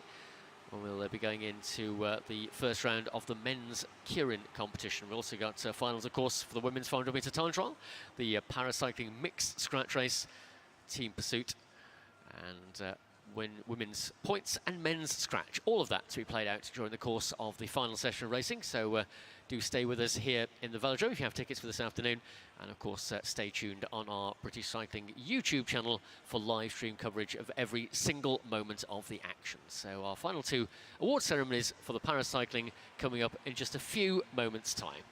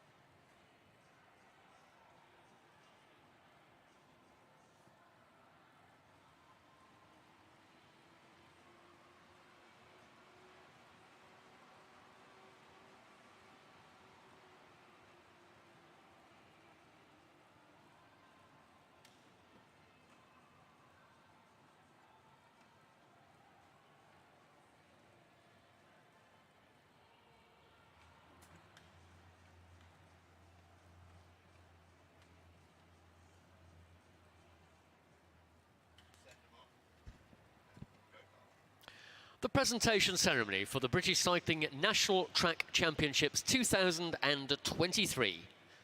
Paracycling Women's B Time Trial.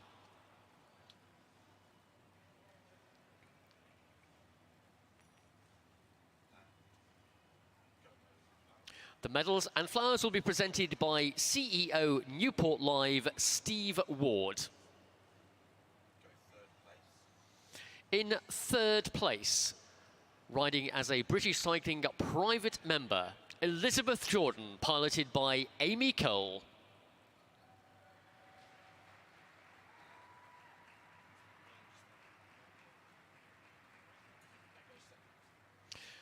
Winner of the silver medal, representing British Cycling private members, Elizabeth Clegg, piloted by Georgia Holt.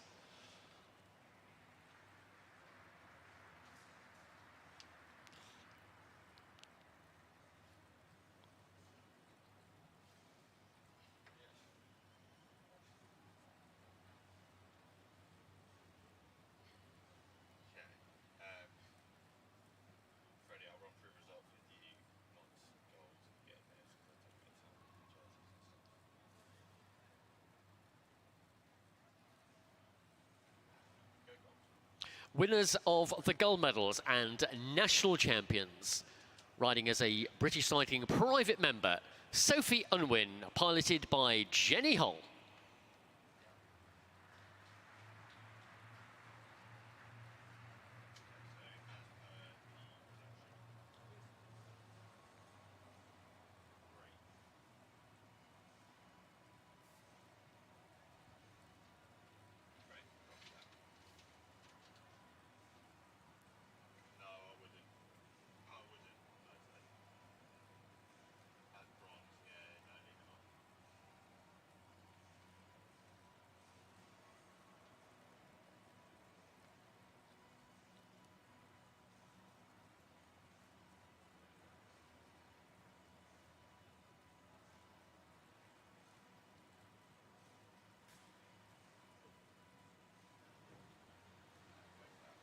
The flowers will now be presented by CEO Newport Live, Steve Ward.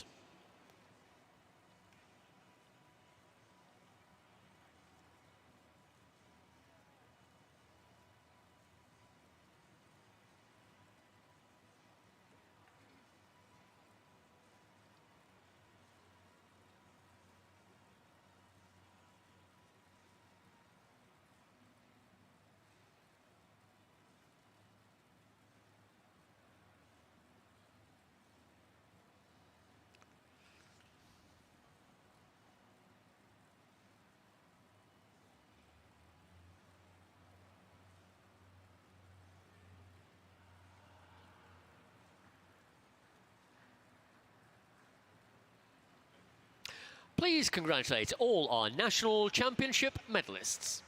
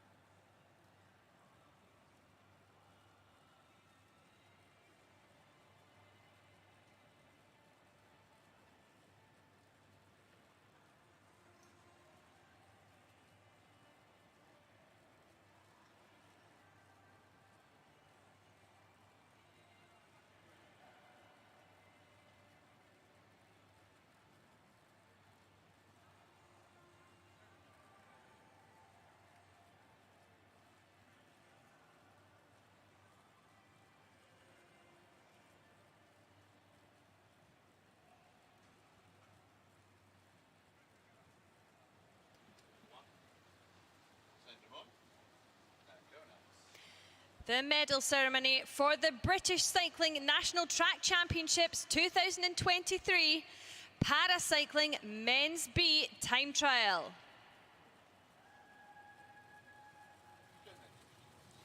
The medals and flowers will be presented by CEO Newport Live, Steve Ward. The winner of the bronze medal, representing Born to Bike RT, Bradley Mason, piloted by Laws Staples. Correct. Yeah, Roberto, sorry, these are all as normal, bronze, silver, gold.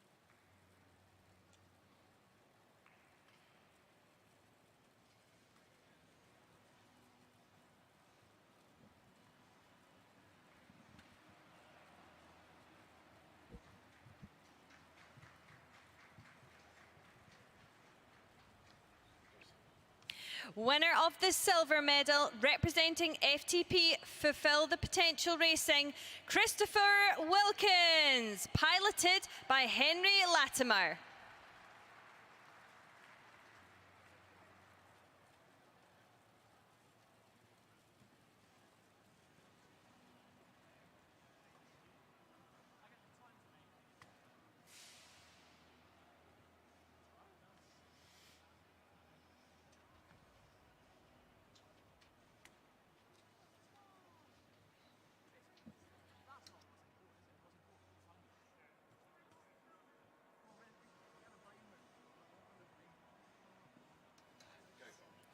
Winners of the gold medal and national champions, representing BC member, private member, Thomas Weng, piloted by Joshua Dunham.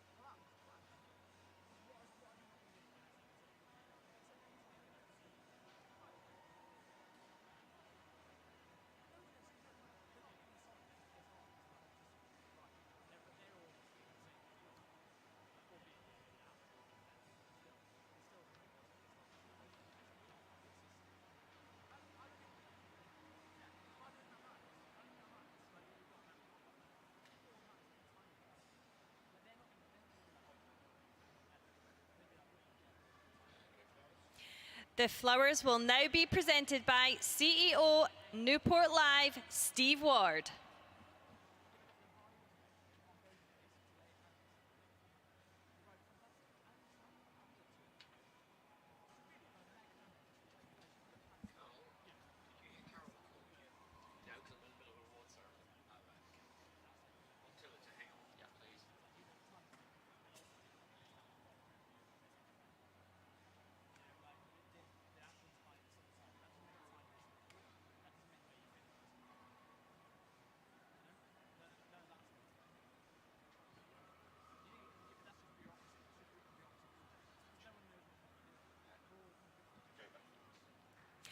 Please congratulate all our national championship medalists.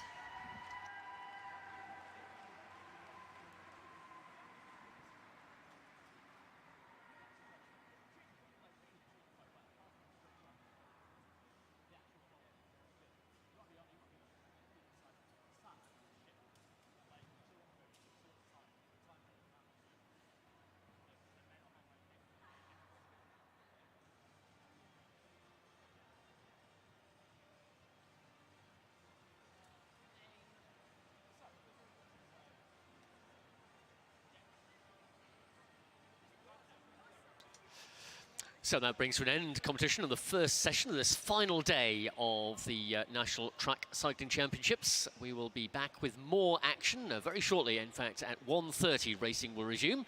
So we hope you can join us here in the Velodrome for that, and of course on our live stream across the world on the British Cycling YouTube channel. So briefly, goodbye. We'll be back very soon.